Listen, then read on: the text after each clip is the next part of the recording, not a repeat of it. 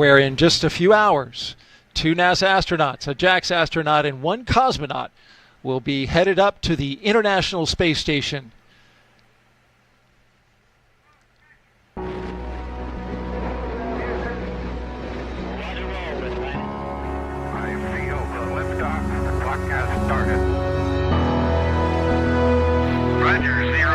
I feel fine.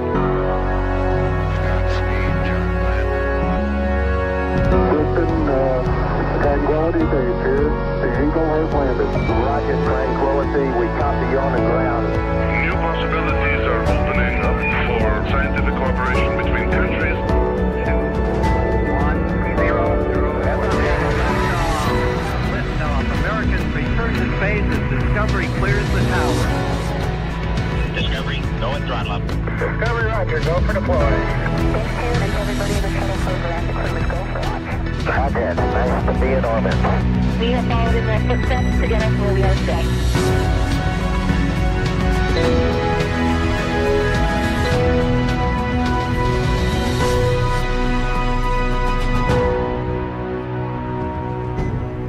Good afternoon and welcome to America's Spaceport here in Florida. You're looking live at Launch Pad 39A here at the Kennedy Space Center in Florida, where Crew-10 is in the process of suiting up for their mission. Today's T0 updated to the second at 7:48 and 56 seconds p.m. Eastern Time. That is when Dragon, a spacecraft sitting on top of the Falcon 9 rocket, will launch them to the International Space Station. Crew-10 is a continuation of regular crewed flights from the U.S. soil to station as part of NASA's Commercial Crew program. As we look at the historic countdown clock and shift to an orbiting shot from our helicopter team here at the Kennedy Space Center. Hello and good afternoon. I'm NASA's Daryl Nail, and this is the official launch broadcast of Crew-10. With me to help commentate through the next 4.5 hours is Jessica Meir, NASA astronaut who just did it not too long ago on Crew-7. It's so good to have you back. Thank you, Daryl. It is wonderful to be here, as always, with my close friends and colleagues heading off to space. It's so wonderful and meaningful to play a part of that role in sending them off. How about this view of the rocket as we orbit around it? Such a great shot there, seeing the perfect weather that is outside. Absolutely. It feels so nice outside, doesn't it? Coming from Houston and Florida, usually we're fighting the heat and humidity, and everything just seems to be lining up perfectly today. We're looking good so far. The mission today, we are flying NASA astronaut Commander Ann McClain, NASA astronaut pilot Nichole Ayers, JAXA astronaut mission specialist Takuya Onishi, and Roscosmos cosmonaut mission specialist Kirill Peskov.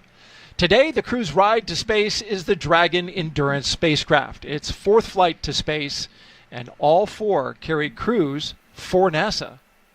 It's back in the rotation. It wasn't initially. It was swapped out because a new capsule that SpaceX had built wasn't quite ready yet, so they swapped it out with the capsule that was going to go on Axiom 4. Yeah, that's right. So we had a few late-breaking changes, but as astronauts, we are always ready for that. Flexibility is really the name of the game. So we take it as it goes, knowing things can always change. But this is the fleet leader, right? So this is the first time we've used a capsule 4 times for a crewed mission. So exciting event today for my colleagues. It's reliable, and the Commercial Crew program and NASA knows this spacecraft well, as you mentioned. This is LD on Countdown Net with a T-minus 4-hour situational awareness briefing. We're currently counting down to a T0 of 19:48:57 UTC and 23:48:57 UTC, 19:48:57 local, with a minimum of 2 launch opportunities for Thursday and Friday for backup attempts. The crew are currently getting suited up at ONC. The advanced team is currently on the way to the pad to open the side hatch, prepare for crew arrival. Vehicle gases are up, FTS checkouts are complete, and Dragon prop tanks are pressed. Falcon 9 is not working issues this time. However, hydraulics is undergoing final release bleeds to the system for readiness for flight. Weather is looking favorable at the launch site.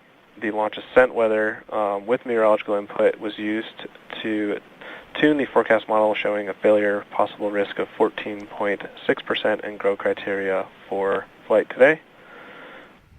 Procedure 52.911 is open in the event of crew contingencies from ingress through launch. And as a reminder, the launch escape system will be armed prior to propellant load today. Hangar X will go into lockdown in T-minus 45 minutes until after spacecraft separation or the launch escape system is disarmed. All personnel are requested to stay in their state locations until lockdown is complete. All right, that was an update. FC, do you have a report on Falcon 9 health? Falcon is healthy and not tracking any issues. And MD, do you have a report on Dragon health? Dragon is healthy and not tracking any issues. This will conclude the T-minus 4-hour situation awareness briefing unless there are any other questions.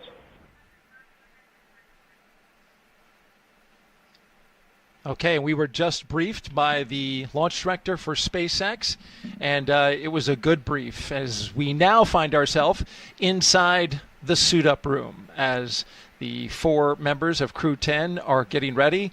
They've got the main part of their suits on. Advanced team is open side hatch on schedule. And they are putting on the remaining parts of their suits, the gloves, the boots. We will be hearing from time to time, as you just heard, communications, what we call loops. This is the command loop that will hear the launch director communicate with his crew, as well as the core. When they talk to the astronauts, we'll hear the back and forth once they get into their spacecraft. Just want to make you aware that whenever they have an update, we will pause our commentary so we can listen in.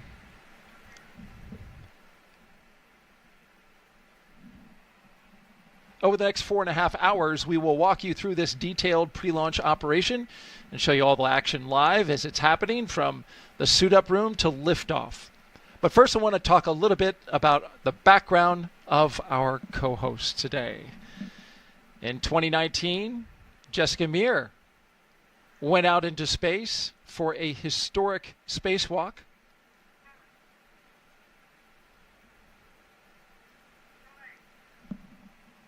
This was back, you launched on a Soyuz, went up to the International Space Station.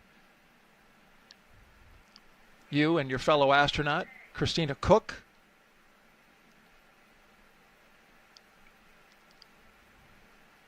We'll have that video for you in a second. In the meantime, we are looking at the commander and the pilot for Crew-10 on the left and McClain on the right, pilot Nichole Ayers. And there's Jessica, working hard on the International Space Station. Jessica Meir was doing this spacewalk conducted entirely by women. She partnered with fellow astronaut Christina Cook to replace a battery charge discharge unit. 2 years later, here she is in the role of astronaut support person. This is a taped replay. There she is snapping photos in jumpsuit number 38. Went all the way out to the launch tower. There she is again, saying goodbye to the Crew-2 at the time, helping them with everything they needed. And then Meir served as the assistant to the chief astronaut for commercial crew, and then helped out with the Artemis II astronauts. This was most recently. And there you are, right in the left part of the screen, helping out the Artemis II crew as they got ready for a dress rehearsal for the Artemis II mission, which is planned in February of next year. You also, at the time, were serving as the chief astronaut for the human landing system. Yeah, I think, this is one of the most exciting things about being an astronaut to me is that we serve many different roles depending on what time it is. So we really gain this incredibly diverse skill set and exposure to all of these different space vehicles, all of these different technologies, and all of the different branches really that we have at the Johnson Space Center. We have ground support astronauts that serve in all of those capacities to help all the different programs and pieces of hardware, technical programs, all the way through, give that crew perspective and be able to provide some information for that. Here you can see in the suit-up room, there's Takuya Onishi and there's Christina Birch. She is the astronaut support person today for Crew-10. She's one of Nichole Ayers' Vapor's classmates, so they're the newest class of astronauts that flies, and she's helping out with everything for getting the crew ready for launch. That must be comforting for Nichole, who sees a fellow classmate who, becomes quite close with your astronaut classmates. She's also the first to fly from that class, so she's taking some stuff on board, some mementos for some of her classmates, which is a nice touch. But speaking of classmates, you too have a classmate, and it's the woman who is serving as commander for this mission, Anne McClain. Yeah, there she is in the screen right now. Looks like she is conducting the pressure check of her spacesuit right now. That's why they're positioned there comfortably in the same chairs that they'll have on the launch vehicle with all the same interfaces, going through that last check to make sure that their suits are indeed pressure tight. We do that on all the vehicles we fly on to make sure things are in good shape. But as you said, incredibly special for me since Anne is one of my closest people here on Earth, whether outside or inside NASA. So it's so exciting to be here with her today. Over the last 11 and a half years that we've been here now, we've really become like family. So I know all of my classmates are so excited and paying attention, watching along to send back up to space again. I imagine it's going to be quite special when we go outside to watch that rocket lift off. Absolutely. And we know the 8 Balls, that's our class name. We have another classmate up there right now, too. Nick Hague is also one of our classmates. So Anne and Nick will have a wonderful high-five moment as they have their handover of a couple days on the space station. And then Nick Hague and his crew, the fellow crew members of Crew-10, will be coming home. Talk a little bit about the suit-up room. It's one of many rooms on the 3rd floor of the Neil A. Armstrong Operations and Checkout Building that make up crew quarters. The crew has been living and working in the crew quarters for more than a week now. There's a lot of history in that building. It's always nice when you come here for a visit to KSC for whatever task you're here for. We usually stay in that facility, and there's a lot of history going, way back to the shuttle days, and all the rooms are, I think, pretty much decorated in the same way. So you're part of that spaceflight history. It has a dorm room kind of feel, does it not? It does, absolutely. Let's talk about the weather and give you an update that was given to the crew just about 20 minutes ago. The temperature here is a lovely 67 degrees. We're expecting it to get into the 70s later today. Winds 12 to 17 miles per hour out of the southeast. The concerns, there are none. This is 95% go. It's a high pressure system that's come into the area and just literally been a big bubble of no trouble, as I hear weathermen call it. It just clears everything out. We've got 20 miles visibility today, so it's going to be really nice for anybody who's here in the area to watch this launch and further out from the area as well. Yeah, that is the nice thing about launching here on the Space Coast, is that even if you don't have an invitation to come be with the family and friends of the crew, you can watch it pretty much from anywhere. All the local beaches, bridges. It is a fantastic way for everybody to be able to play a part in what we're doing here. When I launched from the Baikonur Cosmodrome on a Soyuz, a little bit more difficult to get access to that. So This is really, really amazing that we can have so many people really involved in the mission and watching this incredible rocket light off.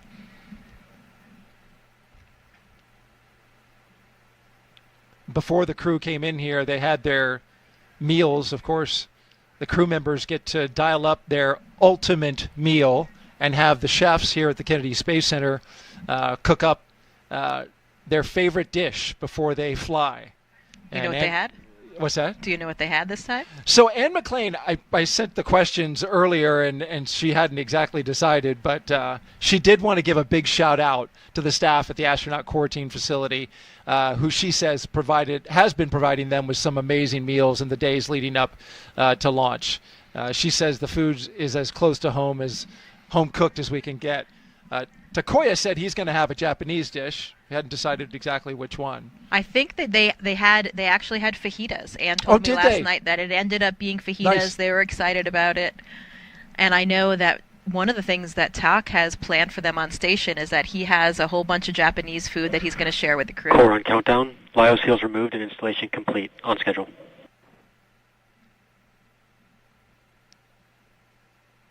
He mentioned in a news conference that that was important to him, was to share the food from his country with his fellow crewmates. Yeah, absolutely. I mean, I'm a bit of a foodie, so food's always important to me. But even people who don't care so much about food really do pay attention to it in space. And I think that's just, kind of because of the monotony. When you have a lot of variety, it can really make a lot of difference to your morale and your overall psychological state. So having a little bit of personal touch is really awesome. We trade food items with the Russian crew members, and then if we have any international partners like TALK, they'll have some Japanese food to share. I flew with Italian astronaut Luca Parmitano. He brought up a special Italian meal for us during my expedition.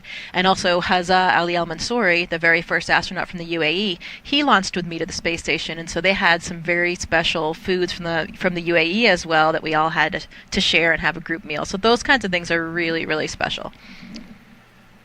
Well, you were eating good. We were.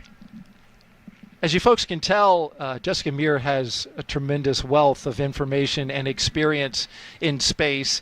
And so if you want to ask her a question about today's mission or her experience on her time on the International Space Station, just send us the question to #AskNASA.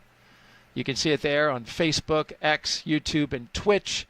Use that hashtag to get your question in. We'd love to have your question because Jessica is so good at answering them, and it'll help move us along as we go through the rest of the day and counting down this liftoff of Crew-10 at 7:48 p.m. Eastern Time. There's Kirill Peskov. I saw Anne McClain. There she is, the commander on the right, going around, giving each one of her crew members a fist bump. Yeah, absolutely. I mean, that kind of crew morale and camaraderie gets stronger and stronger and stronger as we go. And when you're leading up to this ultimate moment before a launch, I know that their crew has had such an incredible time training together. Every time I see photos of them, they're laughing. I think they all have a great sense of humor, and they're having a lot of fun the whole way through. There's our boss, Joe Akaba, current chief of the astronaut office. Let's talk about each one of these crew members. NASA astronaut Anne McClain. She is your Crew-10 commander, as we mentioned. Born and raised in Spokane, Washington, NASA selected Anne as an astronaut candidate in 2013. Crew-10 will be her second space flight after launching aboard the Soyuz MS-11 in 2018 and serving as flight engineer on the International Space Station for Expedition 58 and 59. In total, she spent 204 days in space and completed 2 spacewalks, totaling 13 hours and 8 minutes, and is a West Point graduate and a colonel in the U.S. Army, a highly decorated Master Army aviator, and has more than 2,000 flight hours in 20 different aircraft. She's also an avid rugby player and former member of the USA Rugby Women's National Team. And of course, she currently lives in Houston, Texas, with all the astronauts. It's really a great thing to see Anne in this leadership role. I think everyone in our office, and particularly our classmates, know that Anne is just one of those natural-born leaders. So this is exactly where she should be today, and I know that her crew is in such incredible hands. One fun story from Anne. Apparently in high school, she once, with a friend, ordered a pizza that was so big she couldn't fit it in the car.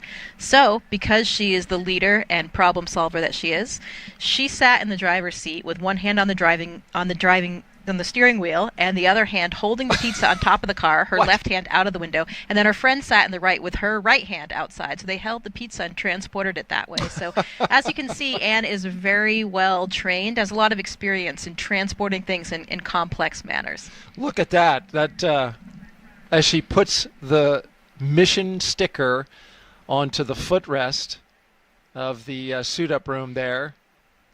Oh, she's got to get it exactly straight. Yeah.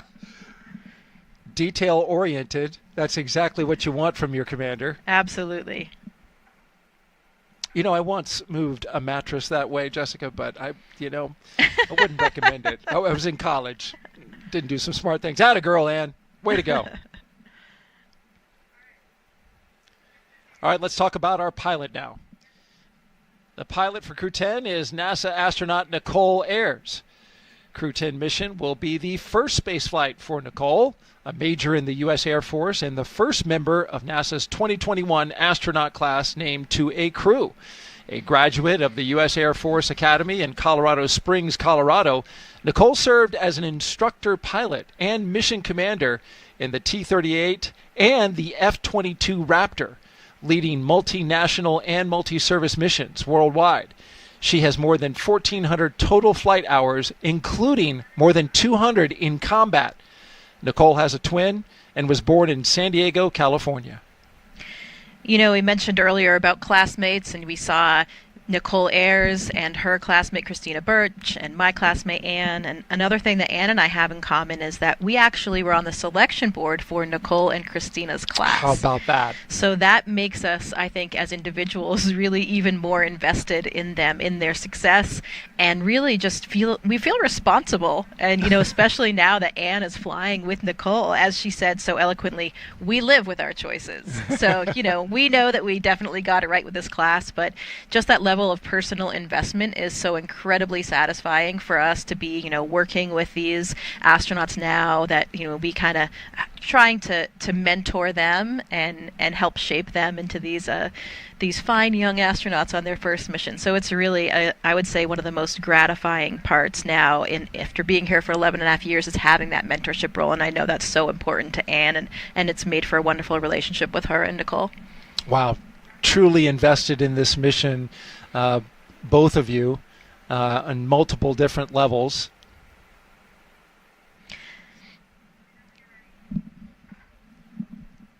Let's talk now about Takuya Onishi. This will be the second mission for Takuya, going to the space station. He's a JAXA astronaut. He launched aboard the Soyuz MS-01 mission in 2016 and spent 113 days in space as a flight engineer for expeditions 48 and 49. Onishi received a Bachelor of Engineering degree in Aeronautical and Space Engineering from the University of Tokyo, and soon embarked on a career in aviation with All Nippon Airways in Tokyo. He was selected as an astronaut candidate by JAXA in 2009, and during his stay on the space station, he became the first Japanese astronaut to capture the Cygnus spacecraft in space. When he's not training, Onishi enjoys flying, playing the saxophone, movies, and hiking. Well, another fun fact for you, Daryl. Did you know that Tak actually has an asteroid named after him as well? I did not know that. Are you serious? Absolutely, yeah. So another thing to add How did to that his come incredibly, about? you know, I'm actually not sure of the whole story, so we'll have to dig into that one a little bit more. And also, I think there are a lot of things that show what a dedicated person he is. You know, before he started his flight training, I think there were some nuances with the schedule, and so he was hired for his role, and he was about to start flight training, so instead he was actually working as a check-in attendant at the airport while he was waiting for that. So he has seen all different phases and levels of the aviation industry, and that's another thing that's so important to this crew. As you've noticed, there's a trend so far, right? They actually have, all four of them are professional aviators, whether military aviators or in the commercial sector. So really cool part, which I think allows them, and I know the crew has told me, allows them to really have this synchronization of communication. You know, they really do all speak the same language, and I think that's helped them a lot without their training, and I'm sure it will continue throughout the mission. The first time Core we've had... countdown, suit donning, and checkouts complete, on schedule. Good to hear that we're on time. First time that we've had 4 pilots on a crewed mission, all 4 of them able to fly, which is impressive. Lastly, this is mission specialist and Roscosmos cosmonaut Kirill Peskov.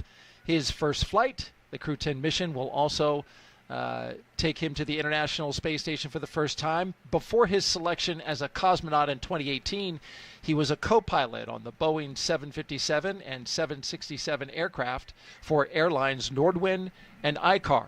Assigned as a test cosmonaut in 2020, he has additional experience in skydiving, zero-gravity training, scuba diving, and wilderness survival.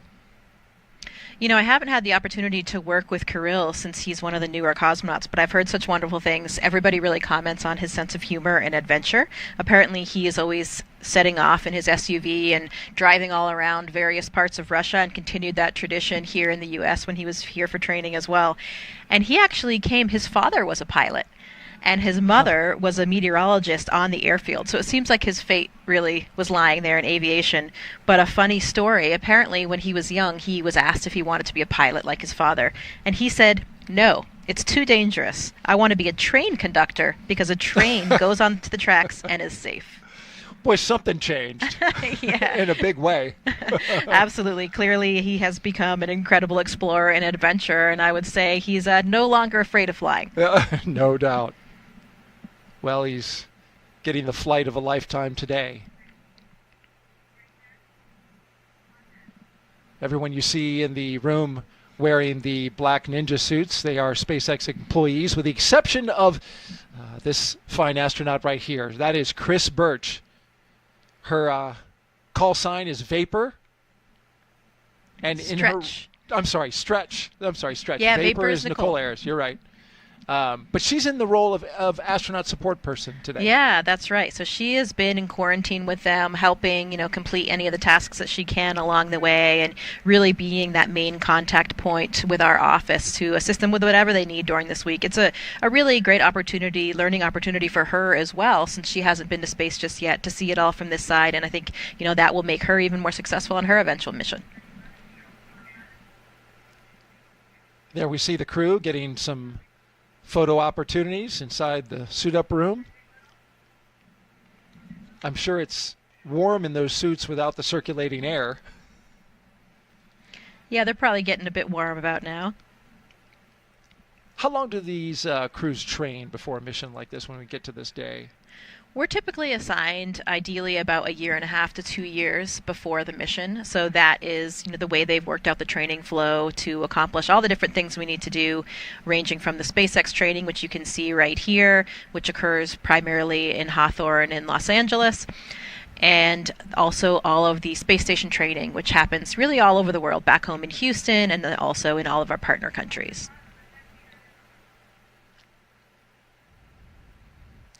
And now they are gathering around the table, as you can see there, for a tradition that goes way back, the playing of the card game. Yeah, this dates back at least as early as shuttle times, and the idea here is that the crew plays a card game with the chief astronaut, and you can see here Joe Akaba, and maybe there's still a little bit of intrigue and mystery involved in the game, because depending on who you ask, you get a slightly different answer.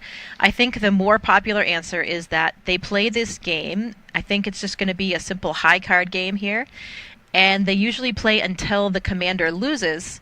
So that means, they get all of their bad luck out of the way, and then they are ready to go for their mission. There's another version that they play until the commander wins, but I think it's the commander loses. Maybe we'll keep a little bit of that intrigue to ourselves. It looks like they are playing a high card, and she just held back a face card. It's always nice to have a kind of tradition and also a lighthearted moment for the crew to be there with our boss and just to, enjoy one of these traditions along the way. I think it's one of the things that keeps it special.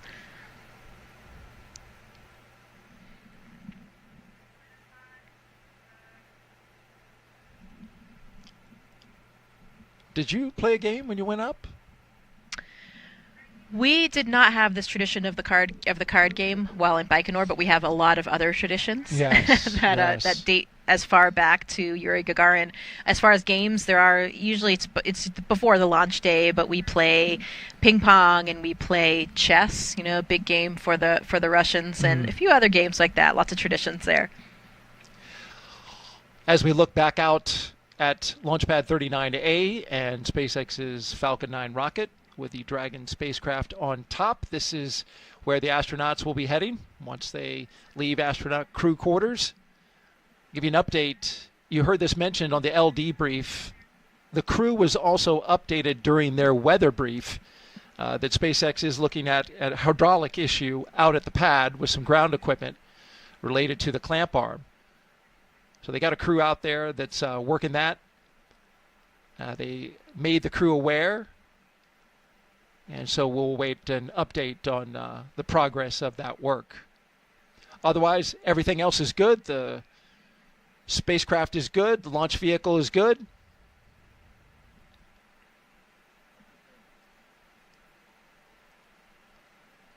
An interesting note now about Crew-10. After the long-duration mission is complete, fast-forwarding to the end of their mission, Crew-10 will be the first NASA commercial crew mission to target a return splashdown in the Pacific Ocean. NASA and SpaceX have been working together towards the certification and readiness for Dragon recoveries on the west coast of the United States. Since 2019, Dragon recoveries have been like this, primarily occurring off the Florida coast. SpaceX is moving Dragon recovery operations to off the coast of California to allow Dragon to complete its deorbit before safely jettisoning the trunk over the Pacific Ocean now, which is comparable to the first 21 Dragon missions. Crew splashdown locations are on your screen now. You see the map. They will be near Los Angeles, Oceanside, and San Diego, California. The crew recovery vessel, Shannon, will be stationed in Long Beach, California to support the new operations.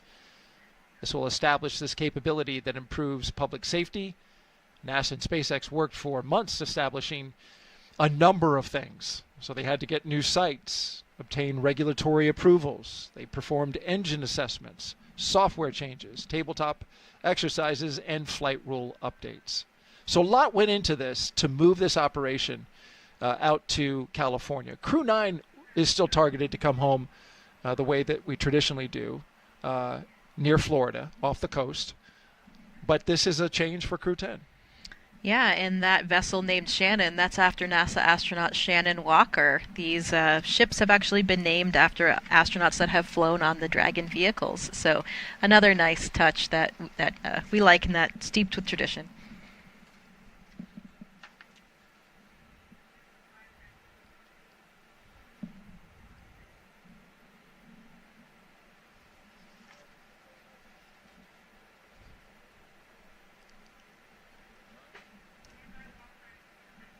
And since we are talking about pre-launch traditions, let's talk about another one. The signing of the patch. Yeah, so here they are. You can see Anne McClain signing just underneath her patch, and there's Vapor doing the same thing. This is signing the mission patch across from the suit room that we were talking about earlier. So one of the traditions that we've started as we're gearing up for our flight. They'll also likely, or they actually did already place a sticker at the exit, and may or may not do another one, I think, as they're heading out. I think that one is not necessarily done anymore. I like the other tradition of the license plates. We'll probably get a view of that one. Maybe we can save that commentary for when they see them come out. Yes, indeed. Now, were you able to go out there and see the signing of the patch? No, I'm not sure exactly when that signing occurred. This was a different one. Okay.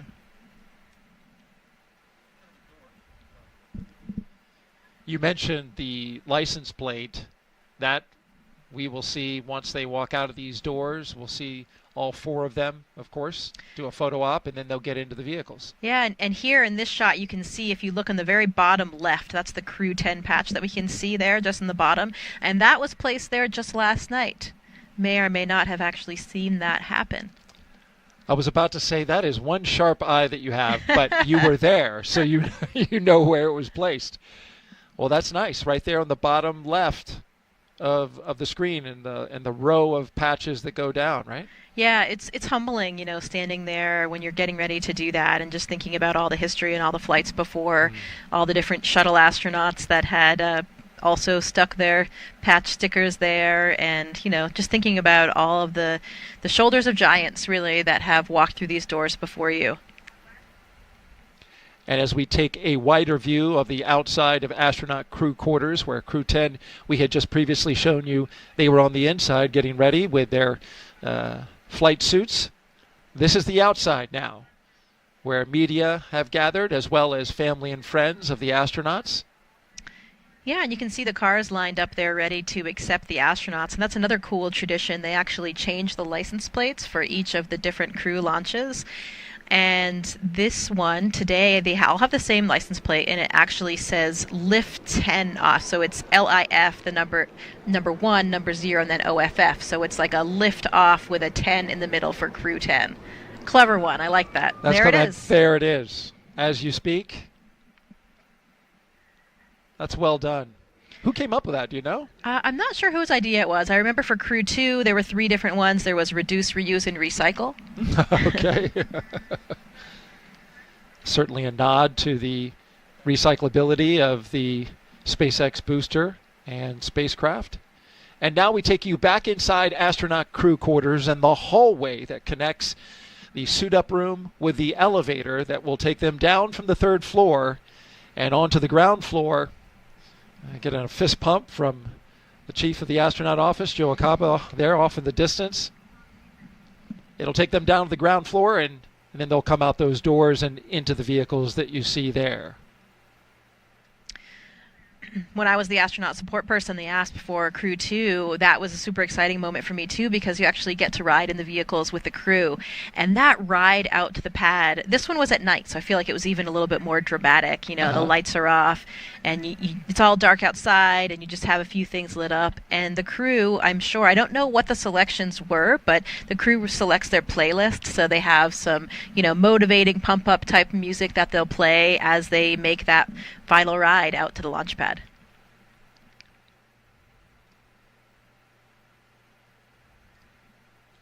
They get that playlist put together.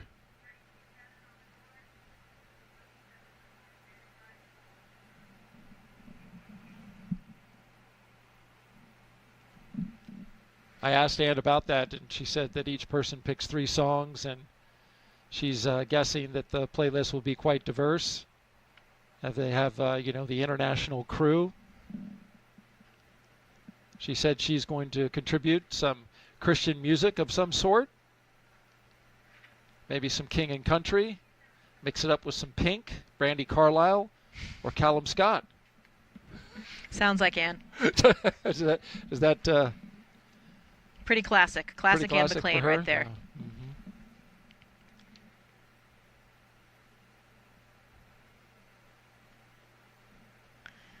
So outside, some of their closest family members are gathered, and a few of our, important personnel, management side for NASA and SpaceX. So it's another cool last moment to have that final interaction and, real exchange some words, see your loved ones before you head off to the launch pad. Very special moment. A lot of emotions running strong for sure. I'm certain.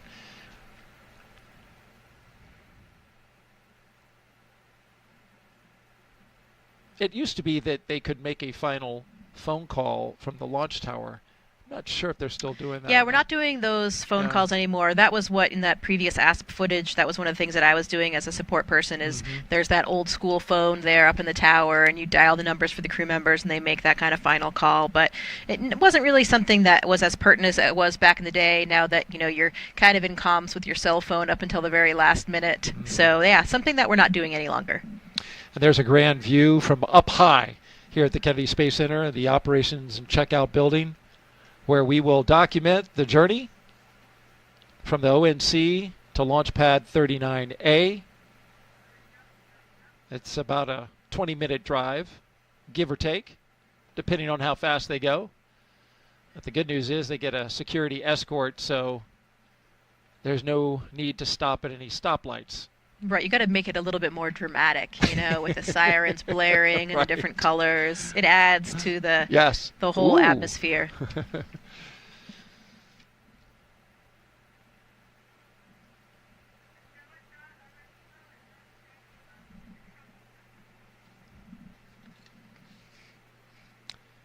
I asked Nichole what she would be playing, and she says, I'm terrible at picking favorites, so she hasn't decided. So she'll probably be listening to whatever Ann McClain is listening to. Takuya and Kirill, they're going to share a ride, and they chose 2 songs together. Takuya said since he likes to watch musicals, he's going to pick Defying Gravity as one of his favorites. It'll also be a traditional Russian song, one that every Soyuz crew listens to before their launch. I imagine you may have heard it. Oh, yes. I know exactly the song. I will be excited to hear that one. That brings back a lot of nostalgic memories for really everybody that's flown on the Soyuz. So that's great. I'm glad that they're including that. It's great to have those shared international traditions.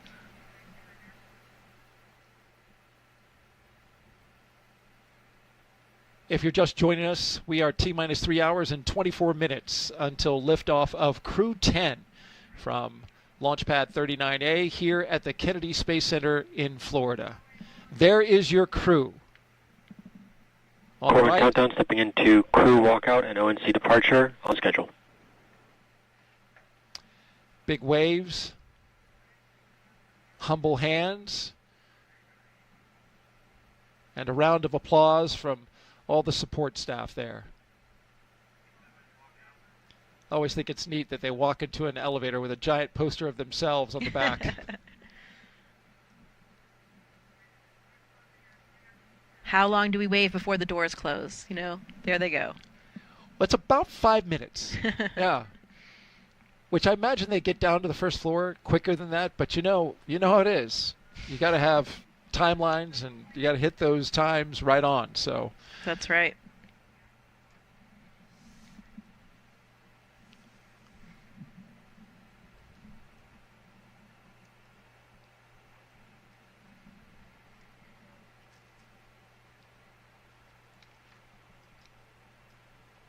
So we await as one astronaut and one cosmonaut will soon walk out of the Neil A. Armstrong Operations and Checkout building. So you see us now focusing on the doors.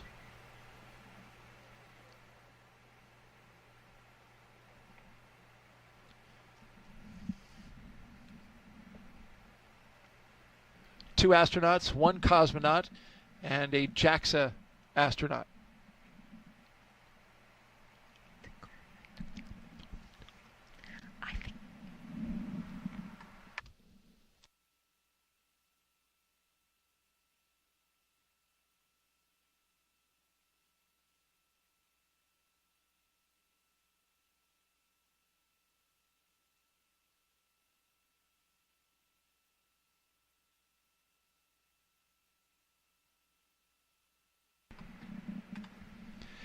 One thing I thought was interesting, talking about Takuya Onishi, I thought it was really interesting, he said this in the press conference, that after his first space flight, he trained to become a flight controller because he wanted to see the entire operation from the other side. So for years, he did ground operations, talking to the crews up at the International Space Station, giving them direction. And now here he is. He's going to go up there and be the person that runs the whole ISS. Yeah, he'll be the station commander, and I'm glad that you brought up that role that he had as the flight director. That's not something that we traditionally do as astronauts, but it was something that he really wanted to do. And it's really interesting, you know, it will make him such a better astronaut in space because he has that ground perspective, which if you haven't worked in the control room is sometimes difficult to understand, you know, why the ground is deciding certain things, why they're asking you for certain things, and having that perspective really helps us work more closely and work more efficiently together as a team. He was actually working as a flight director up until his very last training trip to Japan. So pretty recently he was still doing that even while he was in training. So really, really cool story there. Imagine his confidence is soaring. And I think just in that last shot, we saw Haley Esparza and Katie O'Neill come out. They are really our prime points of contact for all astronaut operations with SpaceX. And here they come. Crew-10 taking their first steps outside as they prepare for their journey to the International Space Station. Commander Ann McClain doing some dabbing. Pilot Nichole Ayers, JAXA astronaut and mission specialist Takuya Onishi, and Roscosmos cosmonaut and mission specialist Kirill Peskov. Did you like that dab? Absolutely. I'm not sure of the story on that one.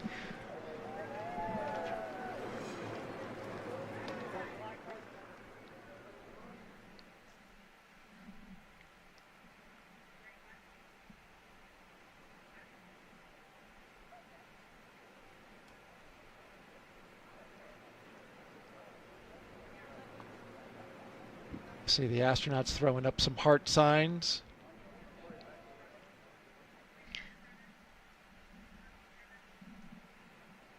And there we are looking from close to the doors out to the rest of the caravan. Kirill Peskov.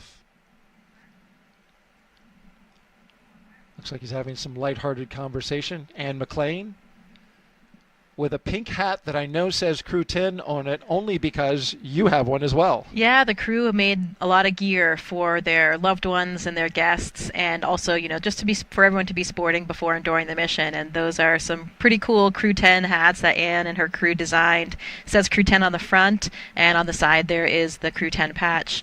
There's JAXA astronaut, Japanese astronaut Aki Hoshide, so he's here as a support person for talk today. Very experienced astronaut, of course, indeed. as well. I see Chell Lindgren off behind the Tesla there as well. Chell is there standing with Joe, and he is currently serving a role as the director of the Flight Operations Directorate. So kind of the boss. He's really the boss above the astronaut office right now. Okay.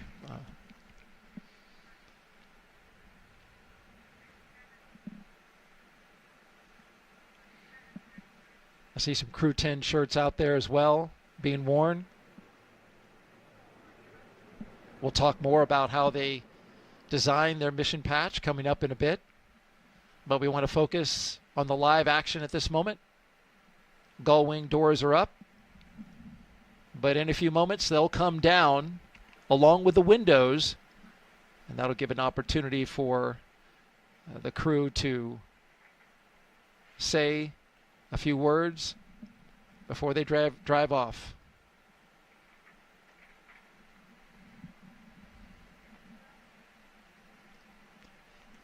That Go Crew-10 t-shirt that you saw in that shot just previously, the woman with the pink hat, looks similar to, I think, an unofficial team shirt that this crew made, which is kind of funny.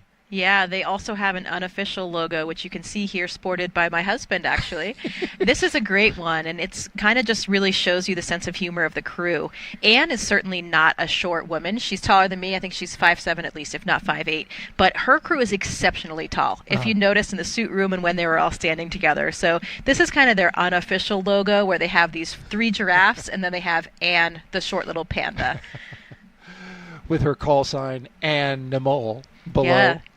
That's right. That call sign is something that she had from her rugby days when she played with the Atlanta Harlequins. So we still call her Animal quite frequently in the astronaut office as well, and it's a call sign that really suits her personality. You don't earn a nickname like that unless you can really lay down a hit, I'm guessing, in rugby. You know what I mean? Absolutely.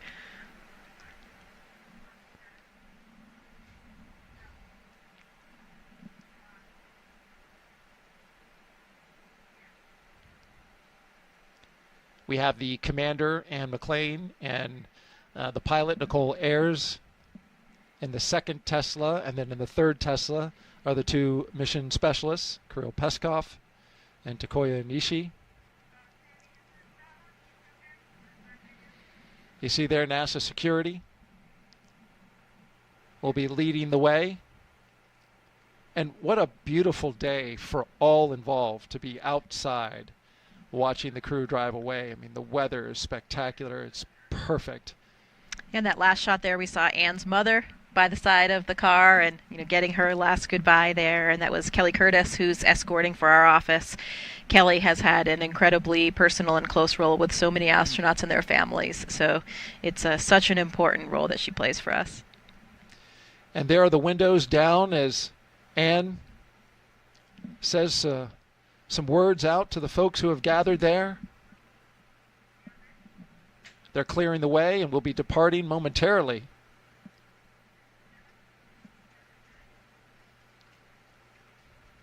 And there's the wave goodbye, and they are off on their way to Space Launch Pad 39A.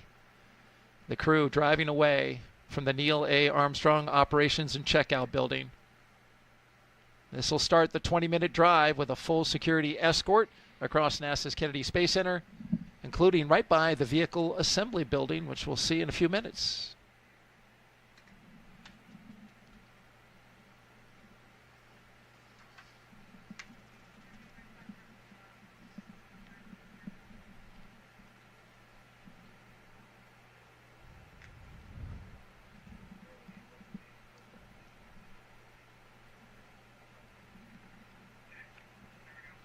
As we watch the crew make their way to their launch pad and waiting rocket and spacecraft, Let's hear from the crew, and we begin with Commander Ann McClain. When I get asked why we explore, oftentimes I think, what would our society look like if we didn't explore? What would our society look like if we didn't ask what was over the next hill, what was across that ocean, and for us now, what's beyond our planet? My name is Colonel Ann McClain, and I'm the commander of NASA's SpaceX Crew-10 mission to the International Space Station. I was 3 years old when I first told my family that I wanted to become an astronaut, and I'm fortunate that no one of my family told me that it was impossible to do. They all said, that's going to be a lot of work, and they were right.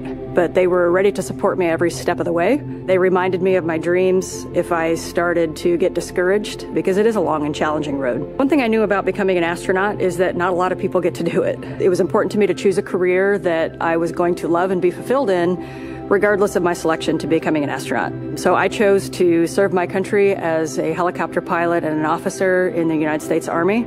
I still am an active duty officer in the Army. It's something that brings me a lot of meaning to be able to serve the American people in that manner. And it's something that I would be doing still every day if I was not fortunate enough to wear this blue suit. This is my second flight to the International Space Station. I think on your first flight, there's a lot of unknowns, right? You don't know how it's going to feel to go to space. You're very focused on making sure that you know your stuff.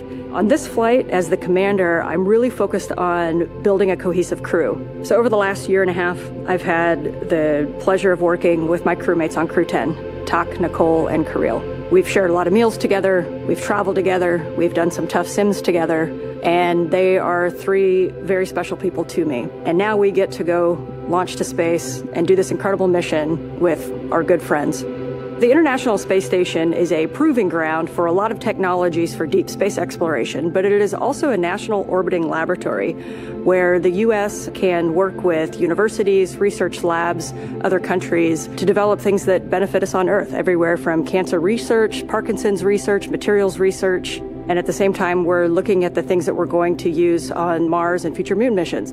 In my career at NASA, and especially on my first space flight, there were certain moments that I had, like when I came out of the hatch on my first spacewalk, where I realized we are operating at the edge of what humans are capable of. And that is such a special moment. I think it's that intersection of the magical and the technical, where I can look across the amazing beauty of the Earth, but I can see also this amazing creation, the International Space Station. And it doesn't belong to me or to NASA anymore, that it belongs to every single human on Earth. It's our platform to figure out how we got here, where we're going in the future, and the context in which we live.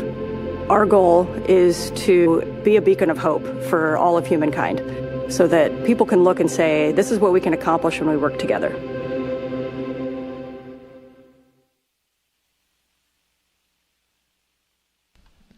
The next member of Crew-10 we'd like to hear from is pilot Nichole Ayers. Space exploration is so important for humanity. You know, we learn so much as we get further away from Earth. Every time that we make a further step, we learn something and we learn how to adapt, and that is so important to humanity. We are explorers, each and every single one of us. My name is Major Nichole Vapor Ayers, and I am the pilot on NASA's SpaceX Crew-10 mission to the International Space Station. As a little kid, I always wanted to be an astronaut from the time that I was about knee-high.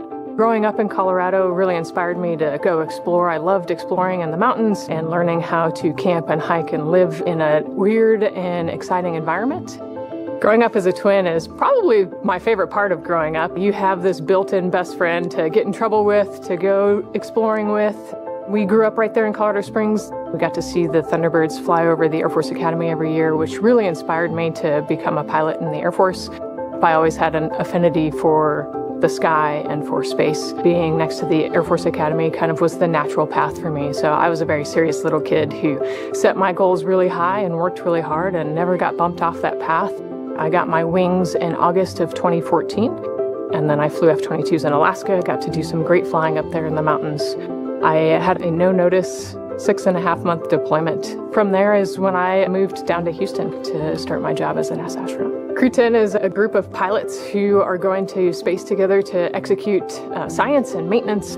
We are about to launch to the International Space Station for a 6-month rotation aboard the orbiting laboratory. We've got a great group of humans who are funny and caring and kind and also wicked smart and capable and efficient. Our major goal is to get to the space station, execute the mission as well as we possibly can, and then come home still funny, kind, and caring about each other.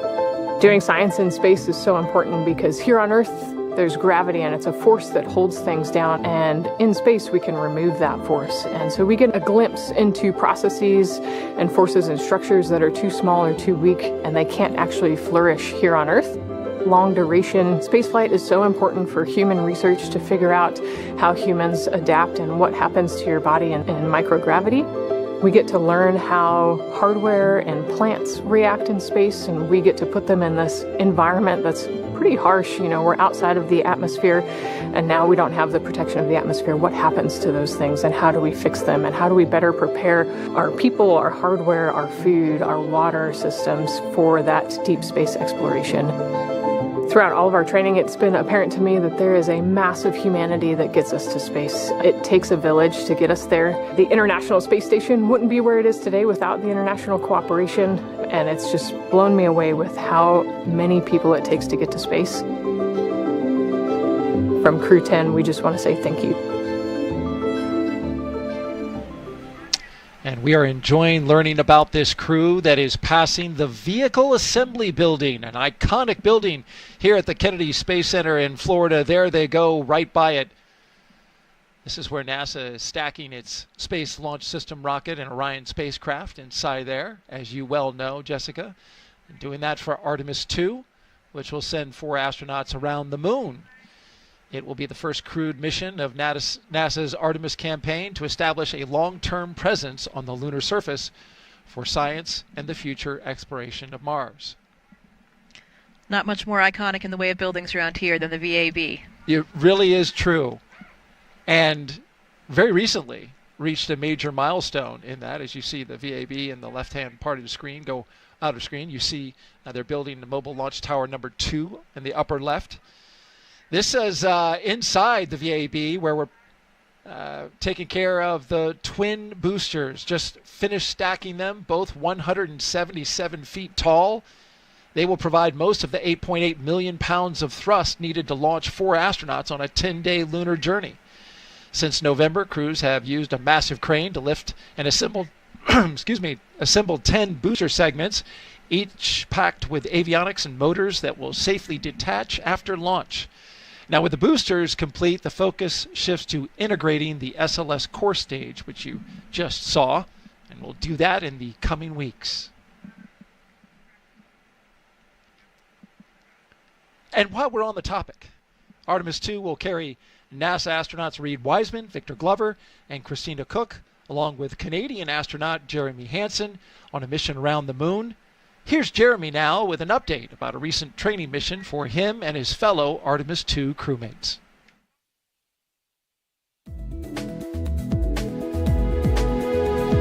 Hey everyone, I'm Canadian Space Agency astronaut Colonel Jeremy Hansen, mission specialist for the Artemis II mission. I'm here at the Johnson Space Center here in Houston, Texas, where we normally do most of our training. But every once in a while, we like to change it up a bit. Reed, Victor, Christine, and I recently spent several days in Iceland trading in our spacesuits for hiking gear to study its geology and surroundings. Why Iceland? Well, as you can see, it has a similar landscape and terrain to the moon with various volcanic rocks like basalts and breccias and has limited to no vegetation. The Nordic island has been a lunar training site for NASA astronauts since the days of the Apollo missions. My crewmates and I teamed up with scientists and geology experts to explore the huge boulders, formations, and volcanic craters across the lava fields. During our journey, we stopped at various spots to discuss what we observed. Some of the really fine material is compacting into what's like the glue holding this together. And even tested different types of tools to collect rock samples. Although we won't be landing on the moon during our mission, this field work and navigation practice will allow us to make informed observations when passing the lunar surface and pave the way for future Artemis crew training. And that's your Artemis Moon Minute.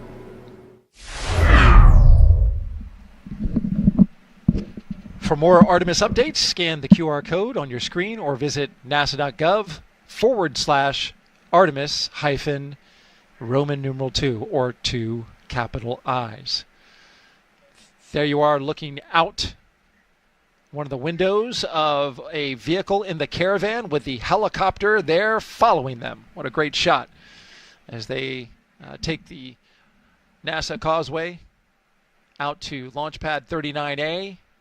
We're doing a little work, a little construction there on the side of the road, but not to worry. I have to stop when I get to that part of the pad and wait for the oncoming traffic, and then we get to go. But when you got a security escort, you just cruise right on through. And many thanks to our flight team up in the helicopter today, getting some beautiful images overhead on what is a stellar day here in Florida. As you can see there, flying right alongside the Caravan as Crew-10 makes their way to the gate that enters Launch Complex 39A. The security, as you can see, pulls off to the side, and the crew continues on.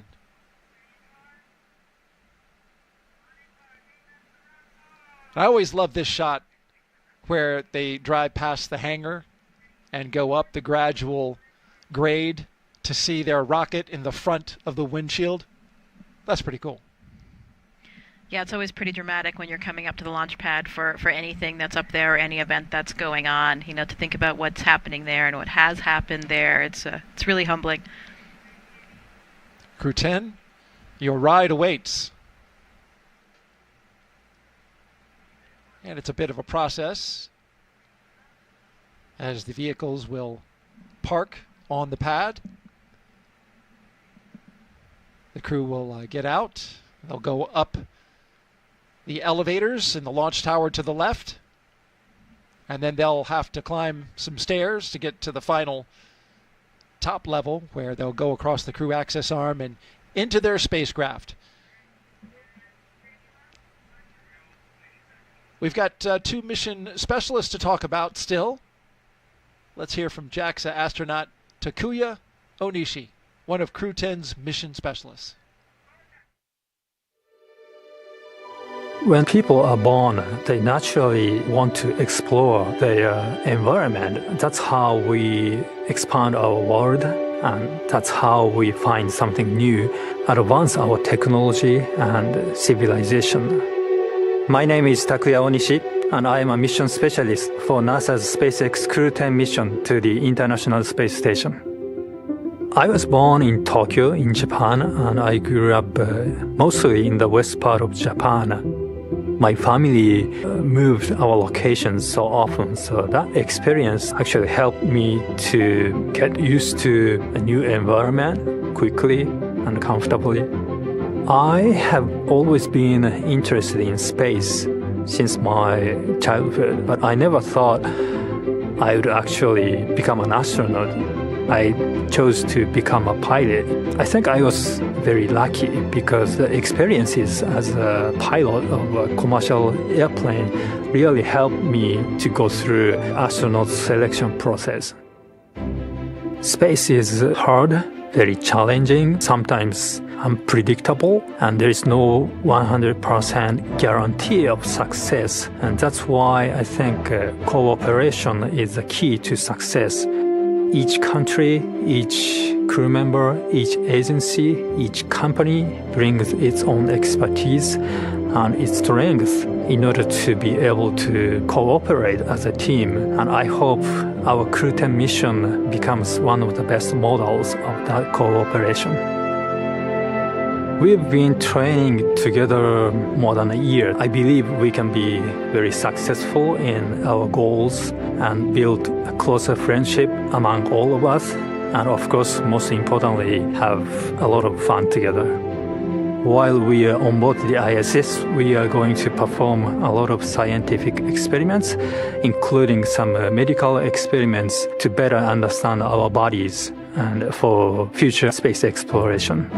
Our ultimate goal is to go to Mars, but it's not an easy journey, and when we face a new challenge, we must solve it step by step, continue pushing the boundary of possibility. makes us gain new skills and also enhance our experiences. What I like about the International Station program is each country brings its own strengths. It's like a patchwork quilt. Each country is just one patch. Putting all the patches together creates one beautiful quilt that is ISS. The other mission specialist is Roscosmos cosmonaut Kirill Peskov. Let's hear from him now.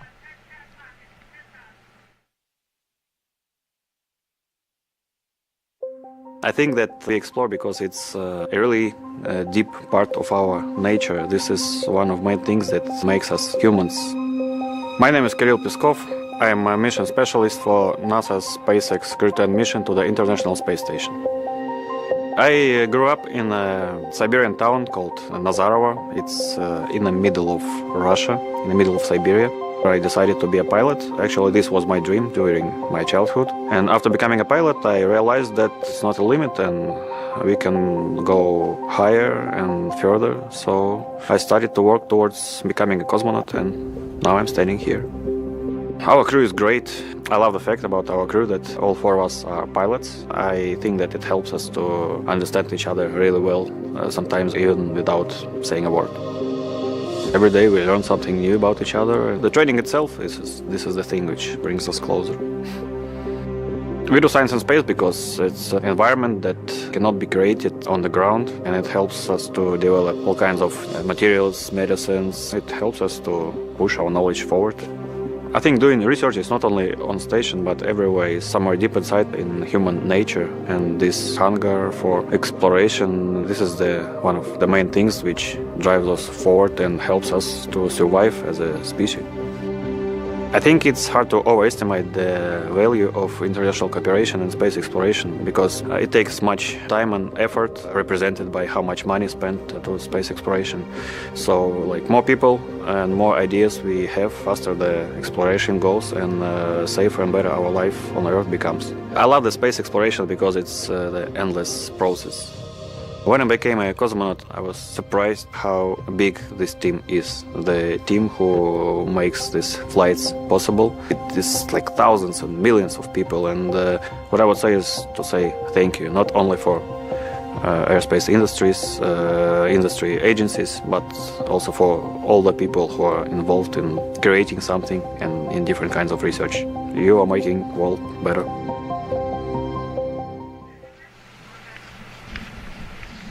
And there you see our commander and pilot making their way out to their ride, pumping fists. I always quite happy. I always love this shot when they lean back and try to get their helmets out of the way to really look up and take in how tall that rocket is. Because once they get into those elevators, they just lose the context and perspective of that view that they have right now. And there they are sharing it together, arm in arm. That's got to be a great moment for them. I imagine Anne is probably taking a moment to pray.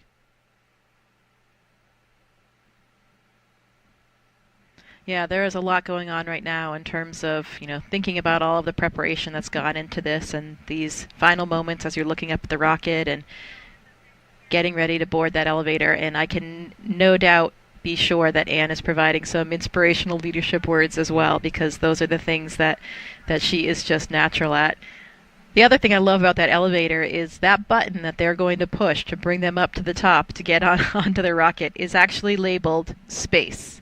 There's no floor number, it just says space. So hit that space button and you're ready to go. It's a nice touch once you get in the elevator. But I think it's also kind of funny that when you get out of the elevator, because of the way that Pad 39A was designed initially for not only Apollo missions, but also space shuttle missions, they have to climb one more set of stairs to get up to the level that takes them to space. Space almost. There you go. They'll pop out right there when those doors open up.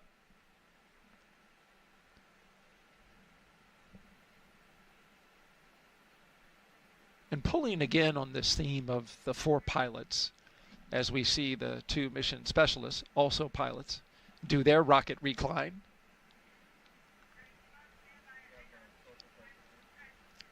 I was struck by what Anne McClain said in a press conference when she said, you know, as pilots, as she ascends the stairs along with Nichole Ayers that we were just talking about, they like to do the pre-flight check, right? Check out the aircraft, look at all the compartments, check the logbooks, maintenance books. But they rely on a very large team to do that when you go to space, because as pilots, they can't do that in this situation. They have to rely on the men and women of NASA and SpaceX to get this equipment ready to go. Yeah, and that's one of the things that for us as astronauts is so important, and it makes these roles that we have on the ground even more meaningful. You know, we talked about Talk's experience as a flight director, we talked about all the various different ground positions that we serve as astronauts, and all of those things are so valuable, mostly because you get to know the people that are working on every system and every aspect of your mission. And we develop this camaraderie and this trust in those people. And that is, I think, you know, the number one thing that puts your mind at ease. You know, people always ask us as astronauts, are you afraid? You know, what are you thinking in those moments? And really the answer is we're not afraid, because we rely on this incredible training that we have and all of these people on the ground. We know that safety is their number one priority, and we trust them implicitly. Because as you mentioned, we don't have the knowledge. Crew is at the right room. On schedule. We don't really have, you know, the time or the know-how to inspect all these things ourselves. And so we do 100% rely on the NASA and the SpaceX teams. And we see some of those team members, the more visible ones there on your screen, as the mission specialists come out of the elevators and make their way up the stairs. We just saw Commander Anne McClain and pilot Nichole Ayers getting into the white room right on time. And now mission specialists Takuya Onishi and Kirill Peskov will make their way up to the top of the launch tower. And as you were talking, I was reminded that you have an interesting story about a couple of the astronauts regarding being up this high. I do. You know, maybe we don't need to mention any names, but there are actually astronauts in our office that have quite a strong fear of heights. May or may not be 75% of this crew actually right now. Something, again, that they really share in common and find strength in together. Once you're in the spacecraft and it's articulated into flight position, they won't have to worry about feeling that. Yeah, it's interesting because they are all pilots, so they're certainly well accustomed to it for sure. And I think that's one of the things that our training does for us. It allows us to just be operators and overcome any of those pre-existing fears. Okay, Anne and Nichole are getting ready to ingress to the spacecraft, and there goes Anne. Countdown. Ingress start. Making sure not to bump the door, which has a very important seal around it that keeps their environment on the inside and space on the outside. Yeah, absolutely. Even just one small hair, you know, can see that's why everybody is so carefully, everything's contained with their hair, their face and everything, not just for the quarantine, but also just that white room environment to make sure that nothing gets in the way that could break that seal. Here come Kirill and Takuya. Big waves, pumping fists. They're ready to go. Into the white room they go, where they will sign that NASA meatball that you see on the side. Yeah, there it is, another one of the traditions. While we're in this moment, we want to take a social question now. If you have a question, please jump on to our social platforms. Use the hashtag AskNASA. Send us a question. Jessica will be doing the answering. She's the expert. And we have our first question now. JVO 9000 asks, how do astronauts deal with stress or anxiety prior, during, and possibly post-launch? Well, that's a pertinent question. I think it really goes to what we were just talking about. because we have this incredible training and this network of personnel that we rely on, we don't really feel that kind of fear or stress so much because we have so much of this real like muscle memory just kind of baked in there. And I think that helps you operate above any latent stress or anxiety. I mean, of course we're humans. Of course we have all the same emotions as everybody else. But when you have that really extensive training and this trust in the hardware and trust in the ground teams, it allows you to be an effective operator and operate beyond that. You know, I was actually talking about this with Anne's mother just today. For us, the launch process is really not that stressful. It's really much harder, much more difficult for the loved ones and the families on the ground because they don't have that same level of training. They don't know exactly what to expect the whole way. They don't necessarily have that trust in the hardware like we do. So they're the ones that I think this day is so stressful for, not necessarily us as astronauts. How about that? I've heard other astronauts say that all of that training, just like you mentioned, it is muscle memory.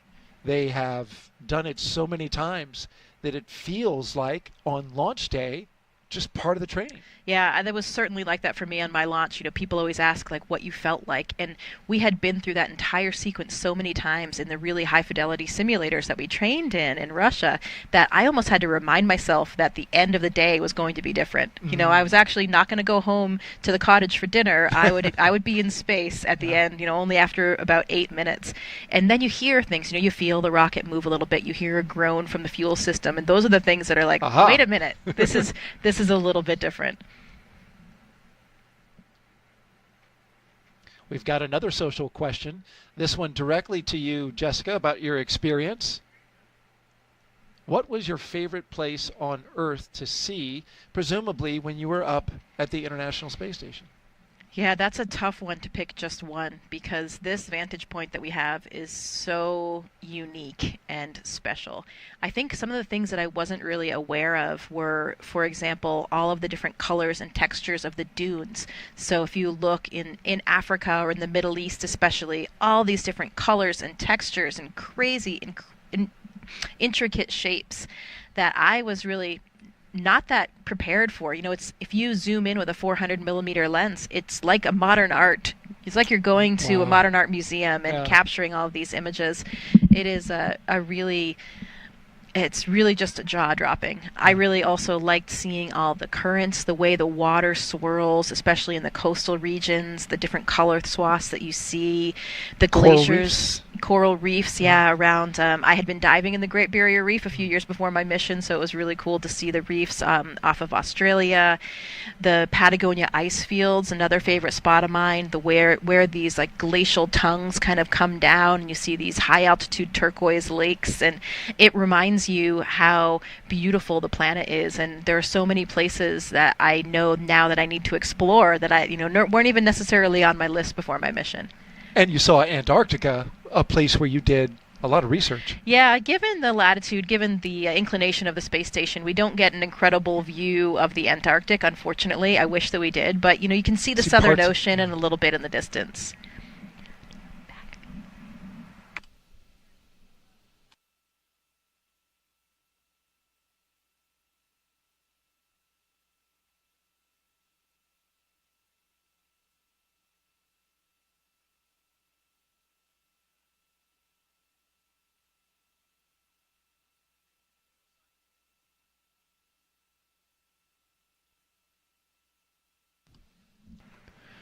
Now we've got the crew all in their seats inside Dragon Endurance. Yeah, they're clipping into those 5-point harnesses, making sure that everything is secure, and you can see they're getting some help from the SpaceX team just to make sure that everything is lined up correctly. They're going to be comfortable, they're going to be safe in that environment as they're waiting for launch. Still there. It's softer.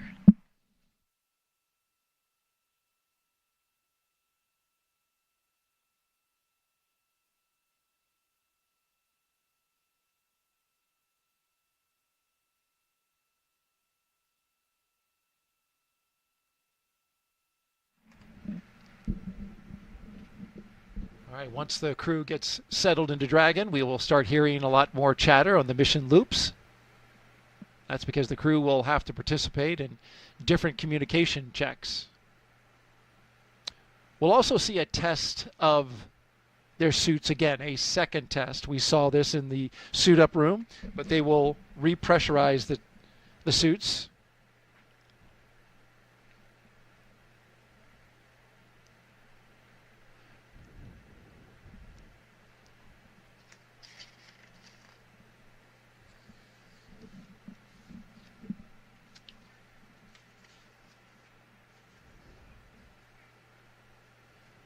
From left to right, we have Kirill Peskov, mission specialist, Nichole Ayers, the pilot. To her right, Commander McClain. And on the far right, Takuya Onishi.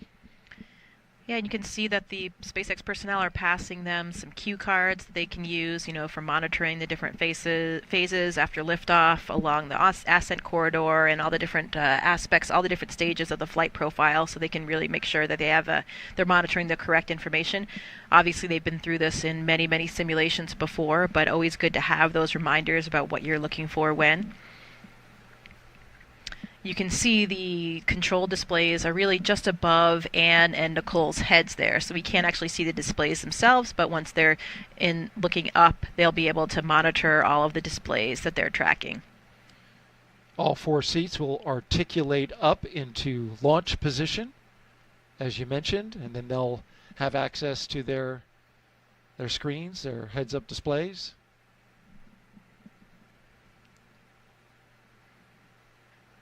But it's time to suit up right now. They held off putting those gloves on until this moment.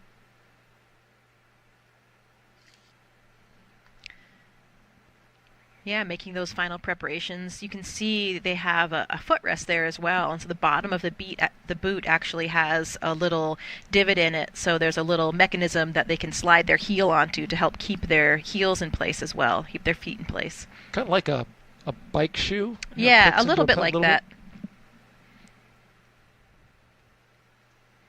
Lots of zippers. You need to make sure that you have good integrity in all of those closures to make sure that you can maintain your pressure in any possible emergency when we would need to pressurize those suits. Of course, that's the reason why we wear these pressure suits. If for any reason you had a depressurization of the vehicle, then that suit would be able to maintain pressure to keep you alive, delivering all of the necessary life function. So they're getting oxygen through that suit. They have their communication lines into that suit.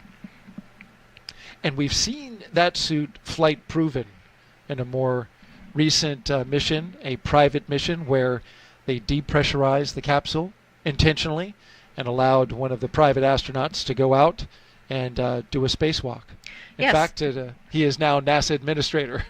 Yeah, that's right. There were 2 other crew members in the Polaris Dawn mission that did that spacewalk. That was the first private spacewalk, and it was a slightly different version of this suit. It's not exactly the same suit, so they did actually develop a new suit, new version, so that we had a suit that was capable of doing a spacewalk. In space vehicles, we wear these launch and entry suits, and that's mostly a pressurization suit, as we mentioned, for maintaining the pressure if you had a vehicle depressurization. Not necessarily the same thing that you would use to do an entire spacewalk, because you need different levels of protection and different functions for that.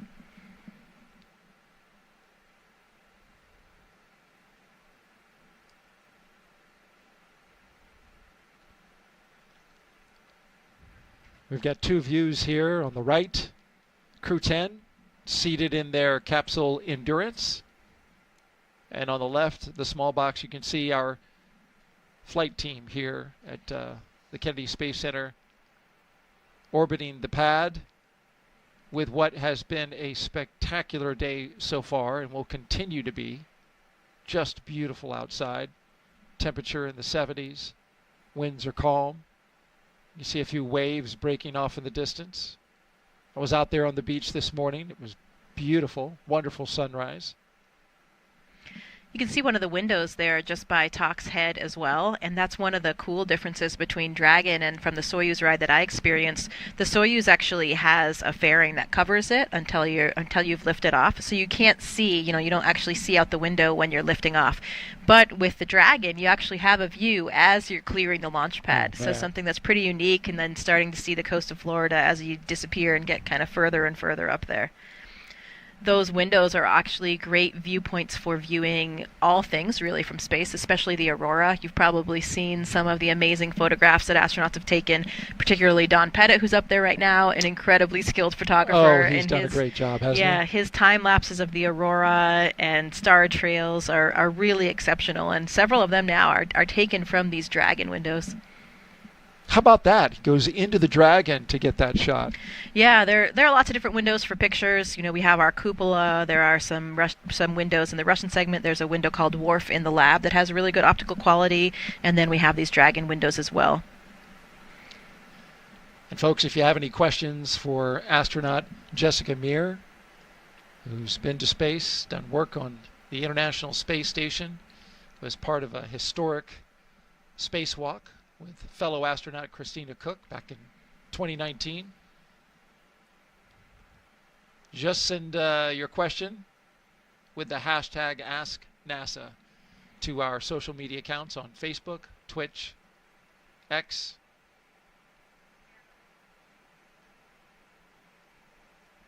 She's taken a few questions already and done a fantastic job with it. I've also heard that because of those windows and the lack of a fairing cover like the Soyuz has, it's actually quite a bit louder in terms of the sounds that you experience as you're lifting off the launch pad. Not as insulated. Yeah. So that'll be a comparison for Anne and for Tak as well, since they've both ridden on the Soyuz. Right. But for our pilot, Nichole Ayers, and our mission specialist, Kirill Peskov, it will be all brand new.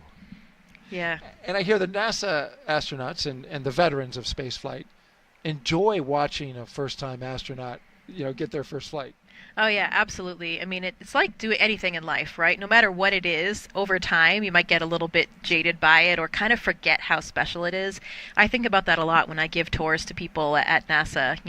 You walk into these buildings, which you're in pretty much every day, and then you bring someone in who sees it for the first time of their eyes, and then you remember how special and cool it is what you're actually doing. And I think that's really important, right? Sometimes you need to really take that step back and have that perspective. Now, certainly there's nothing mundane about going to space, whether it's the first, second, third, or fourth time. But Anne and I talked a little bit about that before this launch, about how differently it'll feel.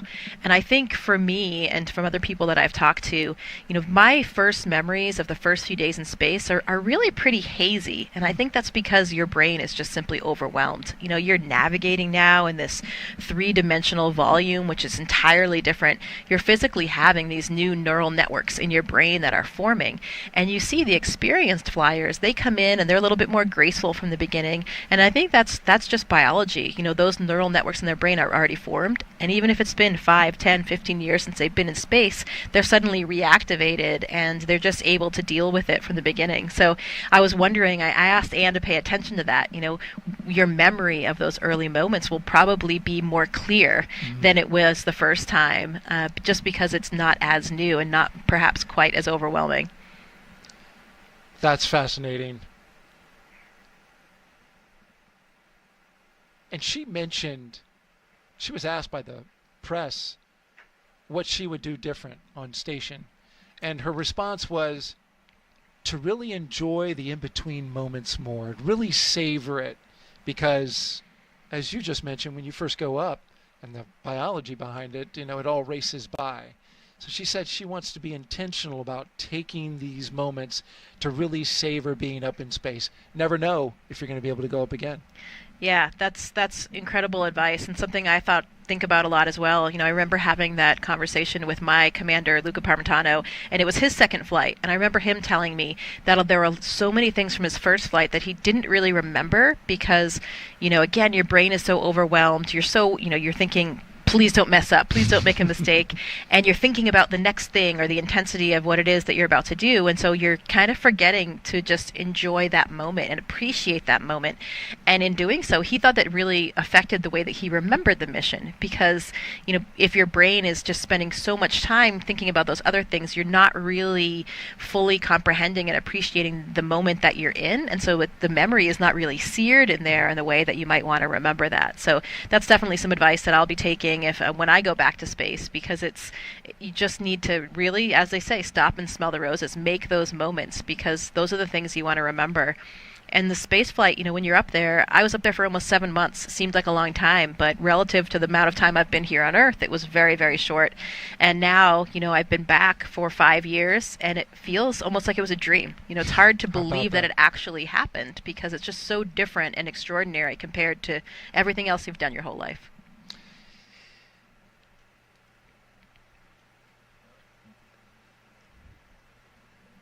I really enjoy you talking about this, Jessica. It's fascinating to me, and I'm sure to the audience. If you are just joining us, you are watching live launch coverage of Crew-10, NASA and SpaceX's 10th operational mission to the International Space Station.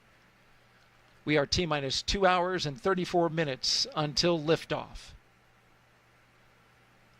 The crew woke up, had their medical checks, got their breakfast in, their favorite meal. They were transported out to the launch pad after suiting up at astronaut crew quarters.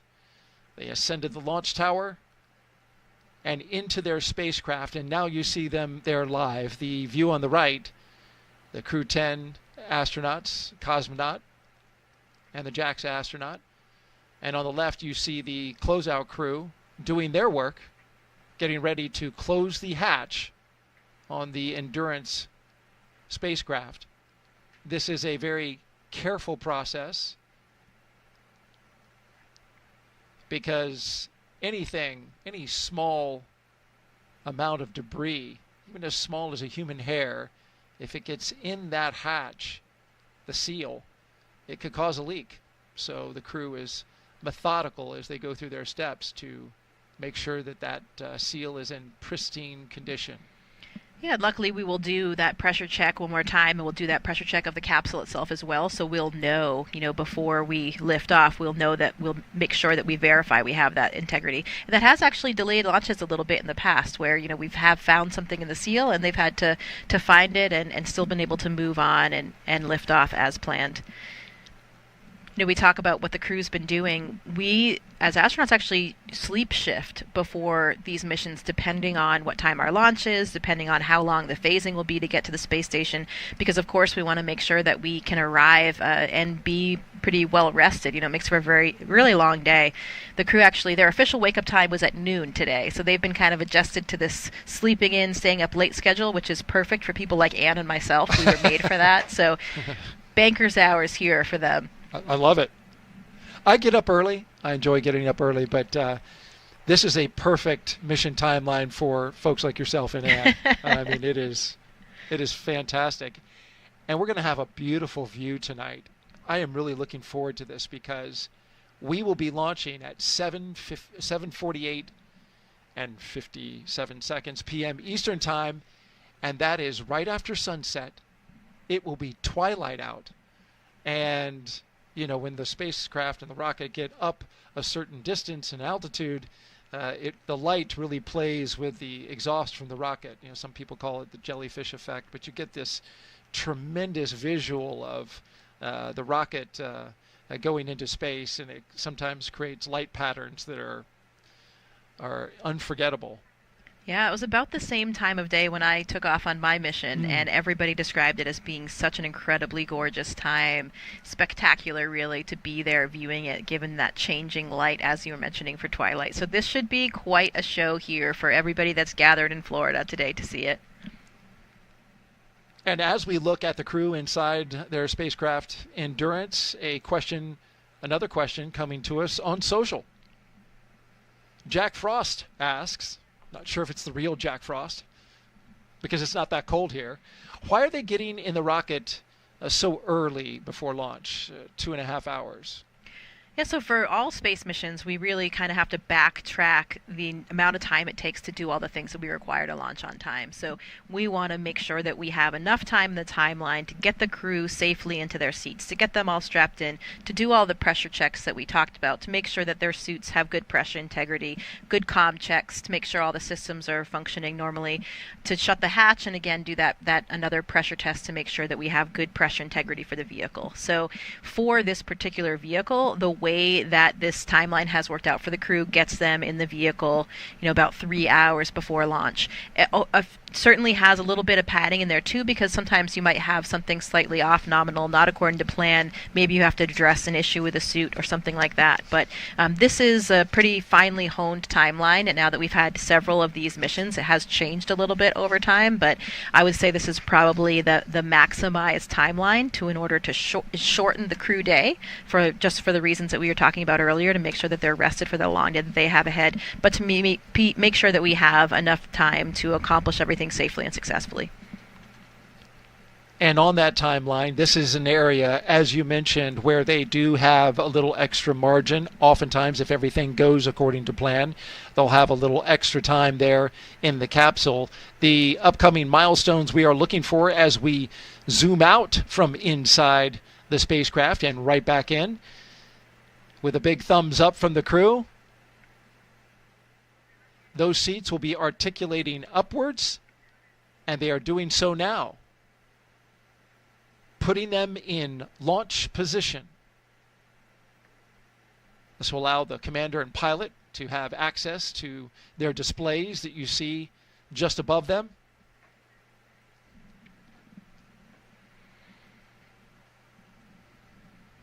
This is also helpful to the astronauts who can't spend forever on your back. It's a comfortable position, I'm sure, but there are... seats are in the launch position. There are concerns that,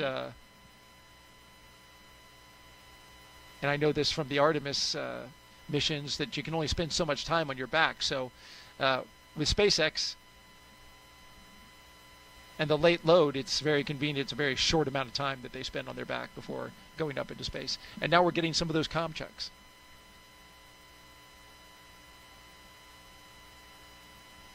Can see those long giraffe legs with good view right there. There it is. Jessica mentioning something that we saw at the beginning of the launch broadcast. If you want to scroll back and take a look at that, they have unofficial logo on their shirts. I believe they were wearing them in a press conference. They had their flight suits on, so I couldn't see underneath, but it was the same peach color that you showed, but it was basically a graphic of 3 giraffes and 1 panda. And each one of those animals was assigned one of the crew members, and Anne McClain got the panda. The pandas are actually my favorite animal, yes. From the time that I was a very small child, so I kind of like how that worked out. Anne's certainly not short. I think she's 5'7", but there it is. There's the logo. The rest of her crew is exceptionally tall in the astronaut corps, so, when Anne stands with them, she comes off a little bit more panda-like, I would say.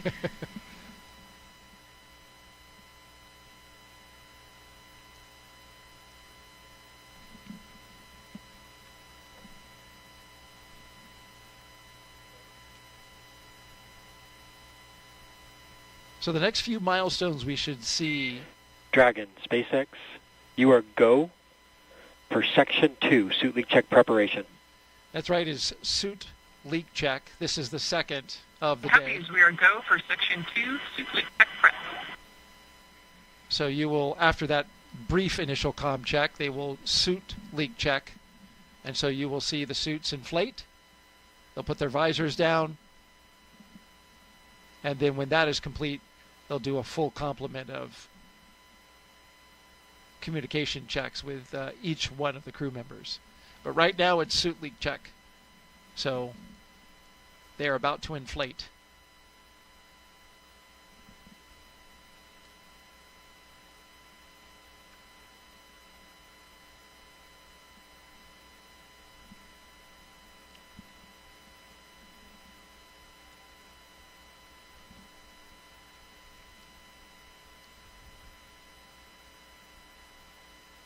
As we await this this next milestone, I want to go back to what you were talking about and the memories of being in space. And how clear are the memories of your spacewalk when you were outside the space station, dangling in essence, looking down at the planet? Did you have a moment where you were able to just take it all in, to pause? Yeah, again, as we were talking about earlier, you have to be intentional about stealing a few of those moments for yourselves, especially when it comes to spacewalks. You know, spacewalks are the riskiest thing that we do. They're the most challenging, both mentally and physically. So it really does demand 100% of your focus and concentration to make sure that you are doing the right thing for the piece of hardware that you're trying to repair or replace or whatever the task is that you're doing. And most importantly, to keep you and your partner safe. So that really demands a very, very high level of concentration. And, you know, the astronaut mantra is always kind of echoing in your head of like, don't make a mistake, don't make a mistake. So you have to remember, you know, you get very caught up in the task and the minutia of what you're doing. SpaceX Dragon, Section 2, 2.9, tier complete, ready for link checks.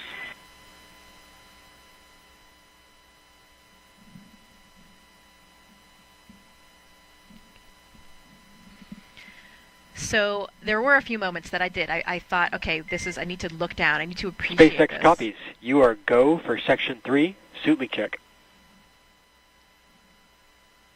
Please go for Section 3, suit leak check.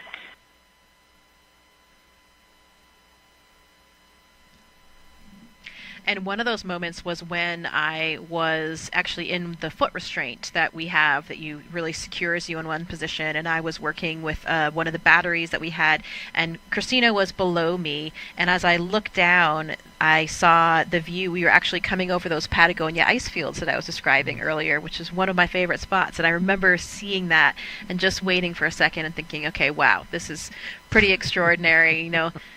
That first moment you come out of the hatch as well, when you see your boots below you and then nothing else until Earth. And that's certainly different than the way that we train in the pool, where you see the bottom of the pool always. Right. And that, you know, it's really, of course, you're moving around the Earth, but the sense of movement and motion that you have is that the Earth is spinning very quickly below you. And it's really an extraordinary feeling. I remember as well, Christina and I were under the airlock. We had a moment to had a pause, and we flew right over San Diego, where I went to graduate school. And so we took a moment there to make a shout out to all of my friends and colleagues that live there. But, you know, really easy to pick out those coastal cities because you have those landmarks. When you're looking down at the Earth and you don't have the benefit of the borders drawn on a map, a lot of times geography can be pretty challenging. So those coastal areas are the easy ones to pick out.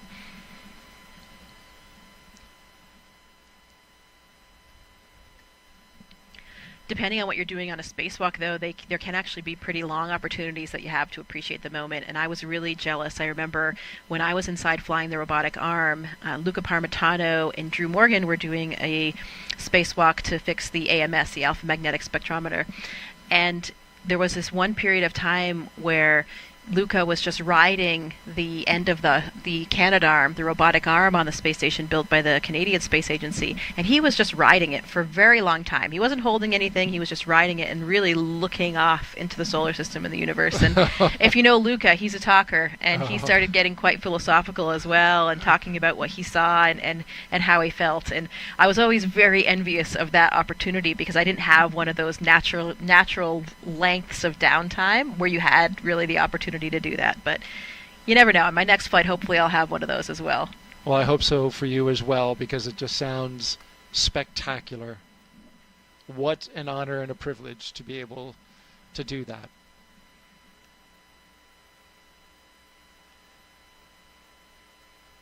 Well, it looks like we're getting some inflation, right? Whenever the helmet starts to ride up the face, means we got some pressure in there. Yep.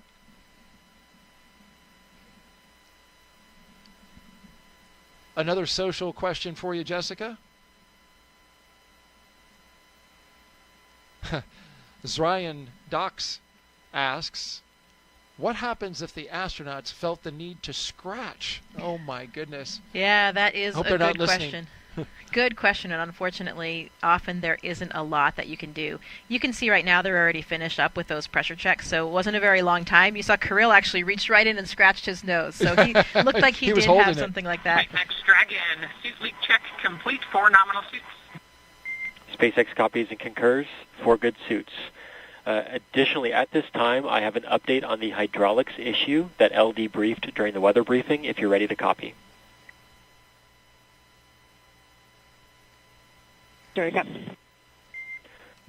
All right. The hardware is healthy, but we are currently still evaluating system performance. We want to provide an update no later than T-minus 1 hour. If additional time is needed, the final call just needs to be made prior to LES arm, but still expect an update from us no later than T-minus 1 hour. How copy? Can we copy the update? We'll expect an update prior to 1 hour and understand the constraint with the LES arming. Thank you.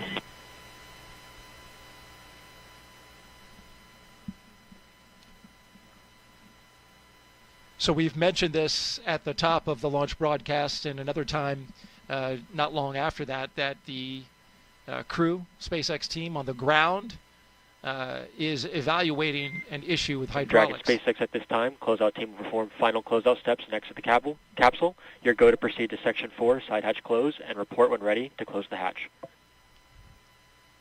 Dragon copies, Section 4 and work. So that applies to the team on the left, to the call out that you just heard, as they ready to close the side hatch for Dragon. But back to the brief that was just given to the Crew-10 crew regarding the hydraulics on the ground, and they are currently looking at an issue that is related to hydraulic lines or a hydraulic issue with the clamp arm that holds the Falcon 9 rocket to the transporter erector. Again, there's an issue with the hydraulics related to the clamp arms, and there you see them, and that holds the rocket to the transporter erector. They're evaluating an issue with the hydraulics in one of those clamp arms. So they're working through the data, evaluating the situation. They're going to take some more time to look at this, and told the crew that they will give them an update in about an hour, but they have to make a call on which way this will go, whether they build flight rationale to go ahead and fly, or if it's something that would require us to stand down for the day. That will be something that they are discussing right now, but they can make that final call just before the arming of the launch escape system.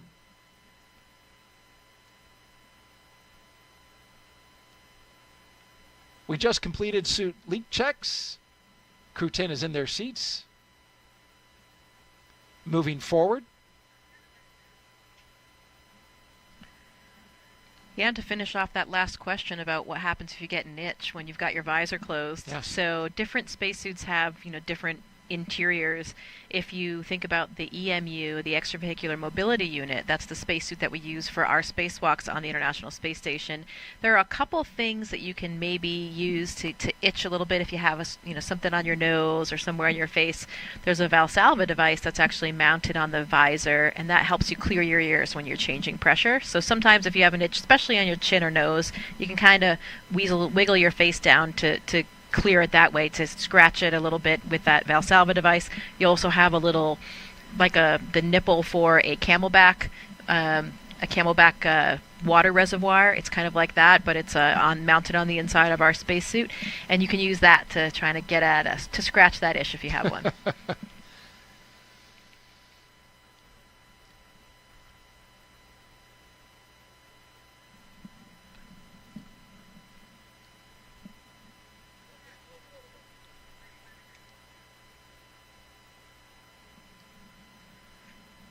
One of the factors that they're looking at on launch day, of course, is the weather, and it couldn't be much better than this. 95% go, winds 12 to 17 miles per hour out of the southeast, temperature 67 degrees expected at launch time. We're in the 70s as we speak, and it has just been delightful outside.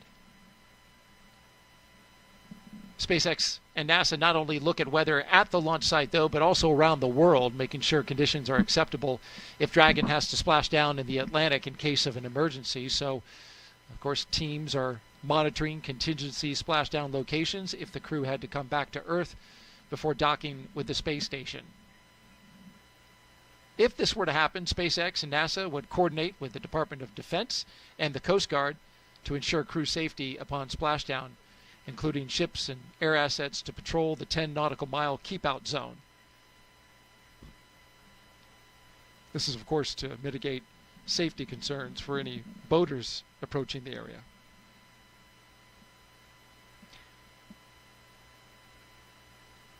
The weather brief that they got at the top of the launch broadcast was that conditions along the ascent corridor were good. They did have some winds that were teetering right on the line, but they were expecting them to go down.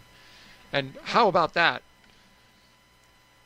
What a beautiful view. A nice sailboat off in the distance, though I'm wondering if that is okay. Yeah. Now that I think about it. Looks like it might be a violation, and I know that, that actually prevented a few or delayed a few shuttle launches in the past, didn't it? Right, boats that were in the area that weren't supposed to be there. It did indeed. I can tell you with a fair amount of certainty that as lovely as a day as it is to be out sailing, they are not supposed to be in that location. Now, the area is cleared by the range, so we'll wait for an update from the range to find out what the situation is there.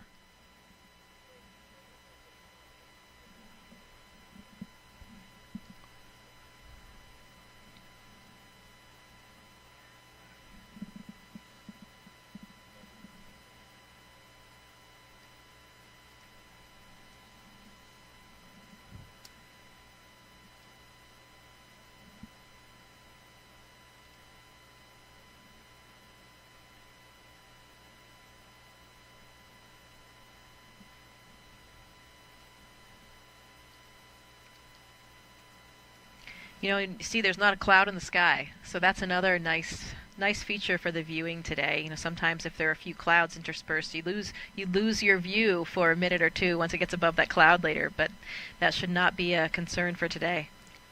Yeah. The high pressure system that's in the area literally swept out all the moisture and storms that we had earlier in the week. We had a cold front pass through on Tuesday, or Monday rather. Dragon SpaceX for hydraulic checks.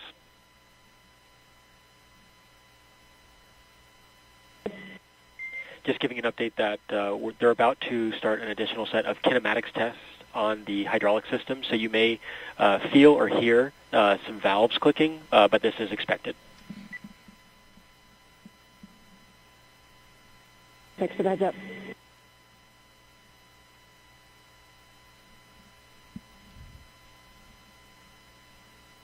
So SpaceX informing the crew that they will be hearing some noise as SpaceX cycles hydraulic valves. This is a situation that they are evaluating in this moment. Dragon SpaceX closeout team is taking final steps in prep for side hatch closure. Stand by for transition to pad hatch closed. Ensure all items remain secure from now through launch. Copy. And there you see the crew closing the hatch. But again, back to the hydraulic issue, SpaceX cycling those valves as they work an issue with some ground equipment, the hydraulic lines, and the system that feeds the clamp arms, which holds the rocket to the pad. A note about that boat that we saw earlier, there is still plenty of time to clear the range. And so I don't know this for sure, but it's possible that the boat may be getting a visit, but certainly could get out of there. There are notices that are put out called NOTAMs. They are notices to mariners and aviators in the area that lets them know that a launch will be going off this evening, and the Cape Canaveral Space Force Station, the 45th Space Wing, has the responsibility for the range. And of course, again, plenty of time to clear the range before liftoff. Currently sitting at T-minus 2 hours and 10 minutes and counting. You're watching live launch coverage of NASA and SpaceX's Crew-10 mission to the International Space Station. 2 hours ago, the crew made their way out of astronaut crew quarters. After they suited up, they got into their rides, drove out to the launch pad, ascended the launch tower, walked across the crew access arm and into the Dragon Endurance capsule that you see there. The Endurance spacecraft currently on its 4th flight. The flight leader in the fleet currently. The crew is now inside the capsule, and the team there at SpaceX performing some leak checks to make sure the capsule is airtight.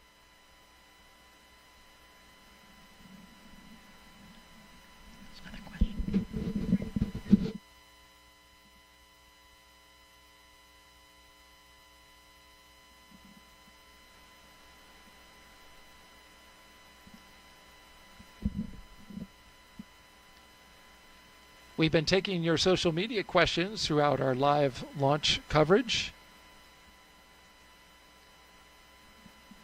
Keep them coming. Hashtag AskNASA on Facebook, X, YouTube, and Twitch. Our next question comes from Spooky Sniper, asking, Jessica, what's one challenge of spaceflight that most people don't really think about? Well, one thing that comes to mind is the challenge that we face when we come back home, because you've been operating in this really intense, novel, exciting environment for 6 months, 7 months in my case, even longer for some of the recent missions. And every day you're intertwined with all of the systems of the space station, all the experiments, everything that's going on. And it's, your participation, all the work that you're doing is critical and crucial to the success of those experiments, to keeping the space station alive and healthy. And there's a lot of meaning in your work. You have these very busy days that are all laid out and planned by the ground teams. And then you leave the space station and the transition is quite sudden. You come back, you have to contend with gravity again, which doesn't feel great for your body. And you think about it, you're thinking, well, wait a minute, I left, and somehow the space station's up there still doing just fine with another crew that's taking care of it, but you're personally no longer connected to it and responsible for those everyday operations. And it's quite a difference from when you come back. And I think especially for astronauts on their first missions, I've talked to quite a few astronauts about it. SpaceX, are you ready for comm checks with MD, LD, and DC? SpaceX Dragon, ready for comm check. Copy, I'll initiate the teacher's comm check. Dragon, SpaceX, comm check. SpaceX Dragon, loud and clear. Core, loud and clear. Teacher's comm check complete. Stand by for comm checks with DC, MD, and LD in the launch configuration. Dragon, DC on countdown 1, comm check. DC Dragon, loud and clear. DC, loud and clear. Stand by for comm checks with MD. Dragon, MD on countdown 1, comm check. MD Dragon, loud and clear. MD, loud and clear. Stand by for comm check over Dragon to ground. Dragon, MD on Dragon to ground, comm check. MD Dragon, loud and clear. MD, loud and clear. Stand by for comm checks with LD. Dragon, LD on countdown 1, comm check. LD Dragon, loud and clear. LD, loud and clear. Stand by for comm check over Dragon to ground. Dragon, LD on Dragon to ground, comm check. LD Dragon, also loud and clear. LD, loud and clear. Dragon, SpaceX, launch configuration comm checks complete. SpaceX Dragon, copy.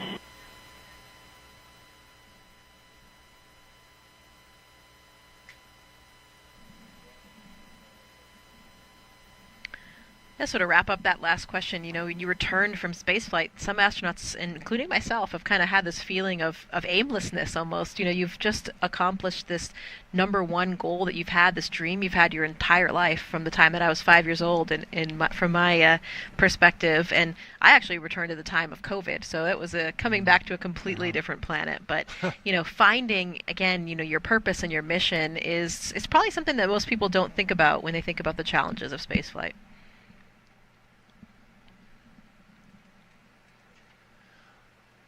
All right, we are T-minus 2 hours and 5 minutes and counting until liftoff of NASA and SpaceX's Crew-10 mission to the International Space Station, an incredible orbiting lab, and, of course, their final destination for Crew-10. Let's take a closer look now at how we're getting help here on Earth from all of that revolutionary science and research being done up in low Earth orbit.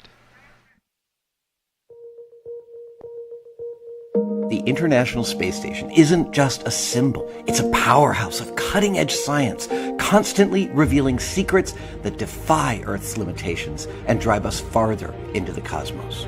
Our mission is research and science. We have experiments mounted on the outside of the station that are looking at Earth. We study our own bodies and how they react to space, to weightlessness, to radiation. And that helps not only us go on further in future missions, but also helps for medical research back home. And then we study lots of different things as well, like materials, combustion, all sorts of things that help us understand life back on Earth.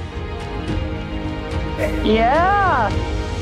Microgravity doesn't play by the rules. It flips them upside down, transforming how liquids flow, how flames burn, and unraveling biological mysteries before our eyes.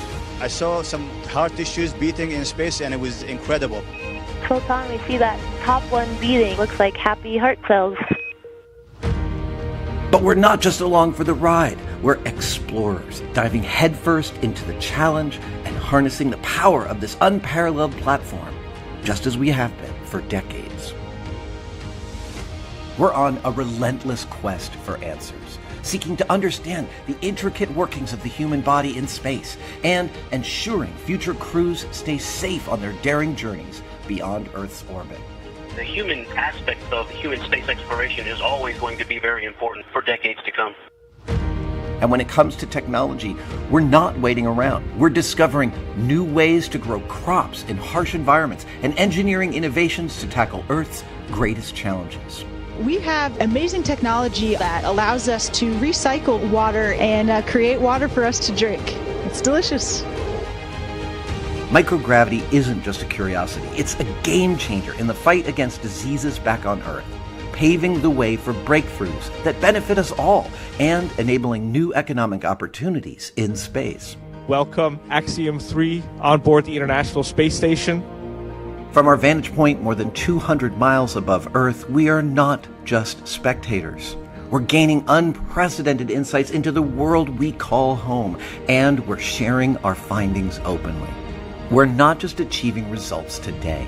We're sparking inspiration in future generations of explorers and embracing the power of global collaboration as we reach for the stars. What was your favorite experiment on the International Space Station? Toby, great question. My favorite experiment was the one that I got to eat. It was us growing hatch chili peppers in our plant habitat. Station Huntsville on 2, we have video in Node 1. Look at those chili peppers. And as we soar through space at 17,500 miles per hour, each moment is a step closer to unlocking the mysteries of our Earth, our universe, and propelling our pioneering spirit even farther into space. So come along for the ride aboard the International Space Station.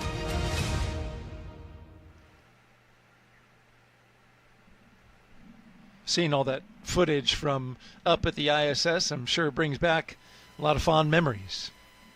Absolutely, especially as a scientist for me, I get very excited about our role as astronauts in conducting these scientific experiments. It's so rewarding to know that you're really helping science progress, and you're the person up there as the operator and or subject to help gather all this valuable data for the teams. I know that for this mission we have a lot of different scientific experiments, just a few that we could mention.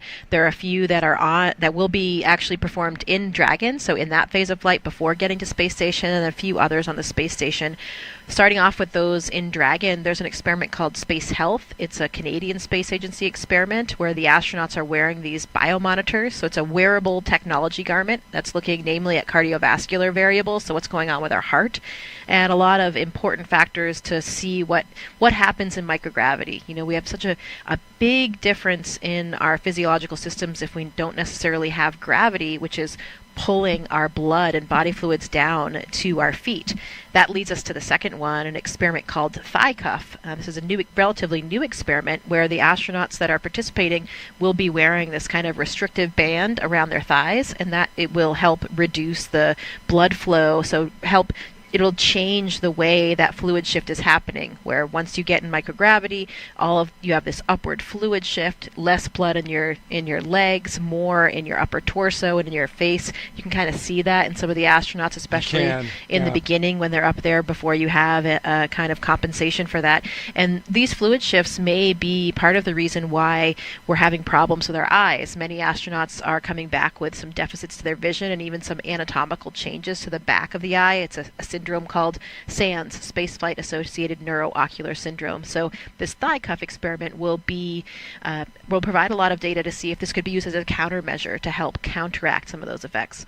There's also an experiment called Immunity Assay, which is a new way to monitor health and immune function with a blood sample in space. So this is looking at a new assay that can be conducted in flight instead of what we usually do is obtain a blood sample and then we have to wait until that blood sample makes its way back to the ground before we can really get a good look to understand what's going on there.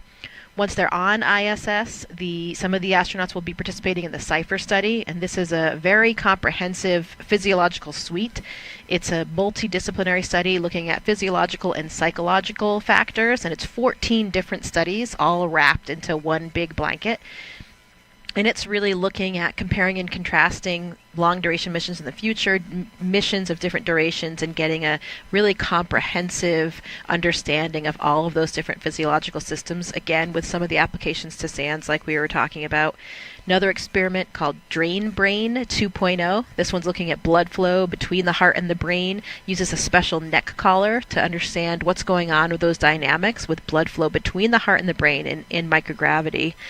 There are some more combustion experiments. We saw that in the video, something that we do on almost every ISS mission these days because, of course, even flames burn differently in space. We don't have convection, air is moving differently, and that has led us to a lot of breakthroughs in understanding more about how fire burns, what makes up these different constituents of flames. This mission, they'll be doing experiments called SOFI, and that will be looking at the different models for flammability with applications toward future space missions and also some terrestrial applications for combustion models. So as you can see, you heard the astronauts talk about it in the video, we do all kinds of science from all different aspects. When you remove this elephant in the room that is gravity, this variable that's present in all experimental models forever from the beginning of time on Earth, if you remove that, who knows what results can happen. So it's a really, really exciting place to do science.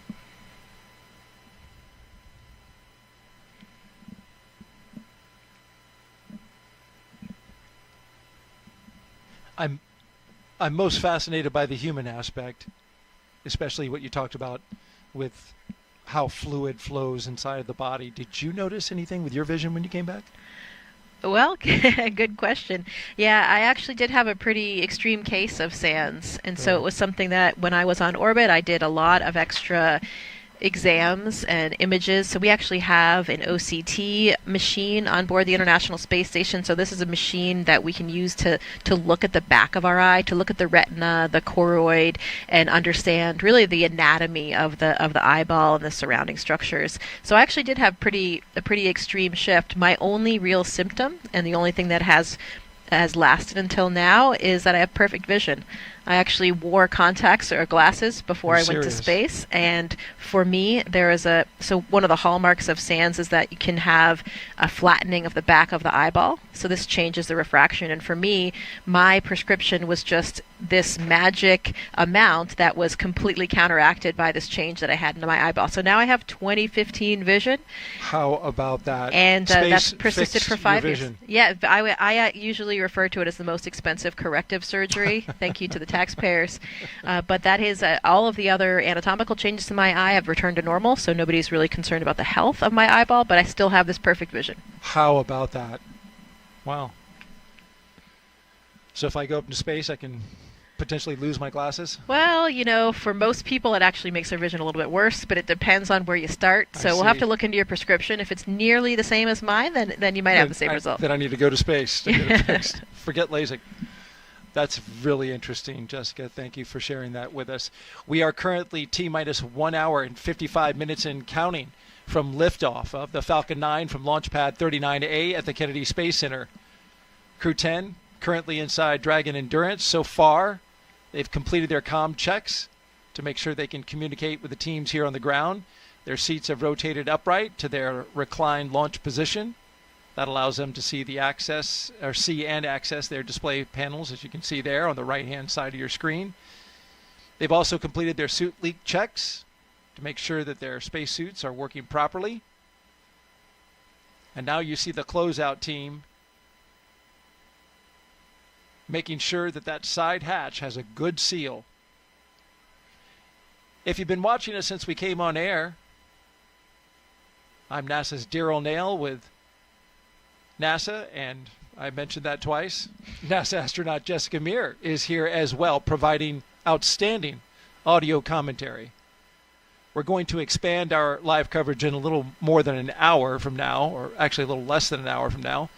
We'll come on and bring our SpaceX commentators online, as long as our NASA commentator in Hawthorne, California.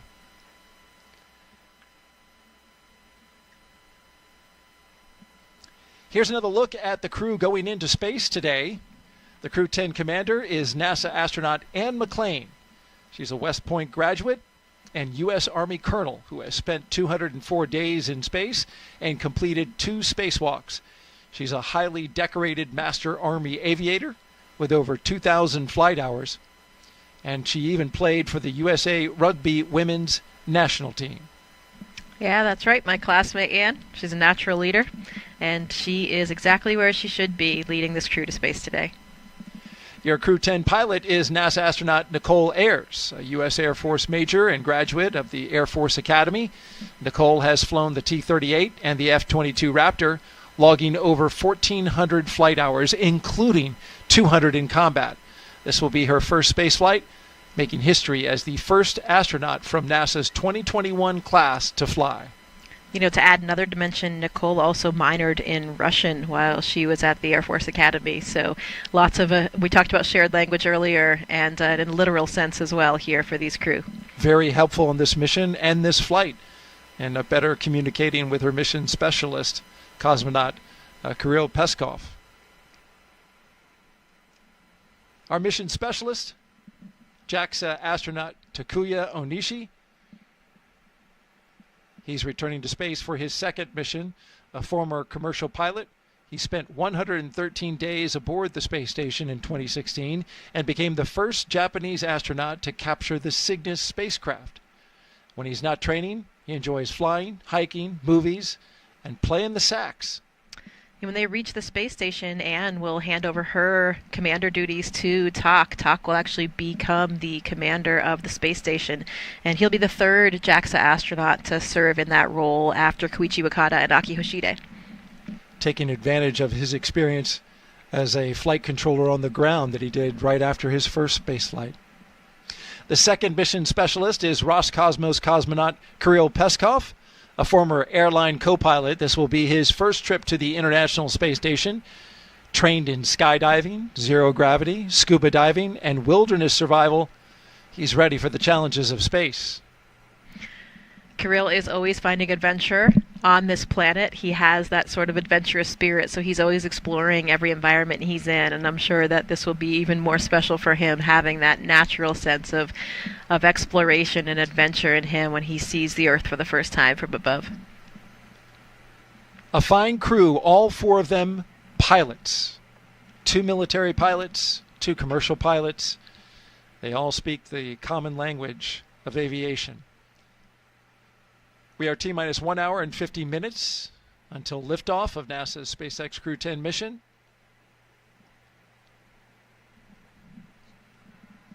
We have 3 astronauts and 1 cosmonaut inside of Dragon Endurance atop a Falcon 9 rocket from Launch Pad 39A at the Kennedy Space Center in Florida, and they are headed to the International Space Station to help maintain the orbiting lab. Once on board the International Space Station, Crew-10 will become members of Expedition 73. As Jessica wonderfully explained, they will conduct research to understand material flammability, contributing to future spacecraft design, and study how spaceflight affects human physiology and psychology, an important aspect as well. The crew will also engage with students worldwide via ham radio, and they will use existing hardware with newly integrated software to test a backup lunar navigation solution helpful for our Moon to Mars program.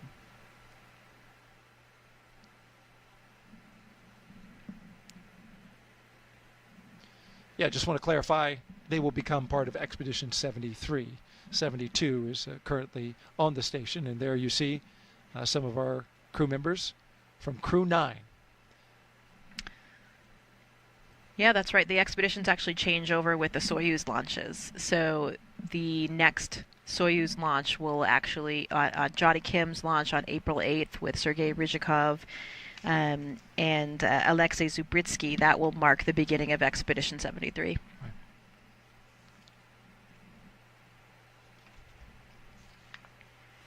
So far, we've had a pretty smooth countdown.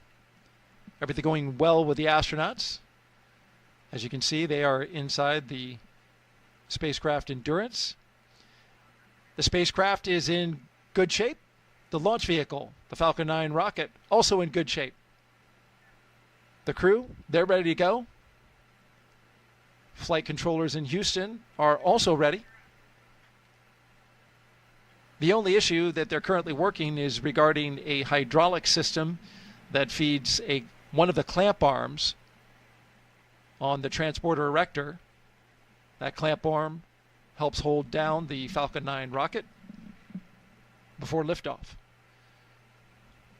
The crew was updated about this, and SpaceX is currently working it with teams from NASA. They expect an update in about a half hour,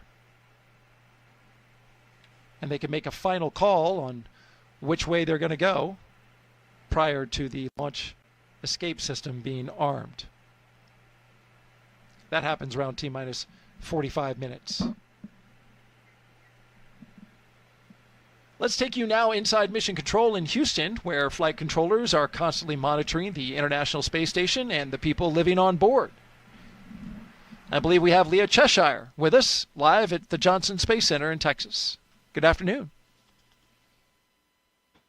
That's right, and thank you, Daryl. This is Mission Control Houston in the International Space Station's flight control room here at NASA's Johnson Space Center, where the team continues to prepare for launch, and they are led by Flight Director Ron Spencer. Today, we will be launching the 10th rotational crew mission to the International Space Station under the agency's Commercial Crew Program. Now, following Crew-10's arrival, the space station will have a total of 11 crew members aboard for just a few days. Part of those 11 crew members include the Crew-9 cadre, and that's including NASA astronauts Nick Hague, Butch Wilmore, and Sonny Williams, alongside Roscosmos cosmonaut Alexander Gorbanov. Now, during the next few days, Crew-10 will go over handover procedures with the off-going Crew-9.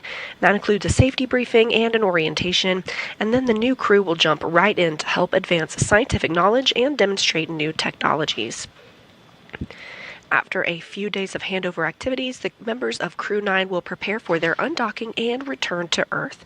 Those direct handovers between the crews allow for continuity of the activities and help to ensure a continuous U.S. presence on the International Space Station, which, if you can believe it, we're now at 24 years and counting. Ahead of Crew-9's return, NASA astronaut Suni Williams already turned over command of the space station to Roscosmos cosmonaut Alexei Ovchinin. In just a few weeks, NASA astronaut Johnny Kim and Roscosmos cosmonauts Sergei Rizikov and Alexei Zubritsky will join the on-orbit crew. Shortly after the departure of the Soyuz MS-26 with NASA astronaut Don Pettit, he'll be coming home, and that'll mark the commencement of Expedition 73, led by the new commander, JAXA astronaut Takuya Onishi, who is launching today. We are now at 1 hour and 45 minutes until liftoff, so I'm going to send it back to you at Kennedy, Daryl and Jessica.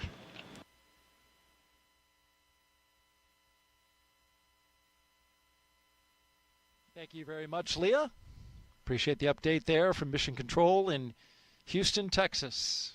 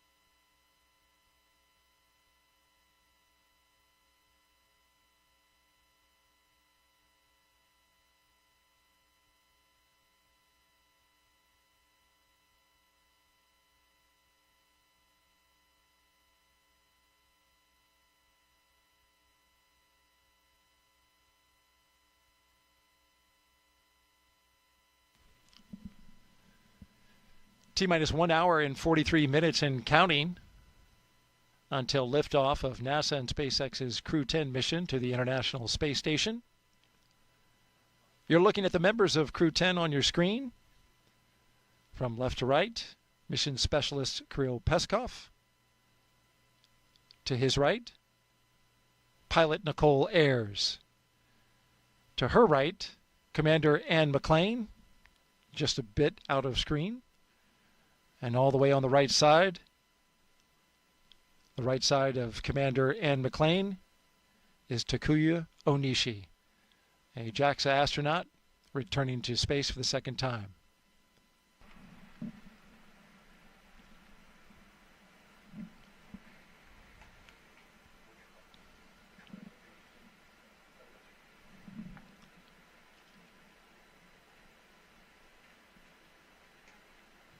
As Crew-10 prepares to launch, they are allowed to have a few personal items with them for their roughly 4-month stay in space. A few of the things they're taking up. We asked Ann McClain. She said that her and her crew were able to pack some personal gear to meet them on the ISS. It's going to go up on SpaceX 32 in April. She packed some sports team shirts and schools she attended, along with some holiday gifts for the crew. Commander McClain said, most importantly, she was able to pack a memento for multiple people who worked on this flight to support either her personally or the mission as a whole And of course, she's going to bring those items back and return them to their owners after flight. And they include things like pins, necklaces, and rings. For Takuya, he's taken a lot of pictures of his family, friends, and colleagues up with him. Also some school banners, which is pretty common with the astronaut corps to take up various school and university paraphernalia. I think I remember your brown university sweatshirt. Departed the crew arm. SpaceX Dragon, copy.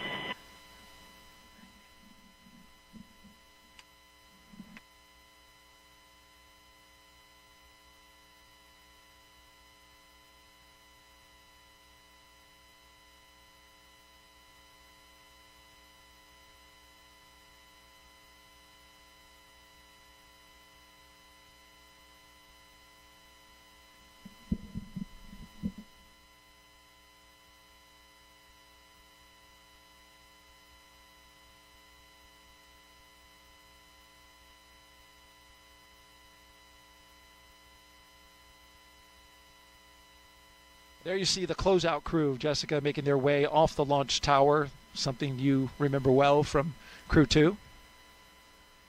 Yeah, absolutely. Now they're going to probably proceed to one of the other towers where SpaceX has a small control center, and they'll be able to watch from there. How's the view out there? It's pretty phenomenal. Yeah, I mean, I don't think there's really any bad view, especially when you're watching a rocket take off around here.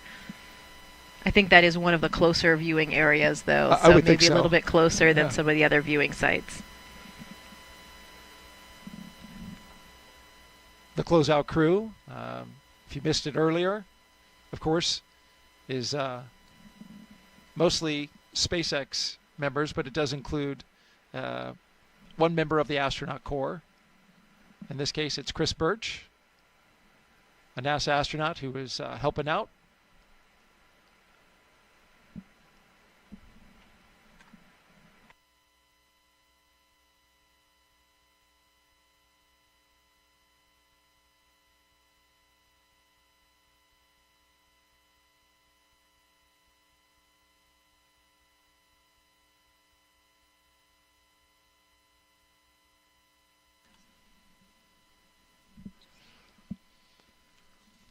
As Crew-10 launches, that means Crew-9 will return home soon.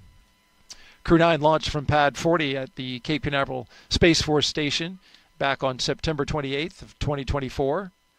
That was a unique flight because it was only 2 crew members in order to make room for Butch Wilmore and Sonny Williams, who flew up on a Boeing Starliner test flight, but are going to be coming down in those 2 open seats with Crew-9. They've been part of Expedition 72, along with Crew-9. Wilmore and Williams have been living and working on the space station now for over 9 months. The other 2 for a little over 5 months. Once Crew-10 arrives, there will be what's called a direct handover for 4 days, or what they call 2+2, which is shorter than usual. And then Crew-9 will undock. Talk to us about that handover period and why it's different this time, Jessica. Yeah, so it depends on who is on board for the handover time. When it's a new astronaut, you have a little bit more of what we call kind of adaptation time. It really is dependent on what's happening on the space station as well, though. In particularly busy times, if there are a lot of repairs or a lot of experiments that have to happen in that specific timeline, the amount of hours that we have for the handover available will vary. But we try to have certain periods of allotted time where you have time to just have some really handover with the existing crew up there so they can show you the ropes. You know, we have such incredible training, really extensive on all the pieces of hardware and some of the experimental pieces of hardware as well, but nothing really prepares you for the nuances of what the actual situation is on board. So it's really important to get those tips and tricks from the experienced astronauts, and even for the second-time flyers like Anne and Tak, the space station is a different place than it is when they were were on it previously. There's probably some different pieces of hardware and some different systems. Things may be done a little bit differently than when they were there before. So they'll get a lot of insight into operations up there and just really kind of get used to doing things.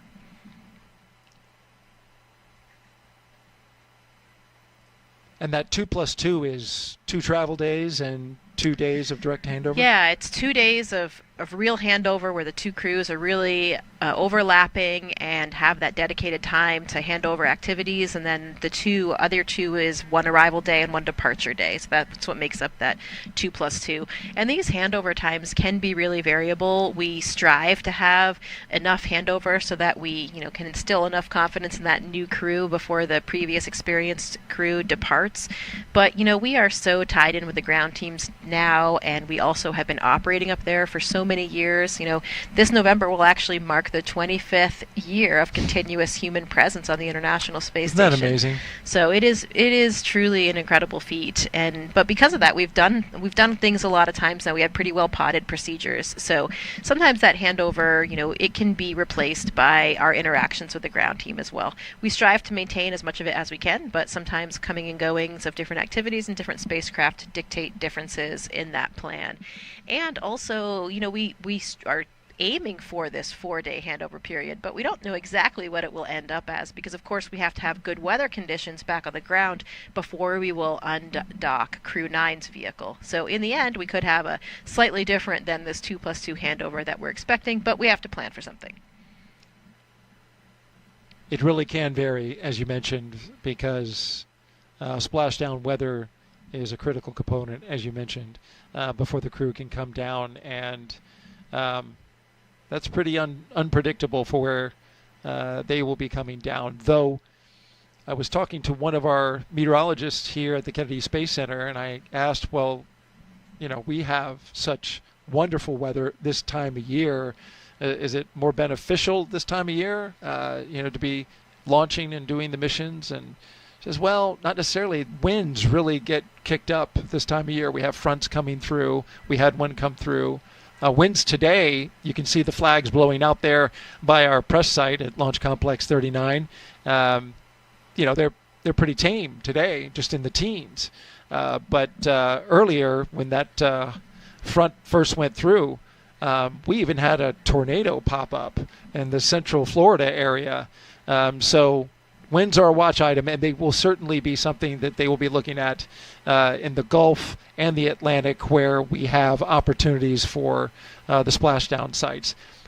But to the point of weather, they added a location in Tortuga, which is not far from Key West, just to give them more options for getting ideal weather in ideal sea states. One thing you don't want is the astronauts bouncing around after they've just gotten back from space in seas that are like 10 feet. That would be terrible. Right, exactly. Certainly would not be appreciated by the astronauts, but more importantly, those limits exist because of the structural components of the vehicle itself. So we want to make sure that we still can make everybody and the people inside in the vehicle safe when they're landing, and that's why we have those wind requirements, which relate also to the height of the waves.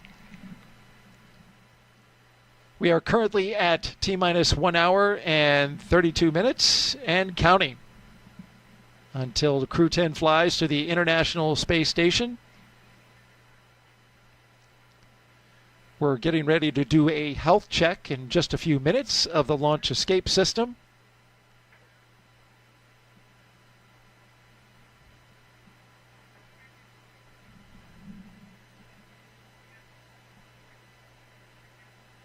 Of course, the launch escape system, a critical component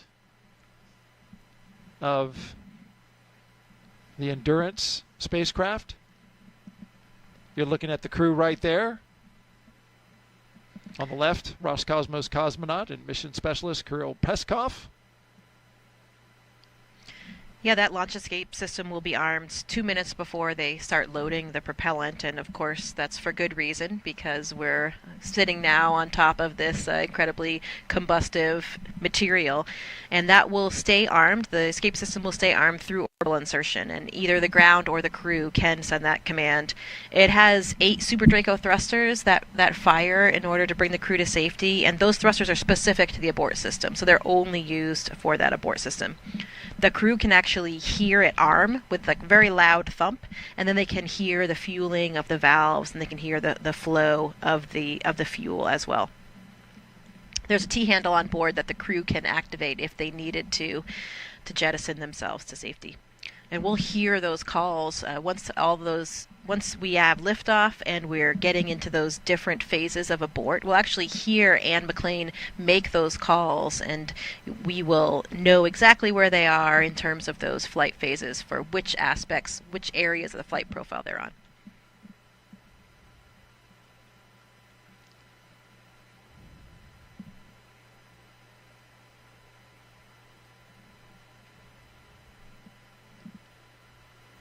We will hear that health check coming over the loops here in just about a minute, a little less than a minute.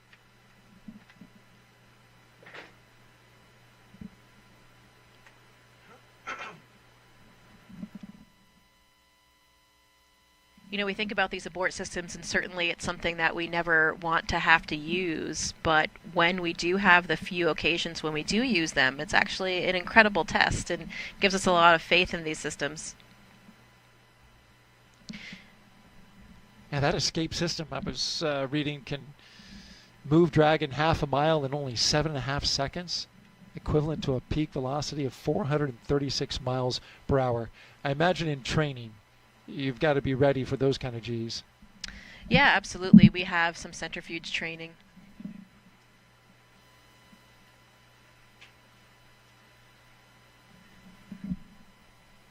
Yeah, we have centrifuge training in order to familiarize ourselves with that G profile. So, for example, for me as a Soyuz flyer, we went up to about 8 Gs, and that is to prepare for any off-nominal entry. Normally an entry, like for my entry, I experienced only about 4.1 Gs during the landing profile. And you're also, in the Soyuz, you're also practicing if you had to control that descent and the trajectory of that descent.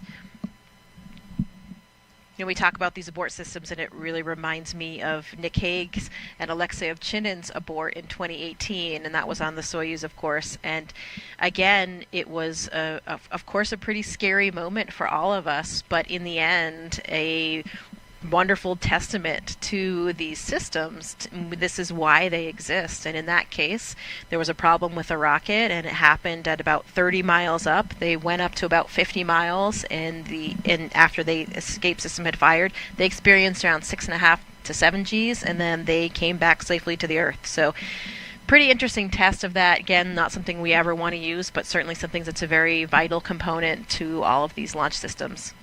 I remember that well. Was some anxious moments there, and your fellow classmate from your astronaut class, Nick Hague, was right. So I'm sure you got the full story on that. Yeah, I remember it very well as well. We were in Russia. I was training for my flight. I was there with Christina Cook as well, and we were viewing it from a small control room that we have at the Gagarin Cosmonaut Training Center. So we were paying attention to that whole launch sequence, and we started getting some indications that things were a little outside of the ordinary. And I'll never forget that moment when Nick was back. I mean, he was back with us at the cottages in which we live in Star City in a very short amount of time. And I remember coming back from class and jumping off my bicycle, and both Christina and I ran over to him and just gave him the biggest hug. And it just seemed so strange to see him back there when we knew that he was supposed to be leaving the planet for quite some time. And that was just, the day prior.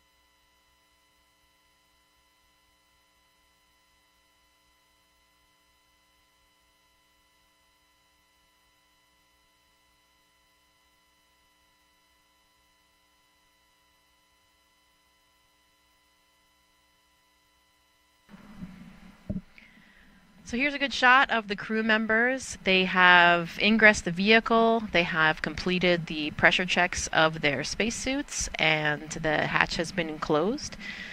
So we are standing by, getting ready for the propellant load pull, which would be the next big milestone for the crew today.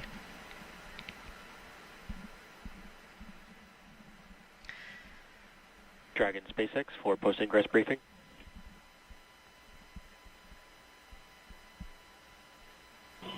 SpaceX Dragon, go ahead. Just wanted to give you a quick update. We are still discussing the hydraulic system performance.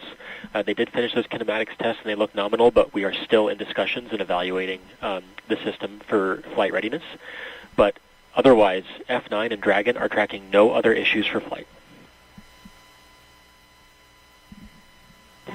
SpaceX Dragon, crew copies all. Thank you.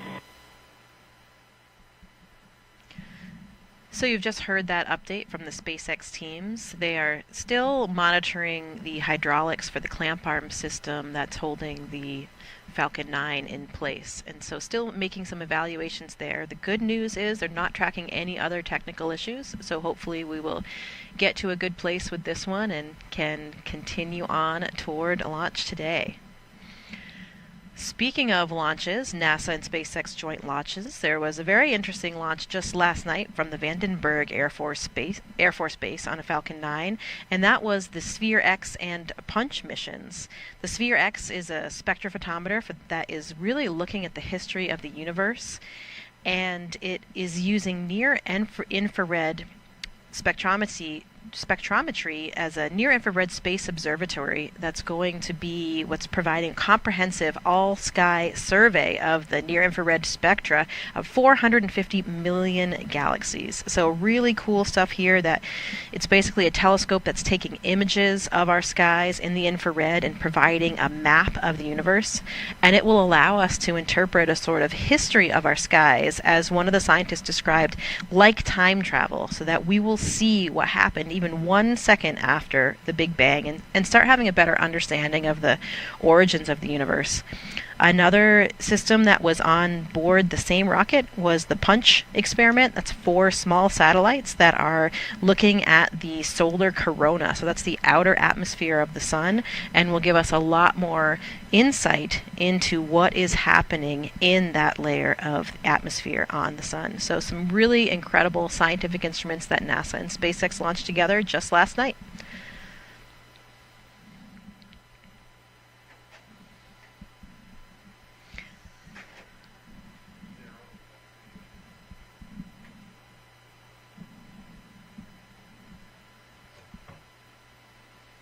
Another view of the crew here waiting patiently for their next update.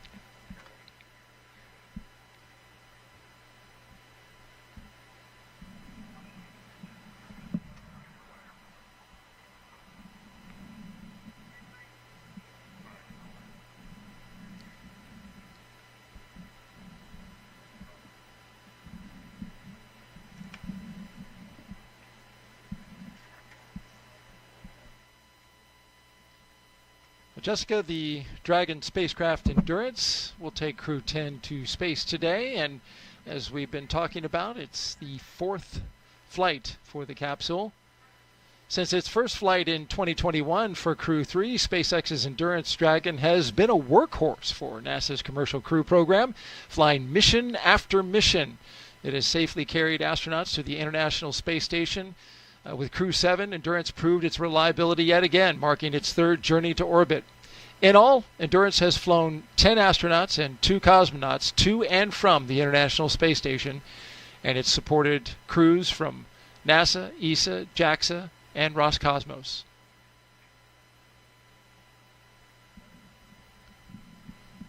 Now we are currently at 1 hour and 19 minutes until liftoff of Crew-10 on a Falcon 9 rocket to the International Space Station. 1 astronaut and 1 cosmonaut will be the latest crew to fly as part of the NASA Commercial Crew program. The program uses private companies to transport people to and from the orbiting lab from U.S. soil. We've had a good countdown so far. Weather is almost perfect, 95% go. We do have an issue that SpaceX is looking at on the ground side. It has to do with the hydraulic system for the clamp arms, one of the clamp arms. Clamp arms hold the Falcon 9 rocket to the transporter erector.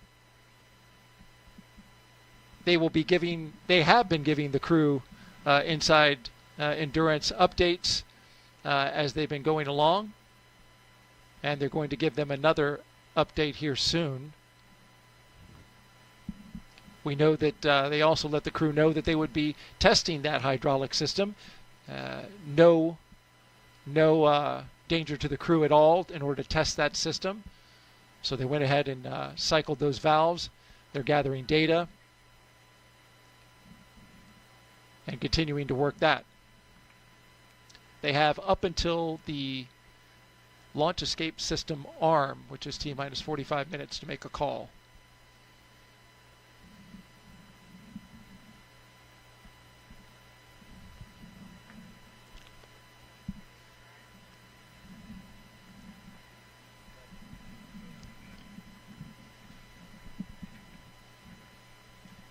Just inside the spacecraft, it's pretty calm inside there, as we've been seeing, the crew. But what are you feeling in a moment like this?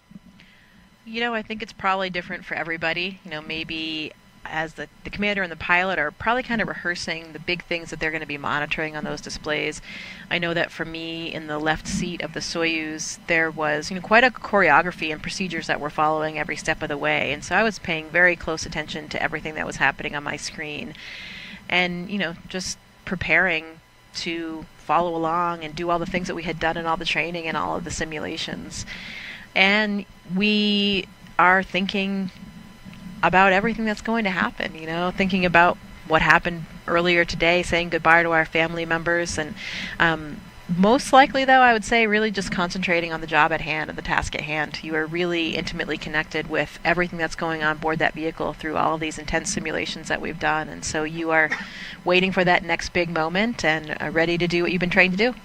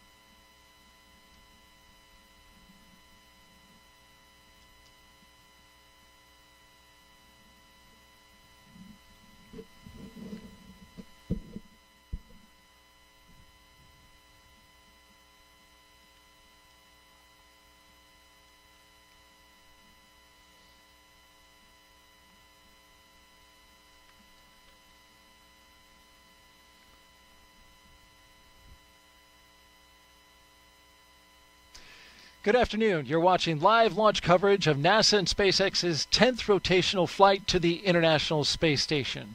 I'm NASA's Daryl Nail, and with us is NASA astronaut Jessica Meir. It's so good to have you. You've been with us for the past 3 hours doing commentary. You're back since doing Crew-10, and it's so wonderful to have you here again. Thank you, Daryl. It is so wonderful to be back here, you know, with a classmate of mine on board, my friends and colleagues from various space agencies. It just feels incredible to be playing a role in some way in sending them off on their mission. Let's talk a little bit about your missions from the past. In 2019, Jessica Meir and Christina Cook made history with the first all-women spacewalk, the 221st for Space Station Assembly. 2 years later, Jessica served as the astronaut support person for Crew-10, helping the team all the way to the launch tower. There she is, number 38. More recently, she was over at Launch Pad 39B, where she rehearsed with the Artemis II crew. Once again, in the role of astronaut support person, but this time that crew was practicing for their mission around the moon. Looks like you were having a good time, though.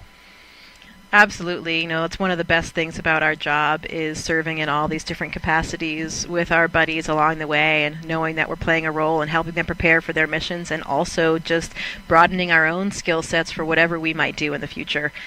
One of the best parts, I think, about being an astronaut, we're just doing different things all the time. A lot of times the roles that we fulfill are very active. We're doing jet training, we're learning how to use and practicing with the spacesuits, we're taking a Russian class, we're learning about onboard systems, we're testing out something for an entirely new vehicle for the Artemis missions. So always fun and exciting.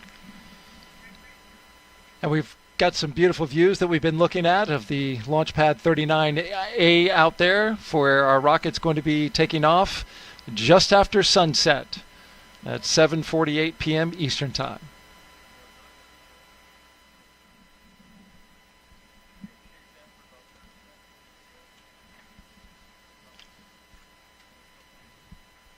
We're expecting a beautiful launch tonight, Jessica.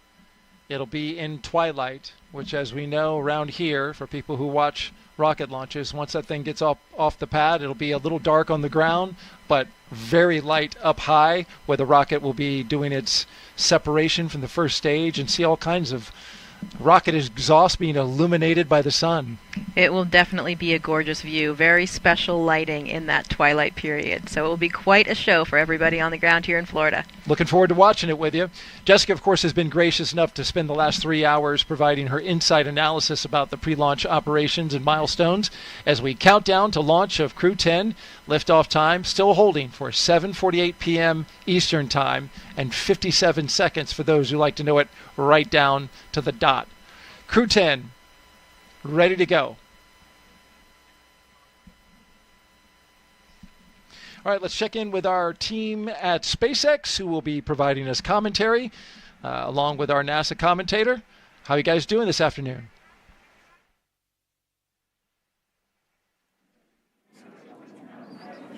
Hey, Daryl. I'm Jesse Anderson, a Senior Production and Engineering Manager here at SpaceX. And I'm Anna Schneider with NASA Communications. We're excited to be joining you from Mission Control here in Hawthorne as we count down to liftoff of Crew-10 just over an hour from now. Of course, Crew-10 is our 10th operational mission with SpaceX, flying astronauts for long-duration missions to the International Space Station. Crew-10 will have 2 first-time flyers on board, as well as a veteran NASA astronaut and veteran Japan Aerospace Exploration Agency, or JAXA astronaut. And the multinational crew also represents 3 different space agencies, with NASA, JAXA, and Roscosmos all represented on board.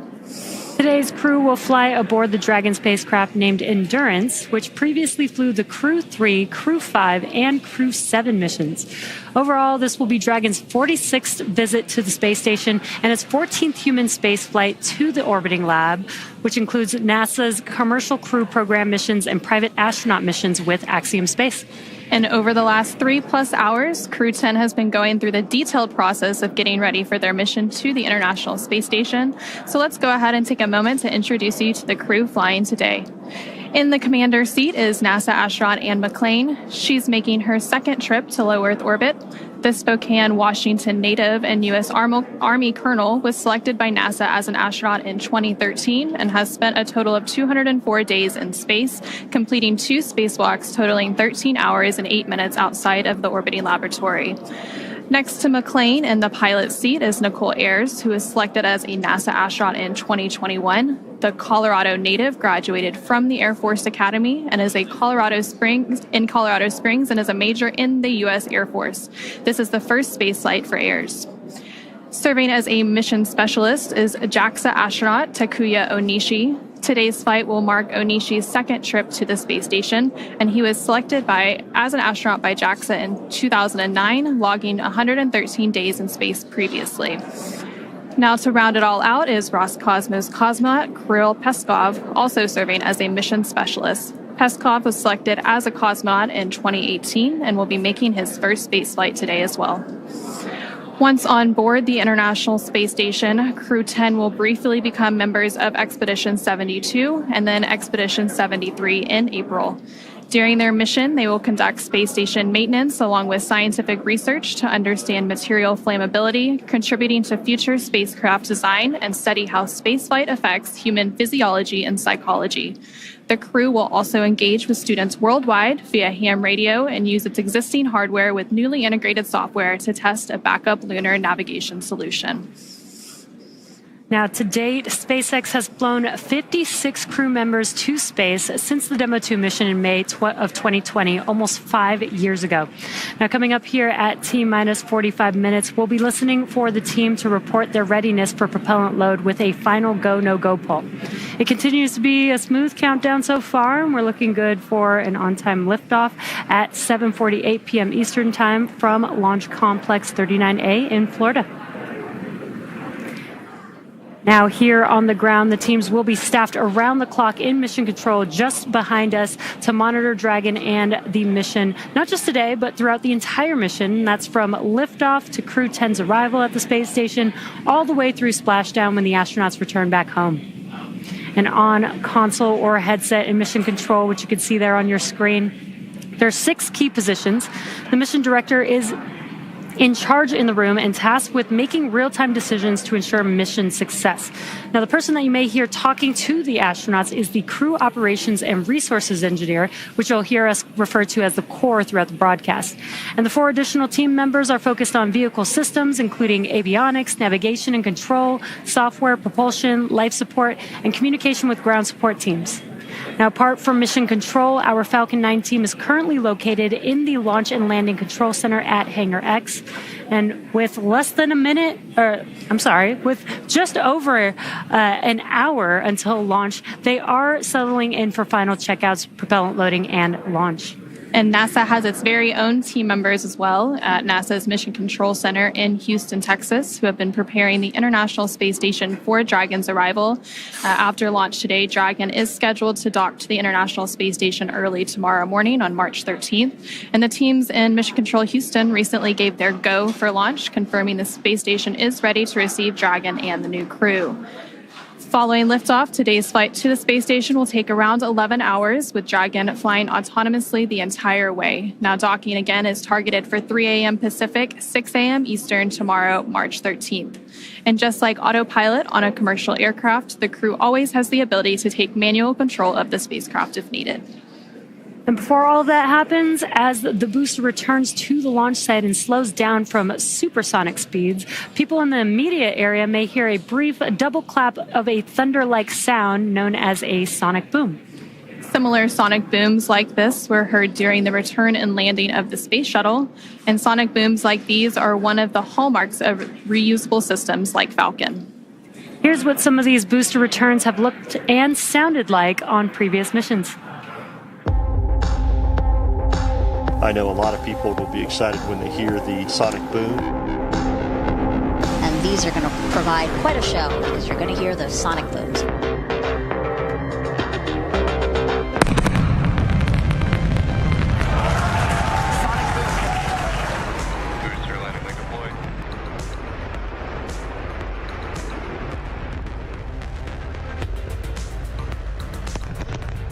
That sonic boom is great for us. That thunderclap broke the sound barrier.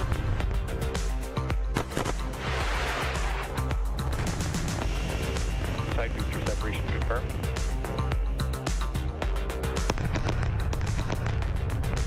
Just heard the 2 sonic booms here in the room. Booster landing confirmed.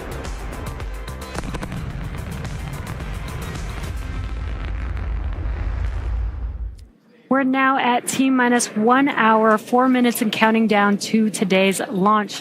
While we wait, let's check in with NASA's Leah Cheshire at Johnson Space Center to see how things are shaping up at Mission Control in Houston. Leah? Thanks, Jesse and Anna. I would really love to hear one of those sonic booms in Florida, but today we are here at the Mission Control Center at Johnson Space Center in Houston, Texas. This is really NASA's hub of human spaceflight, and the team here is ready for launch. The International Space Station is ready for the crew to lift off as they begin their journey to the orbiting laboratory. Now, in the home stretch of the rendezvous, NASA and SpaceX flight controllers will enter into integrated operations. This means both flight control teams will conduct a series of go, no-go polls for Dragon Endurance's docking to the space station. Rotation missions like Crew-10 help NASA continue to maximize the important research and technology demonstrations made possible only in the International Space Station's unique microgravity environment. The space station is critical for NASA to prepare for future commercial low Earth orbit destinations and to understand and overcome the challenges of long-duration spaceflight necessary for a long-term presence on the Moon and crewed missions deeper into the solar system. Yes, I am talking about Mars. Now, here's a closer look at the mission and what Crew-10 will have to look forward to during their stay aboard the International Space Station. The Crew-10 mission is going to be a rotational mission to the International Space Station. So we will launch aboard the SpaceX Dragon capsule and the Falcon 9 rocket. I'm just enjoying the way towards the launch. Of course, I'm looking forward for the day of launch. And we are going to stay there about a half a year. So the first goal of Crew-10 is to continue learning about the Dragon and the Falcon 9 rocket that we're going to be flying on to enable SpaceX to continue their development of rockets and even private astronaut missions in the future. The other mission is to get us safely to the International Space Station so that we can crew this incredible national orbiting laboratory that we have and continue the science experiments that we have ongoing there. One of the unique characteristics of the International Space Station is microgravity. We get to learn how humans and plants and other types of hardware react in the space environment and the microgravity environment. And it helps us to develop all kinds of new materials, medicines, and it helps us to push our knowledge forward. The discoveries that we make on board the International Space Station then inform what we do on Earth, and it allows us to further both humankind here on Earth and get to further places in the universe. So I've often been asked why we explore, and I think it's different for everybody. When people are born, they naturally want to explore their environment, first as babies, and then as kids, and finally as adults. That's how we expand our world, and that's how we find something new. Every time that we make a further step, we learn something and we learn how to adapt, and that is so important to humanity. This is probably the main things which drives us forward and helps us to survive as a species. There are so many unknowns in space, and as explorers and as humans, we want to find out what's in that unknown. For me, it's the fact that I get to be a small piece of figuring out what the unknown is and taking that next step to get to the Moon and to Mars and the Artemis program. Our ultimate goal is to go to Mars, but it's not an easy journey, and when we face a new challenge, we must solve it step by step. I think that's one of the biggest benefits of the International Space Station. We're outside of the atmosphere, and now we don't have the protection of the atmosphere. What happens, and how do we better prepare our people, our hardware, our food, our water systems for that deep space exploration? It's really important on the space station that we learn those lessons now when we're in low Earth orbit. That way we know what we need to bring with us when we go onto the Moon with the Artemis program. One of the things that we do on the International Space Station is work with our international partners all across the world. I think it's hard to overestimate the value of international cooperation in space exploration because we all know that it takes much time and effort. Space is hard, it's very challenging, and it's sometimes unpredictable, and that's why I think cooperation is the key to success. The International Space Station wouldn't be international without all of our partners. And our goal is to be a beacon of hope for all of humankind so that people can look and say, this is what we can accomplish when we work together. I asked Anne what she's most looking forward to, as well as Nichole, and she says it's really satisfying for her to work on hardware with her hands, then get it into the Japanese airlock, and then go see it working outside in space, which I thought was pretty cool.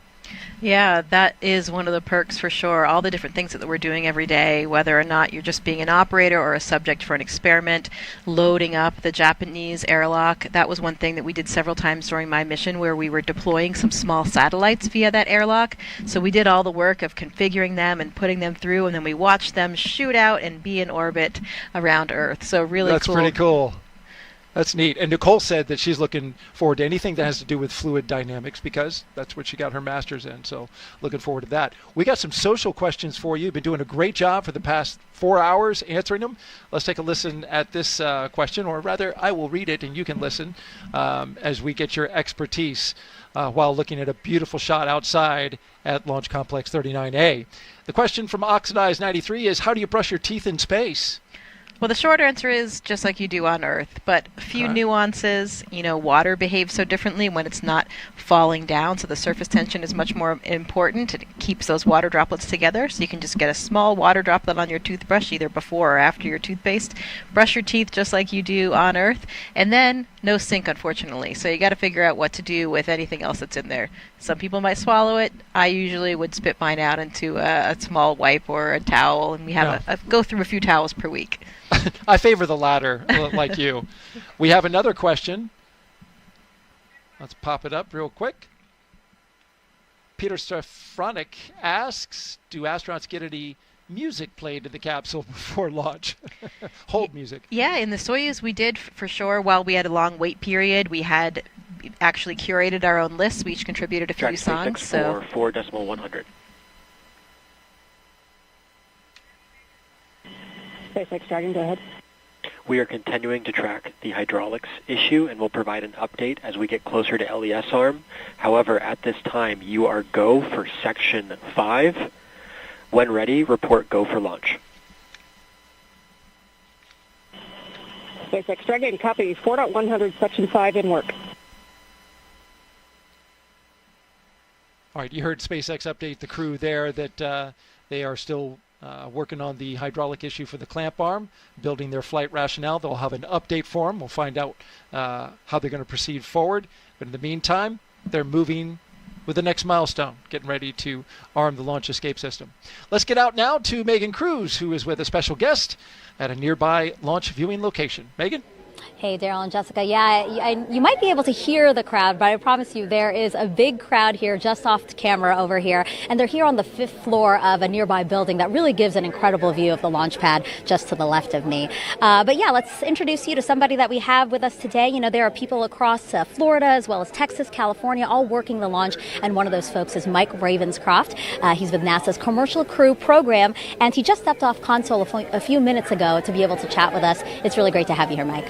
Hello, Megan. I'm glad to be here. Thanks. Appreciate everything. Crew is go for launch. All right, Mike, I know. Copy. Crew is go. Mike, it says crew is go for launch. You know, why don't you talk to us about the issue with the clamp arms that we've been tracking? I think we just heard the decision about that issue with the clamp arms. Yeah, so the team's been really hard at it. The SpaceX and NASA team's working hard on a ground hydraulics issue on the vehicle release system. So they've been actively working this. I think we just heard them talk to the crew and give them a heads up of the issue, and they're still actively working that. This is a concern basically of just how the vehicle is held in place and during release when the vehicle is at liftoff. So teams are actively working that, and hopefully we get resolution soon and can continue on with countdown. And Mike, you know, we just said that you stepped off console. What does that mean to be on console? And yeah, what is your team listening for, particularly with this issue that is currently being worked? Yeah, so the team's looking for any issues with respect of how the performance is. They compare it to previous history. Was there anything abnormal from when we had static fire to today? And so they're off actively looking at that data, and between SpaceX and NASA teams discussing if we have a path forward and if we can continue and get resolution. Okay. Well, Mike, why don't we let you get back on console? We know that, again, we are actively working an issue with your teammates there, so we really appreciate you being here. Thank you so much. Thanks, Megan. All right, guys, let us get another update with our SpaceX counterparts and our NASA counterparts over at Hawthorne.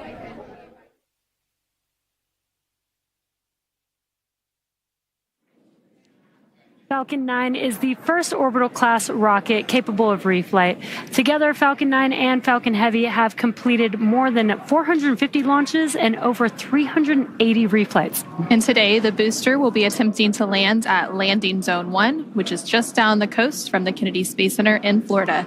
This will be the second flight of the first stage booster supporting the Crew-10 mission. Rapid reusability drastically reduces launch costs, helps increase launch frequency, and enables a wide array of new government, commercial, and scientific opportunities in space.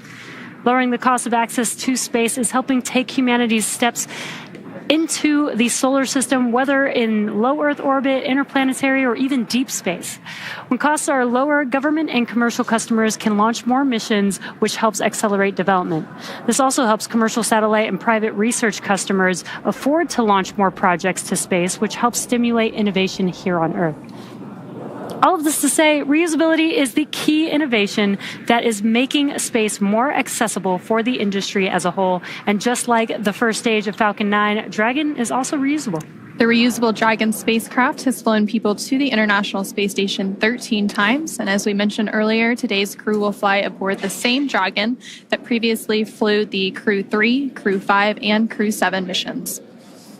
For more than a decade, Falcon 9 has supported 45 missions to the International Space Station with our Dragon spacecraft, starting with our first cargo resupply mission, then returning human spaceflight capabilities to the U.S., and even helping launch 2 additional cargo missions with Northrop Grumman's Cygnus. All of these missions have enabled science and research to be conducted in low Earth orbit at the International Space Station. The space station also plays a key role in enabling a robust economy in low Earth orbit.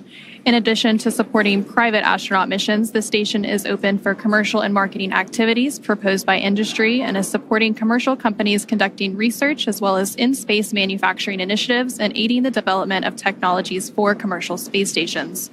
As part of these initiatives, SpaceX has supported the next generation of commercial space exploration with the launch of 3 private astronaut missions to the station in partnership with Axiom Space, with a 4th mission slated for this spring. But SpaceX's drive to unlock space does not end there.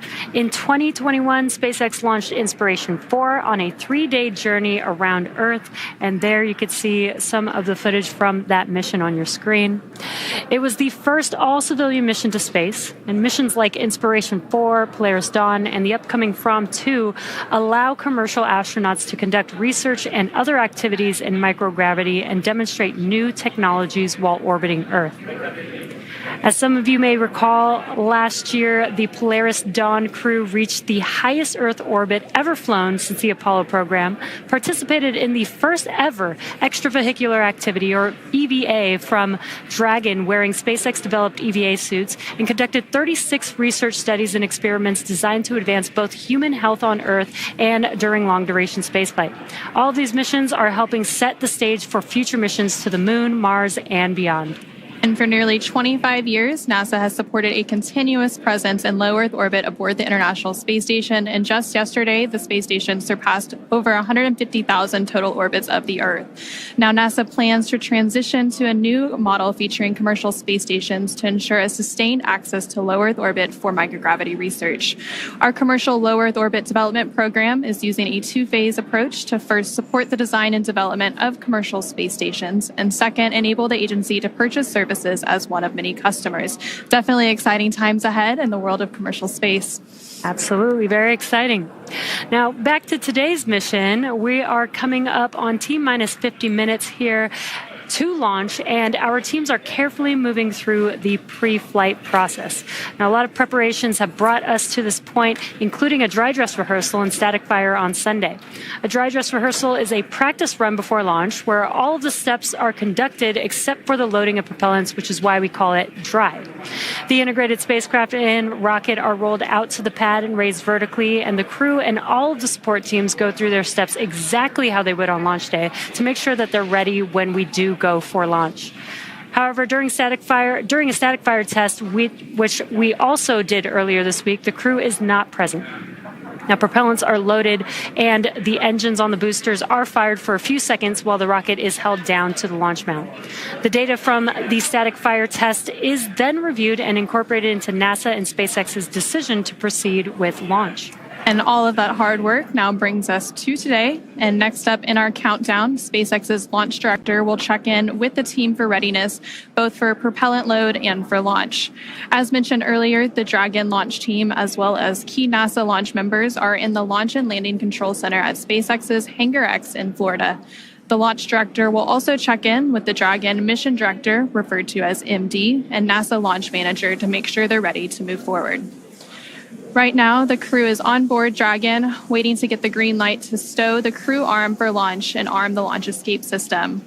Once the launch director gives the go-ahead, we should get a good view of the access arm moving away from the spacecraft. Now we're still tracking that one issue with the hydraulics, so we should hear the final decision on that before we get to that crew access arm stowage. And the range continues to be go for launch, currently monitoring the clearance area surrounding our launch pad, as well as the air and sea space along the flight corridor. And the weather is also looking good so far. Weather is trending in the right direction, and we're currently at a less than 5% chance of violation at our target lift-on time, which is great. Our teams will continue to keep an eye on the weather, and we'll have our final pre-fueling weather briefing at about T-minus 45 minutes, which is just in about 3 minutes from now. And there on your screen, you can see a live view of Falcon 9 and Dragon at the launch pad, Launch Complex 39A in Florida, just under 48 minutes away from launch. We've conducted several weather briefings leading up to this moment, starting with one at T-minus 48 hours a couple of days ago, proceeding into the most recent weather briefing a couple of hours ago. All of the weather continuing to look good, as Jesse mentioned. The one item they're currently tracking for weather, it would be on the abort corridor, but again, that looks pretty good at this moment. Again, our teams will be staffed around the clock in mission control to monitor Dragon, not just today, but through the entire mission from liftoff to Crew-10's arrival at the space station and all the way through splashdown when the astronauts return. Coming up in about 2 minutes, we should hear that launch director briefing around the T-minus 45 minute mark. And then after that, we should hopefully have a decision on the hydraulic system, whether we are go or not, and if that's been resolved. And then after that, we will see that crew access arm stow to begin around the T-minus 43 minute mark.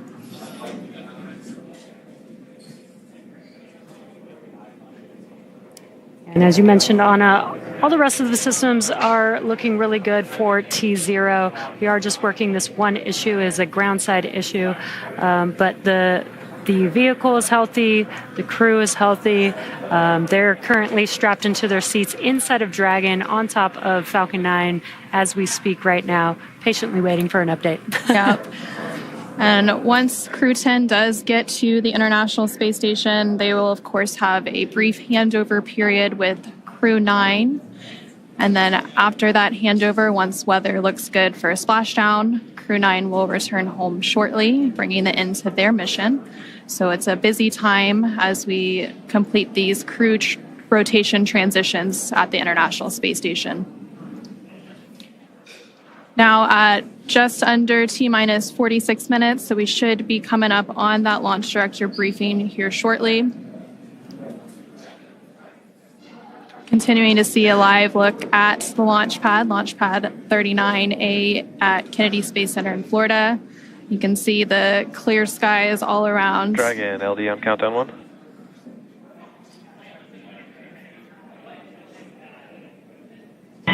LD Dragon, go ahead. Hey, for awareness, team needs a couple more minutes here, wrapping up this hydraulics issue. We'll get back to you in about another 4 minutes or so on the answer. Sudden copy, thanks.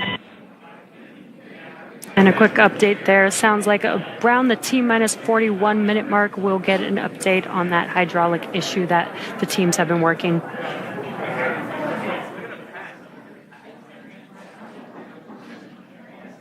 These views are great. Like Daryl said, we might have a nice twilight launch over there in Florida. So if anybody is in Florida and able to go outside during T0 for liftoff, you might get a really cool view of the launch tonight.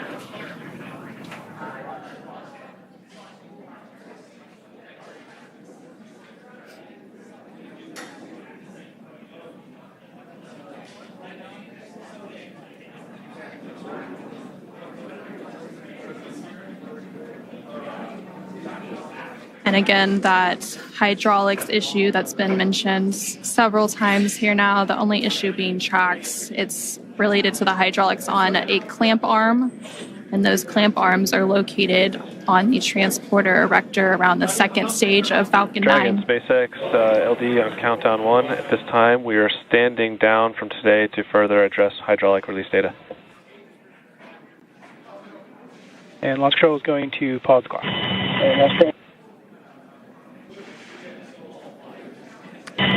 SpaceX Dragon, we copy all.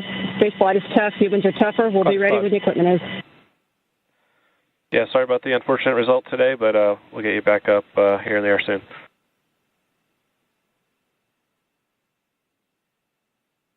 Dragon copies all.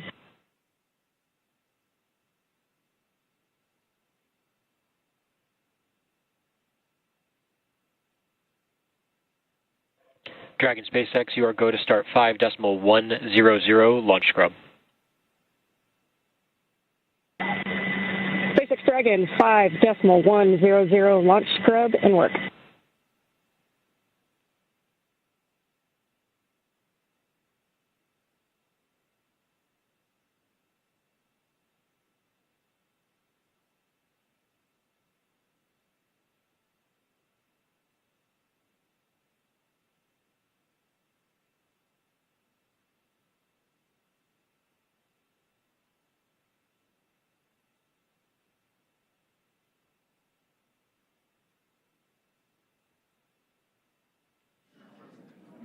And we did just get that update. Unfortunately, we are scrubbing for today's launch, unfortunately, due to the hydraulic ground issue that the teams have been working. This will allow the teams to continue to troubleshoot and hopefully fix this issue for the next attempt that we'll have for Crew-10.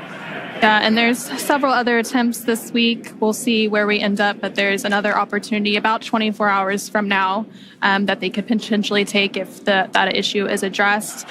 So from here, the crew and the team will have to begin egress steps to get the crew out of Dragon and off the launch pad and back to their quarantine facility in Florida, where they'll just get a little bit more time with their families.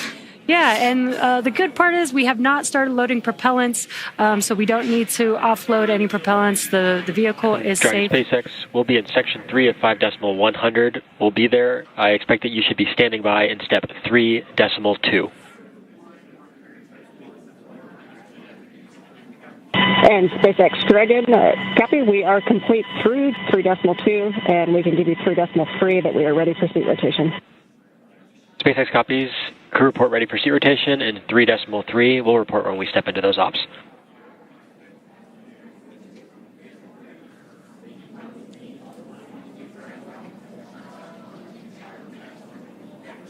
And just some comms between the core and Crew-10. They are preparing for egress. You are going to hear some procedures being called out as they work through that egress procedure. And like we were saying, the crew is safe. The vehicle is safe. It was a ground side issue that they've been working, that the teams have been working. And so what we'll see coming up is the seats will rotate. We did have the closeout team already leave the pad. They're going to come back and help the crew egress the Dragon vehicle.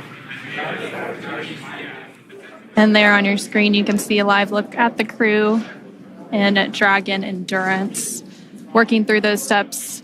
Leading up to the scrub today, they did go through lots of activities, obviously making it all the way through crew ingress, which happened around 4:58 p.m. Eastern earlier today. They then completed all of the suit leak checks, closed off. And for crew awareness, proceeding into scrub site safing, expect some venting from the vehicle ACS system. Dragon copies.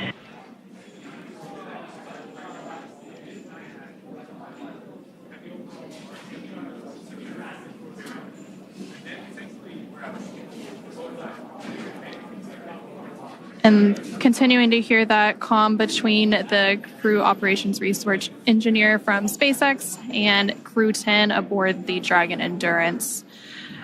With that, we'll go ahead and turn it back over to Daryl at NASA's Kennedy Space Center for some additional information.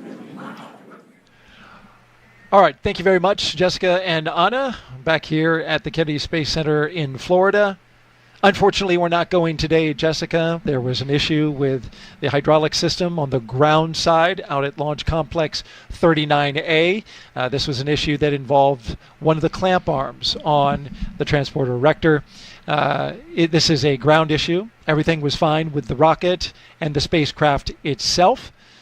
This was an issue that SpaceX first made the crew aware of at T-minus 4 hours. They were working it, gathering data, but continuing with the countdown in hopes that they were able to have enough data to resolve the issue or get comfortable with some flight rationale. They were unable to get to that point, but I was listening in on the nets, and they were definitely working this issue as thoroughly as you would expect from the teams at SpaceX and NASA, talking about all the information, previous launches, taking into factors data from even the test fire. But in the end, they were unable to get to that point where they were comfortable launching. So we stand down for today, and we look for another opportunity, though at this point, we know that there are two opportunities coming up on Thursday and Friday, but it has yet to be seen whether or not the teams will take that opportunity. They first must resolve the issue or get enough data in order to understand it. And then at that point, they can proceed with an opportunity. But just to make the audience aware of the opportunities that remain, on Thursday, we have a launch opportunity at 7:26 p.m. Eastern Time. 7:26 p.m. Eastern Time, there is another launch opportunity for a 24-hour turnaround. And then on Friday, as you know, Jessica, we move generally about 20 or so minutes back each day in order to rendezvous with the International Space Station. We have a launch opportunity on Friday as well at 7:03 p.m. Eastern Time. As you can see on your screen, the Crew-10, is getting ready to egress the spacecraft Endurance. This is where they will go ahead and get out of the spacecraft. They're in fact talking about that now as they are motioning which crew members will be going through.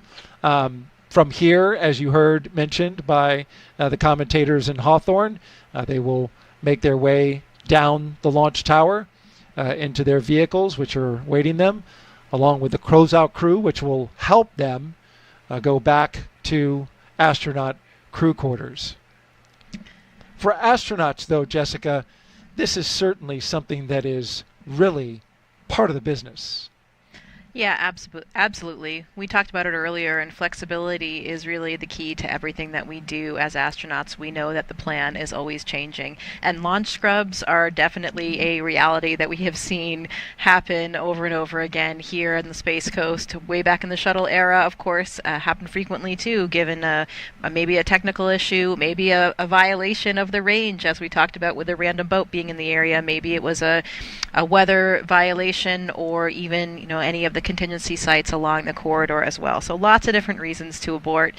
It does, we're ready for this. This is what we trained for. We know that at the end of the day, you may be lifting off, you may not be. Definitely a bummer for everyone involved, but we will just, again, do as we're trained and get ready for that next opportunity. It reminds me a little bit of an interview that Anne gave fairly recently about the mission, and she was talking about the extensive experience that her crew has in regard to aviation. We talked about that several times in this broadcast. They have 4 professional pilots, 2 military pilots, 2 commercial pilots. And one of the things that Anne often talks about is how important it is as an operator, as a test pilot, to be humble. because your equipment will always fail in ways that you don't predict. And I think that's something that we saw here today. There were other issues, technical issues that were being worked and tracked before this mission, as there are all before every mission. We're always wondering what's going to happen with the weather here, which can be pretty interesting and unpredictable here on the Florida coast. But this was something I don't think that anyone was tracking at all.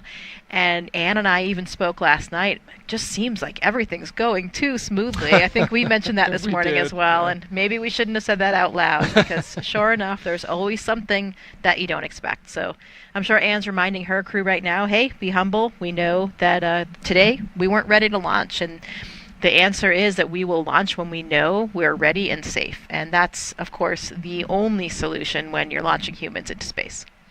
And a hint that the crew is taking it well, as you said, that we just saw moments ago. Kirill Peskov appeared to use his tablet to take a selfie with the crew.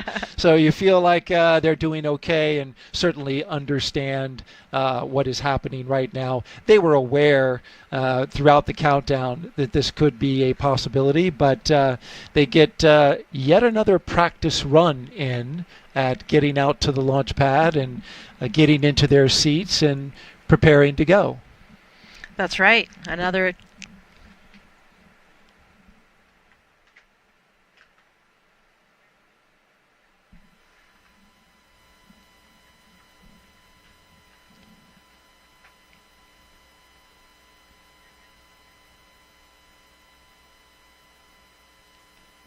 We're listening in as SpaceX continues to go through their scrub procedures.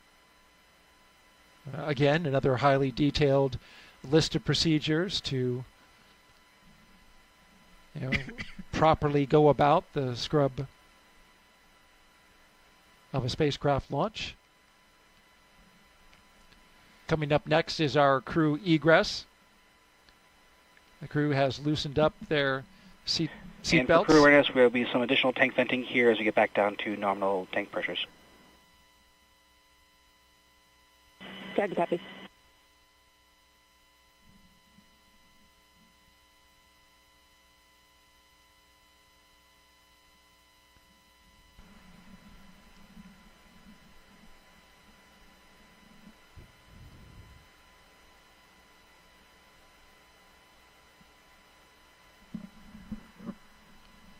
From your time in the astronaut corps, what are some stories that you've heard from astronauts that have, spent time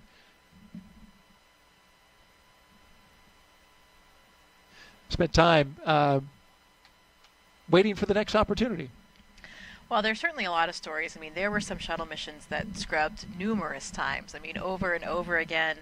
You have different launch windows for different vehicles, too. Sometimes it's an instantaneous window. Sometimes you have a prolonged period, so maybe you might be able to resolve a problem in time. But, in some ways, it could actually make the crew a little bit more relaxed, because they've already done all of their final preparation things.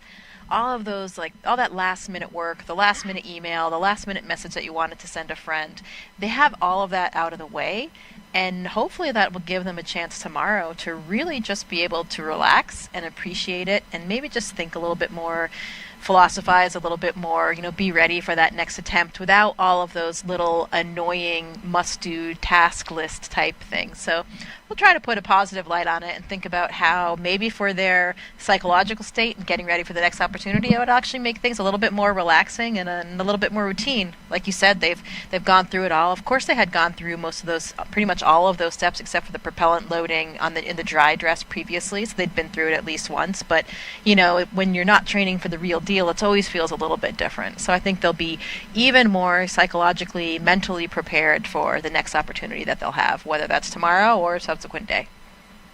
If you're just joining us, you're watching launch coverage of NASA and SpaceX's Crew-10 mission that was scrubbed today at 7:06 p.m. Eastern Time, T-minus 43 minutes. A scrub was called by NASA and SpaceX due to an issue with the hydraulic system that controls a clamp arm that holds the rocket to the launch tower. And there you see Crew-10 our crew from left to right, Kirill Peskov, Nichole Ayers, and McClain, and Takuya Onishi. Just spending some time chatting and talking. Of course, you know they're disappointed that they didn't get to go today. The weather was perfect. It certainly did its part. I had just heard an update prior to the scrub being called where the launch weather officer came over the net and said, "We're clear, blue, and 22." A phrase that means, you know, clear skies, blue skies, beautiful weather, and you can see for 22 miles. And you literally can. That is the visibility today. It was setting up to be a perfect not only launch opportunity, but also a launch viewing opportunity. But as is often happens in the business, everything needs to be just right. And so the launch was scrubbed for today, and they will look for an opportunity in the future after they discuss the issue that they had with the hydraulics on the ground system.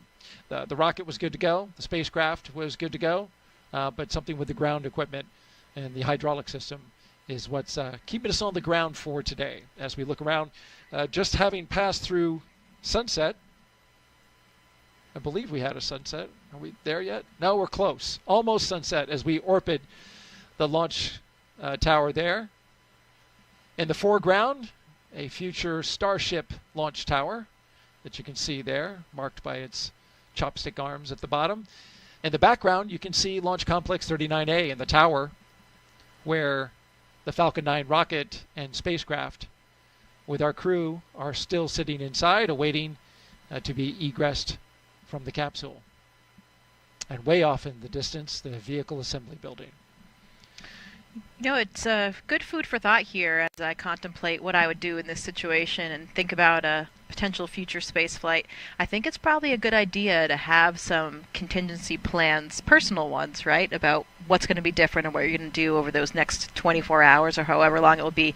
I didn't actually speak to Anne about that. I wonder if she and her crew had anything in mind, you know, anything planned, because the way things usually work, if you have a plan, then you won't need to use it. But if you don't have a plan, then we may be in the case that we're in today. So I'll have to talk to her and find out if they had anything planned and what they decided to do to make use of that interim.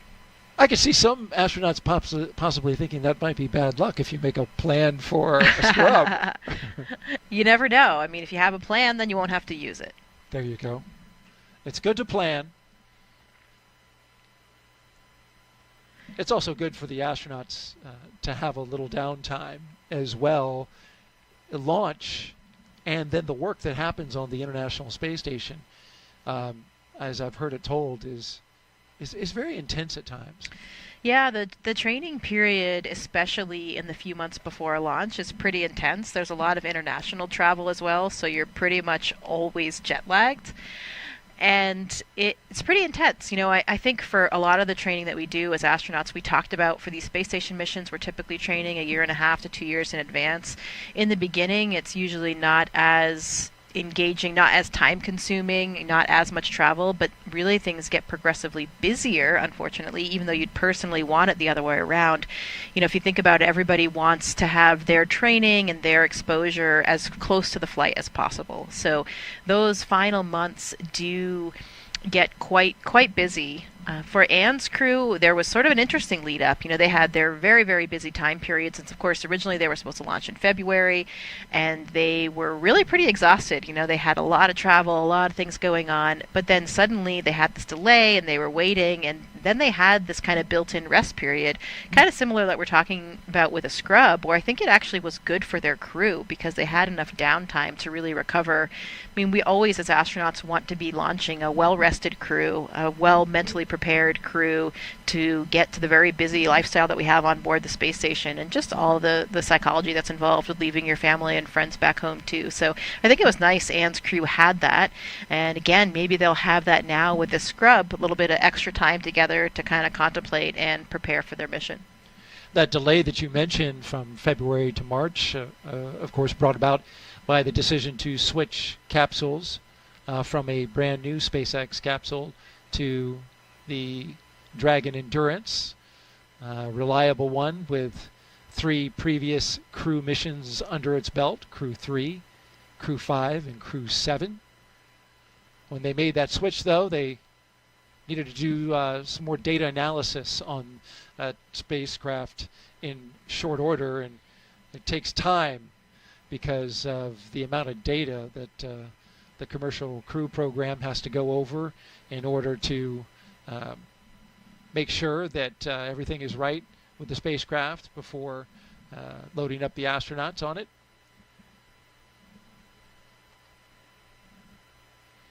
Oh, it's a nice view of the moon you can see behind the launch towers there as well. I see it.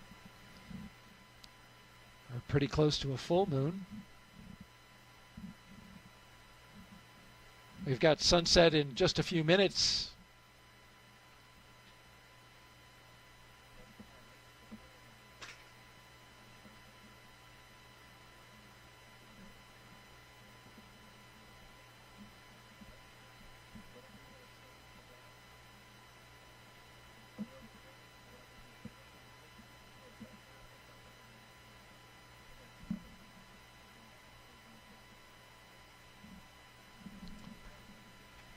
Dragon SpaceX, just an update. The closeout team is waiting. They have arrived at the pad, but is waiting for a go to enter the pad to come get you out of the vehicle. But I'll give you updates as they're proceeding to the base of the tower. SpaceX Dragon copy. Thank you.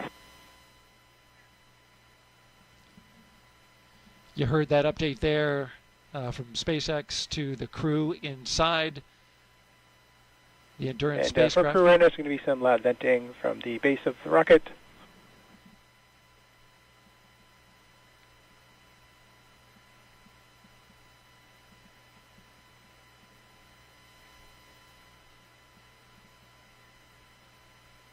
Of course, they have to wait before the closeout crew can ascend the launch tower there, because everything needs to be safed first before you allow people to go into the launch area.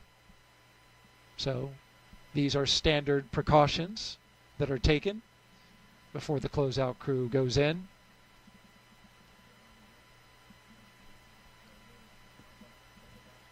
Props to our Kennedy Space Center Flight Operations team, though, for these beautiful images that they have been bringing us throughout today.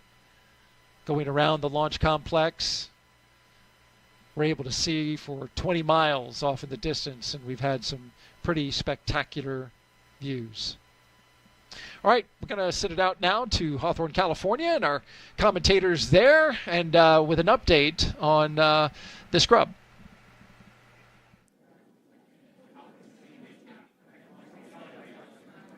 Thanks, Daryl. Not what we were expecting today, but the good news is that the vehicle, the crew are all healthy, and this is standard procedure, right? We're hearing some comms. We heard the comms that the closeout team is going to make their way back to on the crew access arm to the White Room and help the crew egress the vehicle. But they've done this before. Yeah. They did this through dry dress rehearsal already when they had to go through the entire process, get into the seats, get strapped in, and then they unbuckled and egressed the Dragon spacecraft already. So this is just almost like another rehearsal for them. And again, we didn't load propellants, so that does make the egress a little bit easier today. Yeah, and you can see Crew-10 there on your screen. They look pretty happy, all smiles on their faces. Yeah. Taking some selfies, it looks like, or some photos. With their pads there. Yeah, so I guess killing the time a little bit as they wait to egress or exit the spacecrafts and again go back to their quarantine facility where they've been for the last about a week now. I think they arrived on March 7th to Florida. So the process is, it takes a little bit. There's lots of people and moving parts involved to get the crew out of the capsule, get everything safe, and then drive back and get back to their location. Again, we'll continue to stand by and wait and see when we might be able to have our next launch opportunity. There's several opportunities available this week. Again, we had that scrub due to a hydraulic ground issue with the clamp arm on the transporter erector. So the teams will continue to look into that, do some more data and analysis, and see if they can figure out exactly what was going on with that issue. We'll continue to share more about those next launch opportunities once they're available. We'll, on the NASA side, provide updates about the launch on our mission blog on nasa.gov, as well as on our social media accounts on the commercial crew program side. Again, this mission, and there on your screen, you can see the cars that will transport the crew back after they egress have arrived to the pad, and teams are standing by there. And we do have the closeout team waiting for the elevator that will take them all the way up to that crew access arm. Again, that's the same team that helped them ingress into the vehicle. It will be the same team to help them egress. And there you can see them making their way up. And they did call the scrub right before that crew access arm normally would have swung out of the way. So we didn't have to wait for that to swing back. So it does speed up the process a little bit. And that was, I think, very intentional to make a decision at that point. Yeah, exactly. We have a lot of checkpoints through the countdown, all purposefully to make sure that we are making sure that every step of the process we are good before we proceed. And again, just like Anna was saying, this is exactly why we do that. We were able to make this call prior to propellant loading, prior to removing the crew access arm, making the steps to almost go backwards a little bit easier and a little bit safer.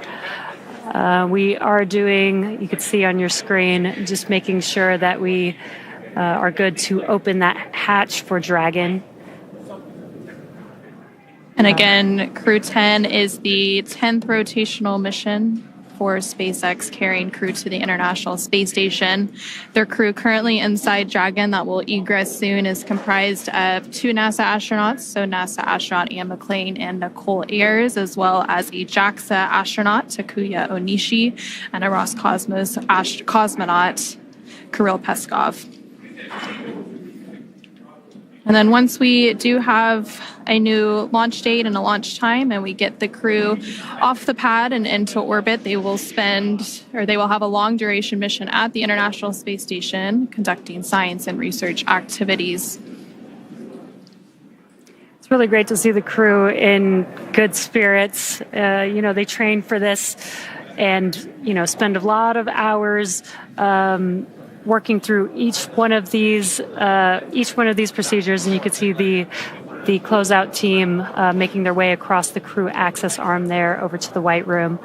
But yeah, this is all part of procedure, and it's really great to see the crew just in good spirits, despite unfortunately not being able to launch today. But we will have some other opportunities, and again, we will not launch unless we know that we can launch safely and reliably.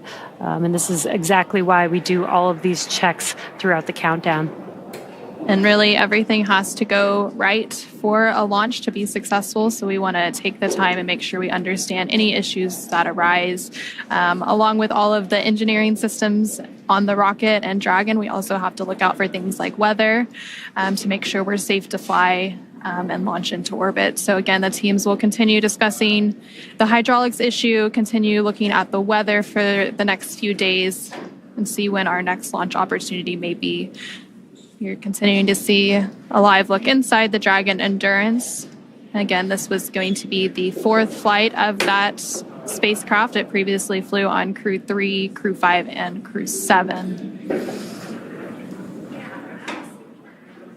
Live look there at the launch pad, Launch Complex 39A at the Kennedy Space Center in Florida, as the sun looks like it's pretty much fully set at this point.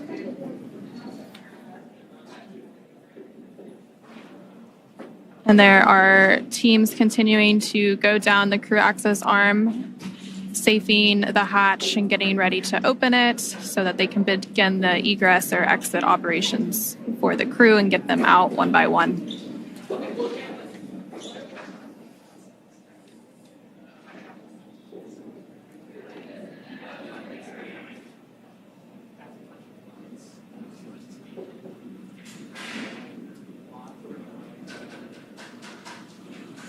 Crew-10, again, there on your screen, patiently waiting for that hatch to open. Once that hatch opens, they'll egress one crew member at a time. And again, they still need to follow, ensuring that we are not bringing any FOD in or into the crew, into the Dragon spacecraft and the crew arm itself. And so you saw the closeouts team in those closeout suits there. Dragon SpaceX, the closeout team is in the white room. They're doing final preparations for hatch opening, expected in just a few minutes from now. SpaceX Dragon copy. That was the core speaking with the crew, just providing an update. They are inside of Dragon, so they can't see outside from the seats that they're in. So the core is just letting them know that the closeout team is inside of the crew access arm, inside of the white room, and preparing to open that hatch shortly. And confirming those calls on the crew side is the commander for Crew-10, Anne McClain. She's in the center right of your screen. So from left to right on your screen, you have Roscosmos cosmonaut Kirill Peskov, NASA astronaut Nichole Ayers, NASA astronaut Anne McClain, and then JAXA astronaut Takuya Onishi.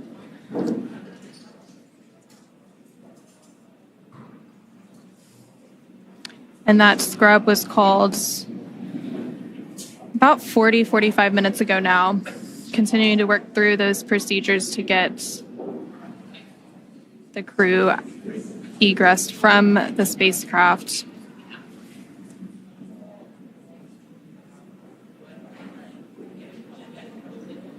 The launch for today was planned for 7:48 p.m. Eastern, 4:48 p.m. Pacific, and they called that scrub about 45 minutes ahead of that instantaneous launch window.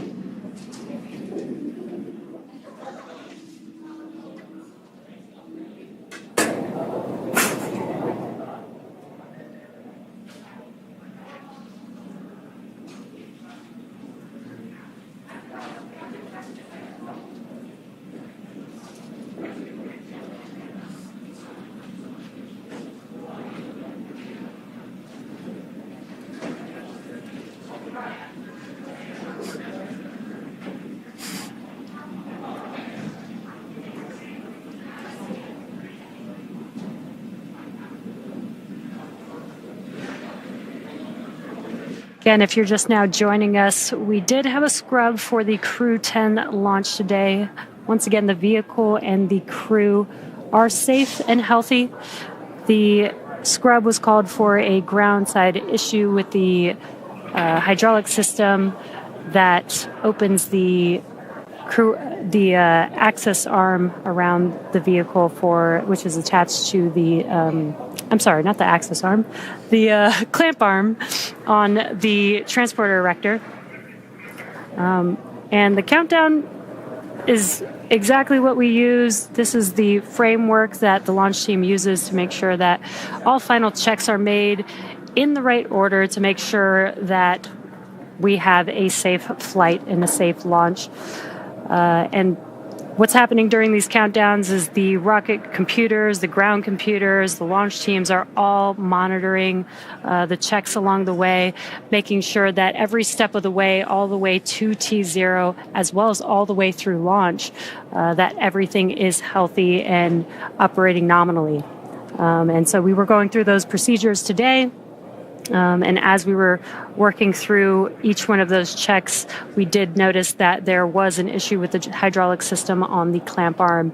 And teams began to work through that, trying to see if we could resolve it in time for the expected T0 today. Unfortunately, around, I believe, T minus 45 minutes is when they made the official call. Again, that was about 8 minutes before, or 10 minutes before we load propellants onto the vehicle. And again, this is why all these checks are there. This is what terminal count is for, is to make sure that the vehicle is safe, and that we can make a call in time to prevent going through unnecessary procedures as well. So again, we didn't load propellants on the vehicle. That does make this egress a little bit easier, a little bit faster for the crew. And that clamp arm that we keep referencing, so those clamp arms are on the transporter erector that the Falcon 9 is on top of, and they are located around the second stage of Falcon 9. There you can see them on your screen right above the lower thirds. And they stay around the second stage of the Falcon 9 until we have the strong back retract, which takes place in the final minutes of the countdown around the T minus 4.5 minute mark. Exactly, and the purpose of the transporter erector, the strong back, is we have the propellant lines, avionics, umbilicals attached to the vehicle. It also provides support and brings the vehicle vertical for launch. And just about 4.5-5 minutes before T0 is when we open up those clamp arms, move the TE just a couple degrees away from the vehicle to prepare for liftoff, and then at T0, the TE moves even further away to clear the way for the vehicle as it lifts off. And so, unfortunately, we had an issue with the clamp arm. It wouldn't have been potentially able to open up fully. So the teams are working through whatever that issue, that root cause of that issue is, to make sure that when we do go for launch, those clamp arms will fully open and will clear the way for the TE to be able to recline appropriately for liftoff. And there you're getting a great 360 view of the launch pad. You can see some of the other launch complexes in the background as well. Again, it's a very active launch area down in Florida. Launches are constantly happening.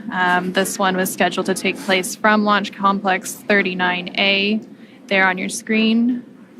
And you can see Falcon 9 standing tall with Dragon atop, with Crew-10 currently inside as they work through those egress procedures with the SpaceX team. Again, there is a lot of coordination that went into today's preparations leading up to the final minutes before we scrubbed. Communication between the NASA teams, the SpaceX teams, everyone is working to make sure we're all on the same page, we're all comfortable and ready to launch. And of course, we'll launch once everything is in tip-top shape and we're ready to go fly the crew to the International Space Station.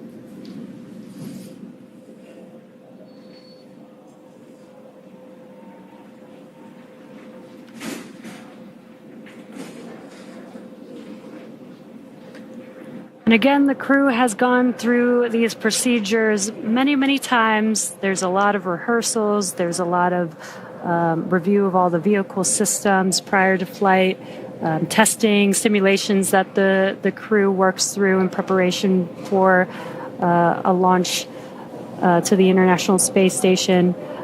So all of these, the crew did go through several of these before. We did a dry dress rehearsal. This is almost just like a second dry dress rehearsal for them. And when the vehicle is ready, I'm sure the crew will be ready to go and excited to go to the International Space Station. Practice makes perfect, so the more practice, the better, really. Exactly.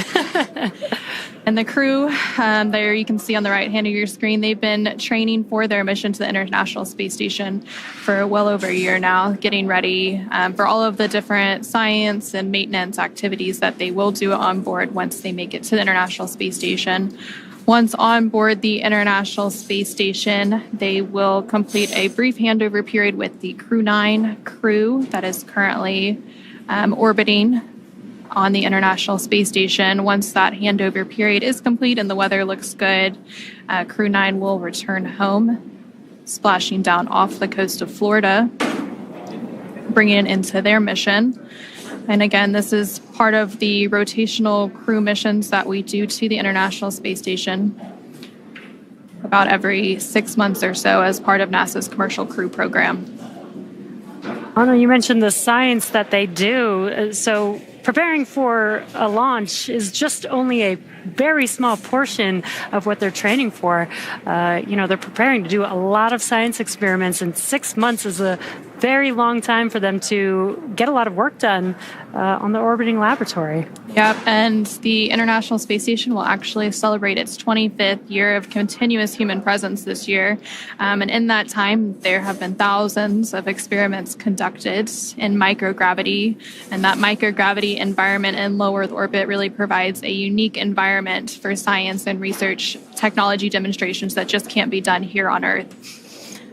And some of those science and research activities that the crew is planning to conduct includes a thermally assisted material flammability test to understand fire growth and reaction in microgravity.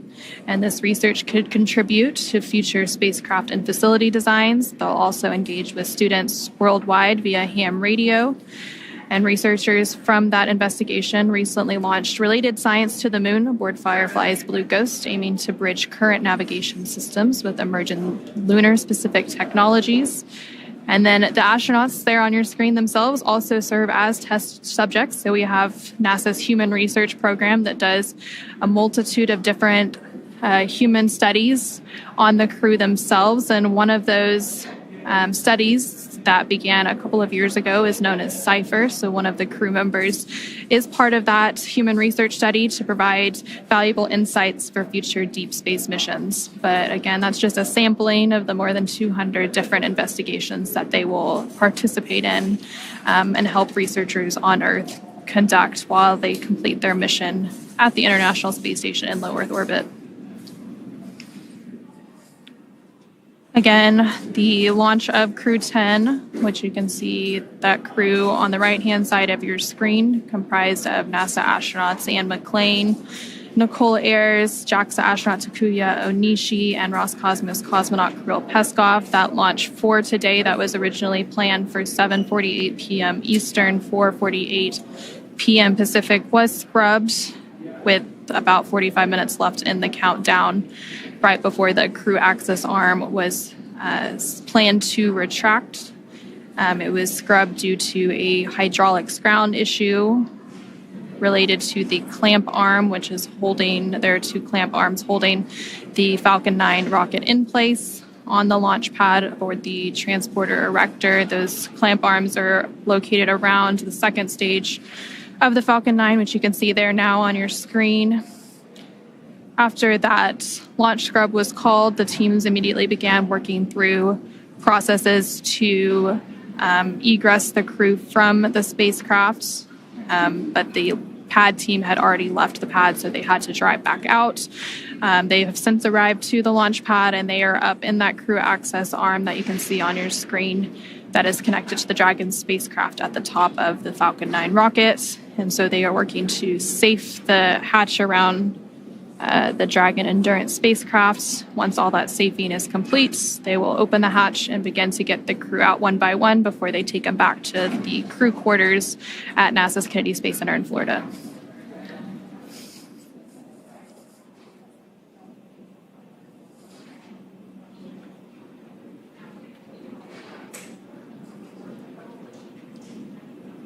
So leading up to today's launch attempt, the crew actually ingressed or entered the spacecraft around 4:58 p.m. Eastern, so several hours ago now. There you can see the ground crew team currently working on those hatch safing and opening operations. Dragon SpaceX closeout team is preparing for side hatch open in just about a minute or so. Dragon copy. Again, some comms from the core here in Mission Control at SpaceX in Hawthorne, California, communicating with the crew, just letting them know that the closeout team is there outside, just right outside of the hatch, working on opening that hatch for them. Again, they're still inside of the Dragon spacecraft, and there you can see them in their seats. So they can't see what's going on outside of the vehicle, which is why the core is there to help communicate. They might be hearing some noises from the closeout team working on opening that hatch. This allows them to just know and understand what to expect, that those noises that they're hearing is expected, and that they can anticipate that hatch opening here shortly.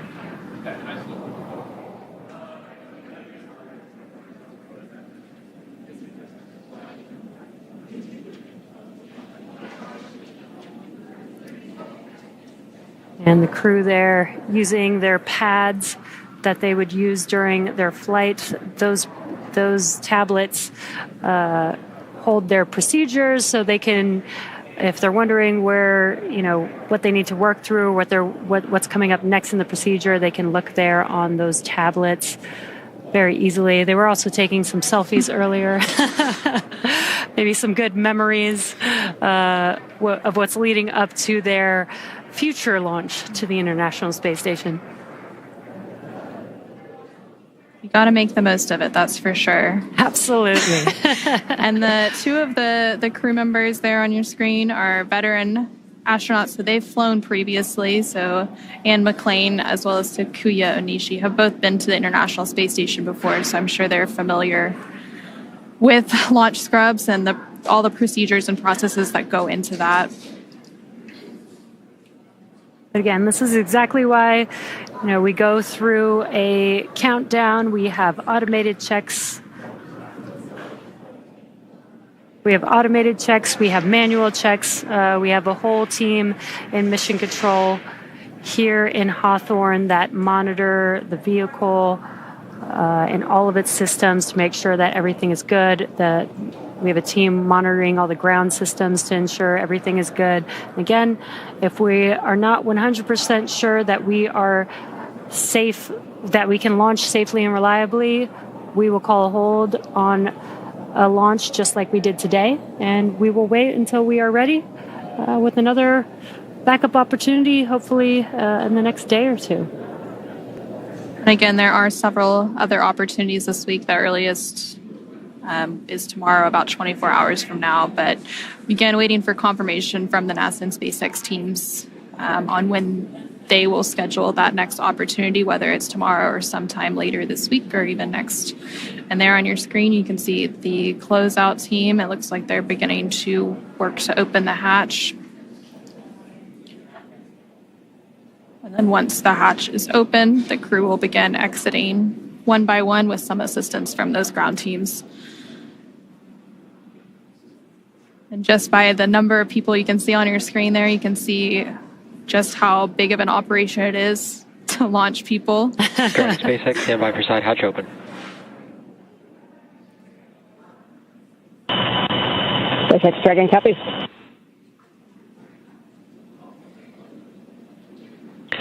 And Dragon SpaceX, hatch is open, so we'll be handing you off to the closeout team for egress. Sorry we couldn't get you off today, but we'll speak to you soon and look forward to trying it again. SpaceX Dragon, we copy. We see the closeout crew. Great working with you today. Kudos to the whole team. I know it was a lot of work to try to get it to go, but like I said earlier, we'll be ready when the equipment is.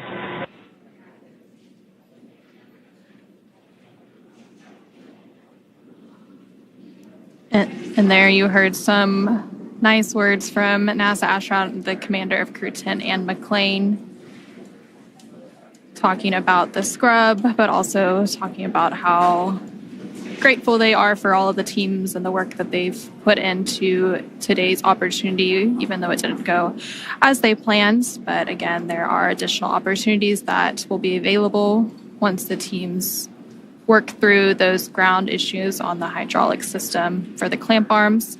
And again, we also heard and saw on our screen a moment ago that the hatch for the Dragon spacecraft Endurance has now been opened. So those closeout team members will begin removing the crew members from their seat one by one. And then from there, the crew will go down and get into their vehicles and be taken back to crew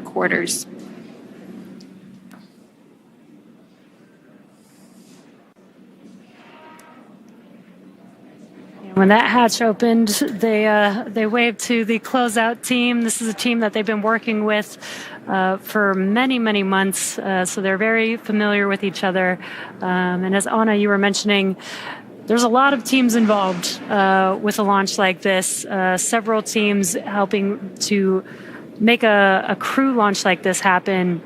The closeout team working with the crew side by side, obviously the crew itself, the operations team that helps train the crew for launch. Then there's a lot of training with NASA for the science. So there's several teams that are involved with a mission like today's, and it's okay that we're not going today. We will go when every single one of those teams is ready to go.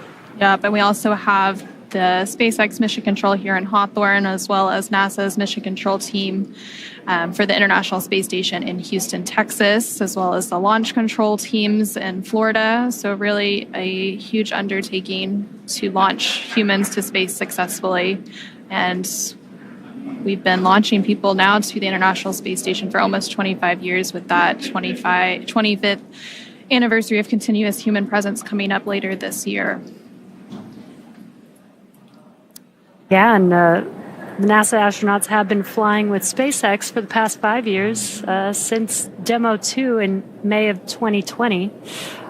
And this will be the 10th rotational crew mission, making the 11th with NASA and SpaceX.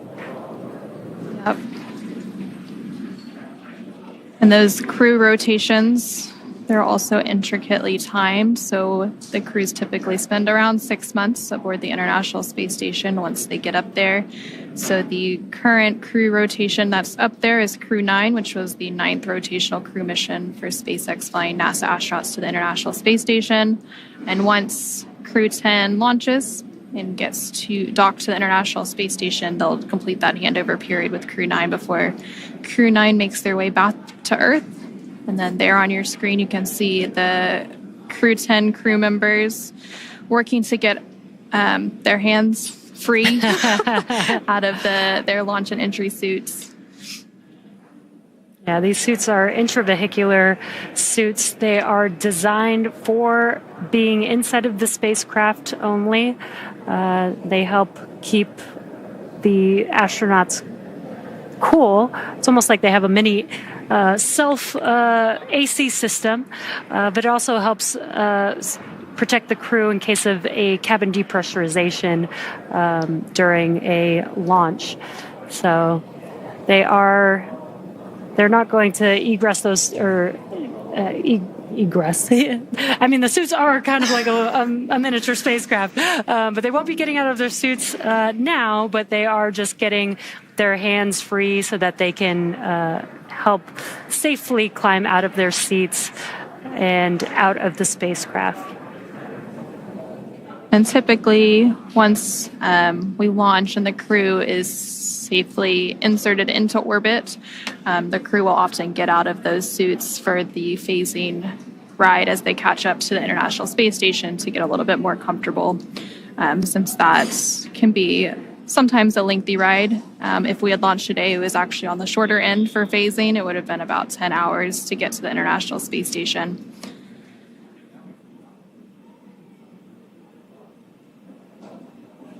And there we see a live look of Launch Complex 39A in Florida. It looks like the sun has fully set. And we now have one of the crew members of Crew-10 out of the Dragon Endurance spacecraft, another following right behind. And it looks like those are the two mission specialists for Crew-10, so JAXA astronaut Takuya Onishi and Roscosmos cosmonaut Kirill Peskov. They are now safely out of the Dragon spacecraft, followed there by NASA astronaut Nichole Ayers. And then last but not least, making her way out of the Dragon spacecraft is NASA astronaut Anne McClain. Must be nice for them to be able to stretch their legs after the last few hours sitting in the Dragon spacecraft. They are now currently in the White Room, but they'll be making their way down this crew access arm here in a moment. And again, the closeout team is there to help assist the crew, make sure they, as they were egressing the spacecraft, that they didn't damage their suits, helmets, and making sure that the crew is safe while they're in their spacesuits. These are some pretty hefty spacesuits, so might not be as easy to walk around in like normal clothes. So that's what the crew is there to help with. They're also going to make sure that the vehicle is safe before they exit the crew arm as well. It looks like they're now making their way down the crew access arm, well away from the spacecraft that they just egressed or exited following that launch scrub. Again, the scrub was called with about 45 minutes left in the launch count when we were targeting a 7:48 p.m. Eastern liftoff. That scrub was due to a ground hydraulics issue with the clamp arm on the transporter erector that the Falcon 9 sits atop. And those clamp arms hold the Falcon 9 in place and typically retract in terminal count.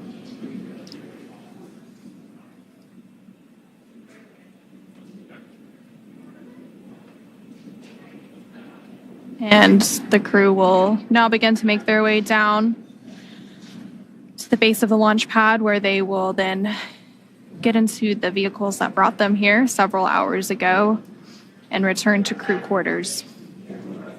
Once they're back at crew quarters, they'll likely have some meetings with some of the SpaceX and NASA teams to talk future opportunities for their launch.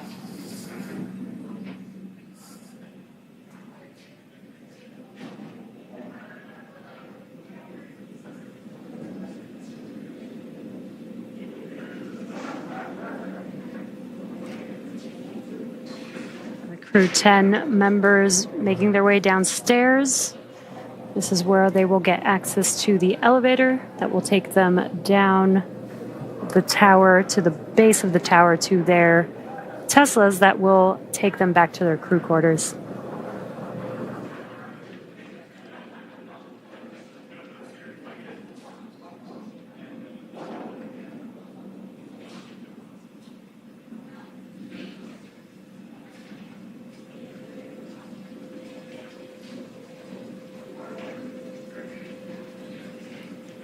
Looks like several members of the closeout team are following right behind them. They're getting into the elevator that'll take them down to their vehicles, and then they will drive off back to crew quarters at NASA's Kennedy Space Center in Florida. And there you're seeing a live look of those vehicles standing by for them. Again, they've been standing by since the closeout team arrived about 45 minutes ago. After the launch scrub was called, there were a few minutes that we had to wait for the closeout team to make their way back, since they had already left the launch pad prior to that scrub being called. Once the closeout team made their way back, they then went up to the crew access arm and began safing the hatch to then egress the crew. The Crew-10 crew members comprised of NASA astronauts and McClain, Nichole, Ayers, JAXA astronaut Takuya Onishi, and Roscosmos cosmonaut Kirill Peskov. And there you see them all on your screen as they are making their way down. They've made their way down and are going to enter into their vehicles and leave the launch pad and go back to crew quarters shortly. Yeah, they're going to get into their Teslas. These Teslas are special made for the crew, where they have the ability to attach their umbilicals to help keep cool air flowing through their suits.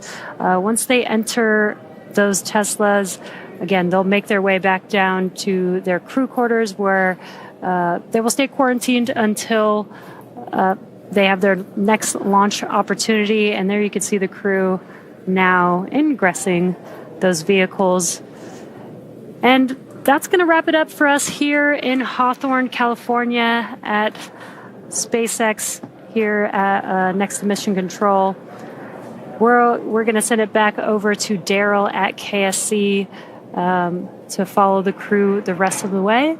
Again, it's unfortunate that we did not launch today, but again, always better to be safe and make sure that we launch when we're ready. Yep, and we'll continue to provide updates on NASA's blog for the Commercial Crew program, as well as our social media accounts once we have that new launch time ready to share with the world. But for now, we'll go ahead and wrap it up here in Hawthorne, and we'll see you again soon once we have our next launch attempt for the Crew-10 mission. And with that, we'll hand it back over to Daryl at NASA's Kennedy Space Center in Florida.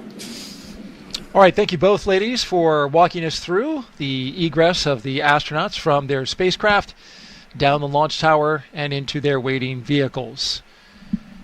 For those of you just now tuning in or happen to be catching up on what's happening, we are live at the Kennedy Space Center in Florida, watching Crew-10 make their way back from a launch attempt at Complex 39A. They were scheduled to launch with a T0 of 7:48 and 57 seconds p.m. Eastern Time. However, the launch was scrubbed less than an hour before that due to an apparent hydraulic problem with the Launch Pad 39A Falcon 9 hold-down clamp arm system, the system that holds the rocket to the strong back. And so NASA and SpaceX teams made the decision to call off the launch for today. And there you see the crew, along with the closeout crew, our crew of 3 astronauts and 1 cosmonaut, leaving their rocket for another day.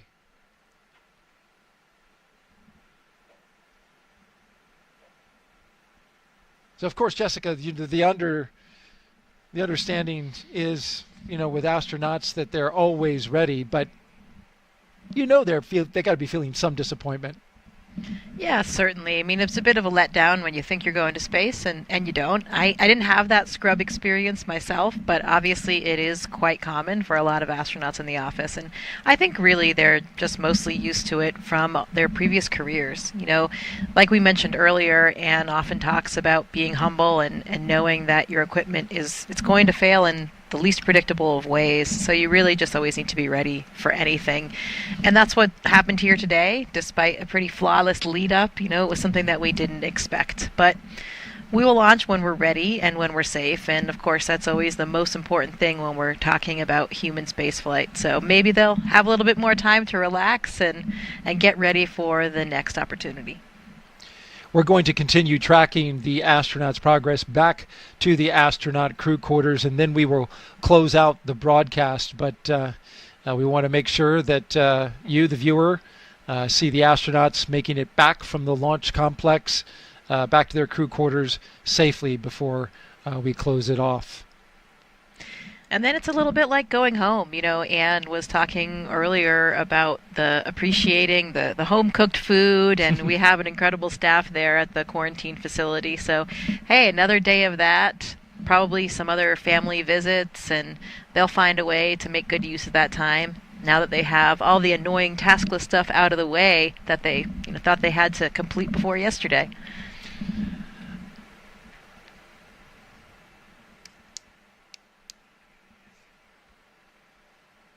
From what I've heard, things do stay pretty busy right up until the last minute here. So, it is probably still a little bit stressful. You're trying to reply to those last emails and send those last text messages and keep people up to date and close out different questions that people are coming to you with. So this could be a nice relaxing day for them tomorrow. Well, it's certainly beautiful outside, as you can see here, as we are in the late twilight of today, Wednesday, March 12th. It was a beautiful day all day long today. Pleasant temperatures outside. Boats were going by the launch pad. It was a quintessential Florida launch.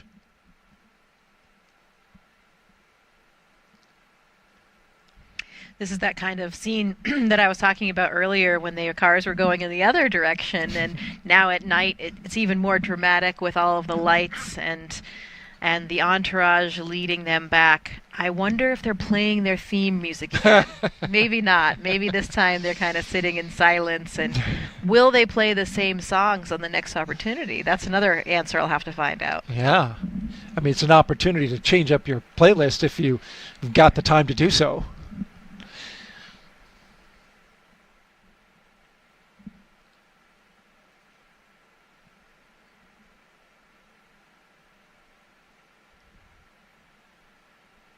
Historically speaking, when crews back in shuttle days were faced with delays that they knew were going to be long, they had use of the astronaut beach house, and there were opportunities to spend a little more time out there, and families were on hand. So yeah, there could be. We still do use the beach house in this pre-launch quarantine period where the astronauts will go out there with their families, and it's a really nice, iconic, idyllic, gorgeous setting if you've ever seen it. Nice access to the beach and to the ocean, and it just has that real beach house vibe that's pretty relaxing. So I'm not sure whether or not they'll get another opportunity to do that, but you know, always a good option. Maybe a final run down the beach. What I love the most about that beach house location is the solitude. It's the house and the way Florida looked before anything, came around. It's so natural. The only really significant thing that you see towering launch pads off in the distance. But we like that. Yeah, but that's right. Around here, we like that. But it's so pristine, and because obviously this is a national wildlife refuge, and it's a secure area, there's so much solitude out there. It's so isolated, and it's so natural. Those sea oats waving in the breeze between the beach and the beach house. My parents had a place just a little bit further up the coast here, so same kind of familiar coastline, and my mom was always commenting on the sea oats and how beautiful they were, and it's so nice to keep all those natural elements. So if they don't get a chance to go out there and relax, and maybe they can use those images that they had when they were out there earlier this week and get into a relaxing kind of state of mind. That's the one thing about the ocean, right? There's always just something so relaxing about looking at the water. It is so true. Peace and tranquility. It's hard to not have that wash over you when you're out there gazing over the ocean. And that is just what the doctor ordered when crews are tired from a long day of launch operations and preparations. But we don't know if that's where they're headed at this time. We should caveat, because the decision has yet to be made about when the next opportunity will be, whether or not there will be some work that's required, or whether or not they have enough data to move forward with flight rationale. Of course, we'll have updates for you. Stay tuned to our social media channels as we drive by the other direction, away from the vehicle assembly building and right by our studios here at the Launch 39 complex.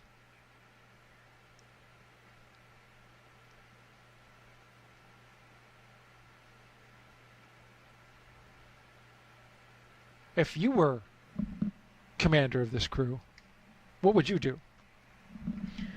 What would I do with the free time? I think I would try to do what I was saying earlier, really use it to relax, because I know myself, and as I was mentioning, I've heard a lot of reports from the crews being pretty busy up until the last moment. So I think I would sort of take advantage of the fact that all of those annoying things are done, and perhaps, you choose not to look at your email again, not to get back on your phone at all, because you've already sort of disconnected from those devices. I know for me, when I my happy place is in nature, going camping and hiking, and when I'm on a long trip without any technology, without my cell phone, I find it to be incredibly invigorating, and can get a lot of recuperation out of something liberating. like that. Yeah, absolutely. So I would probably not be in any rush to turn my phone back on. And that's the other thing, things are pretty planned. Like you said, we don't know for sure when the next attempt will be, but there certainly will be a plan, and they have to remain, of course, in their quarantine. So I would probably just try to relax, maybe avoid technology, and see how it all plays out. Could be some great crew bonding opportunities, I think, for them.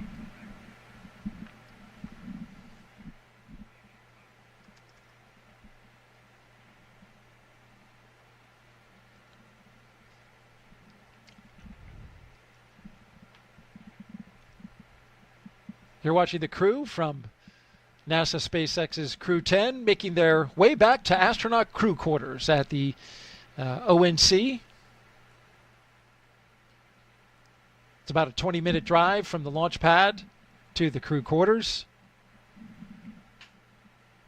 The caravan going down NASA Causeway. They came in on 2 lanes. They're going out on 3 lanes. Those 3 lanes are to accommodate big, heavy space hardware when it travels around the Kennedy Space Center.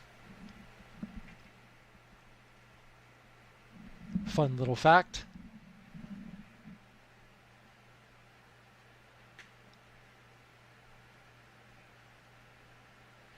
Certainly a great time of year to be launching, though. This weather has been phenomenal, and it's so pleasant to just be outside, which is not always the case here in Florida. Yeah, you were asking me, prior to coming out here, like, how's the weather? I'm like, oh, man. It's so good from our previous launch coverage. You and I did Crew-7. First of all, it was overnight. Yep. Second of all, we were outside. I believe bugs were a factor. Yes. Collecting quite a few of them on the on the launch desk. But outside now, it's just, this is why people vacation this time of year. It's the high season for Florida. This is the place to be, because we have just about 6 to 7 months of summer every year. So I cherish these days in February and March. Yeah, we know how that feels in Houston too. Oh yes, you do. We've been pretty fortunate with the weather there lately as well.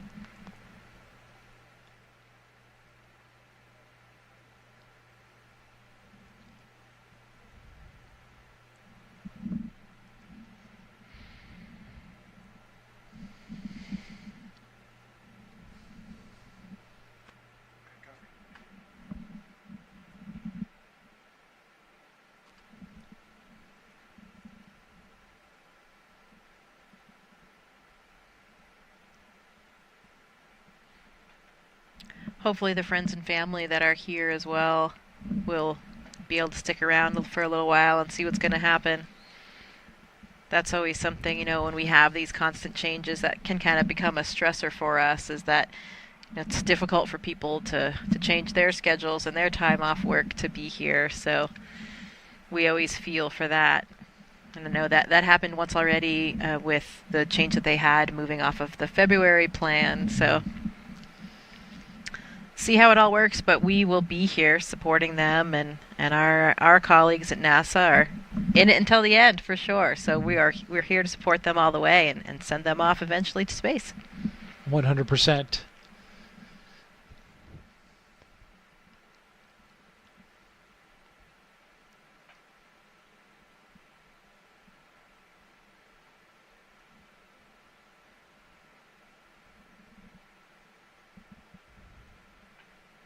Feel like we're in the car right there with them with this view, don't we? And we are. I wonder if they're putting in their order to the fine cooks and chefs at crew quarters for dinner tonight, because it's been a while since they ate. Yeah, absolutely, and probably that will be definitely a bright spot on the horizon, because their meals in Dragon, there's no way to heat up the food, so it has to be something you do get some choice in what you can bring along. You can use you can bring along some of the elements of our standard food menu that we have on ISS and some other kind of off-the-shelf varieties as well.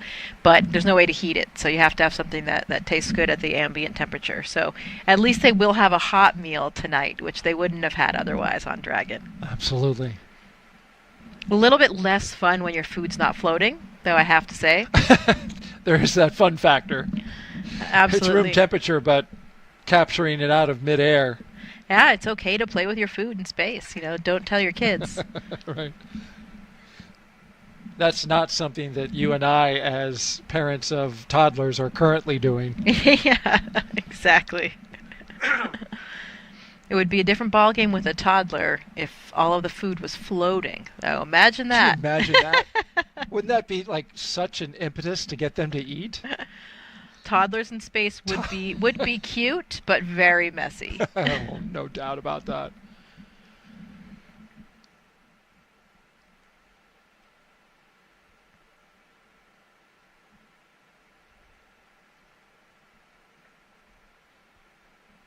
Well, I know that would be top on my list when you asked what I would be doing if I were the commander and had a scrub. And that would be definitely some squeezing and cuddling of my toddler. No doubt. You've got a young one at a precious age, as do I.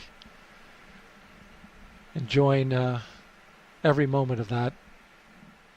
I assume it would get a little confusing for them, though. Yeah, I know, right. Especially at that age where, it's difficult to completely understand what your mom or dad is saying. Well, we have arrived back where we started, at astronaut crew quarters, as the gull-wing doors open up. And there you see our Crew-10 crew members waving to somebody who's out there. Yep. Looking slightly less enthusiastic. Slightly less. But that's okay. They will fly eventually. This we know. It's just a matter of figuring out when, as they hustle into the doors.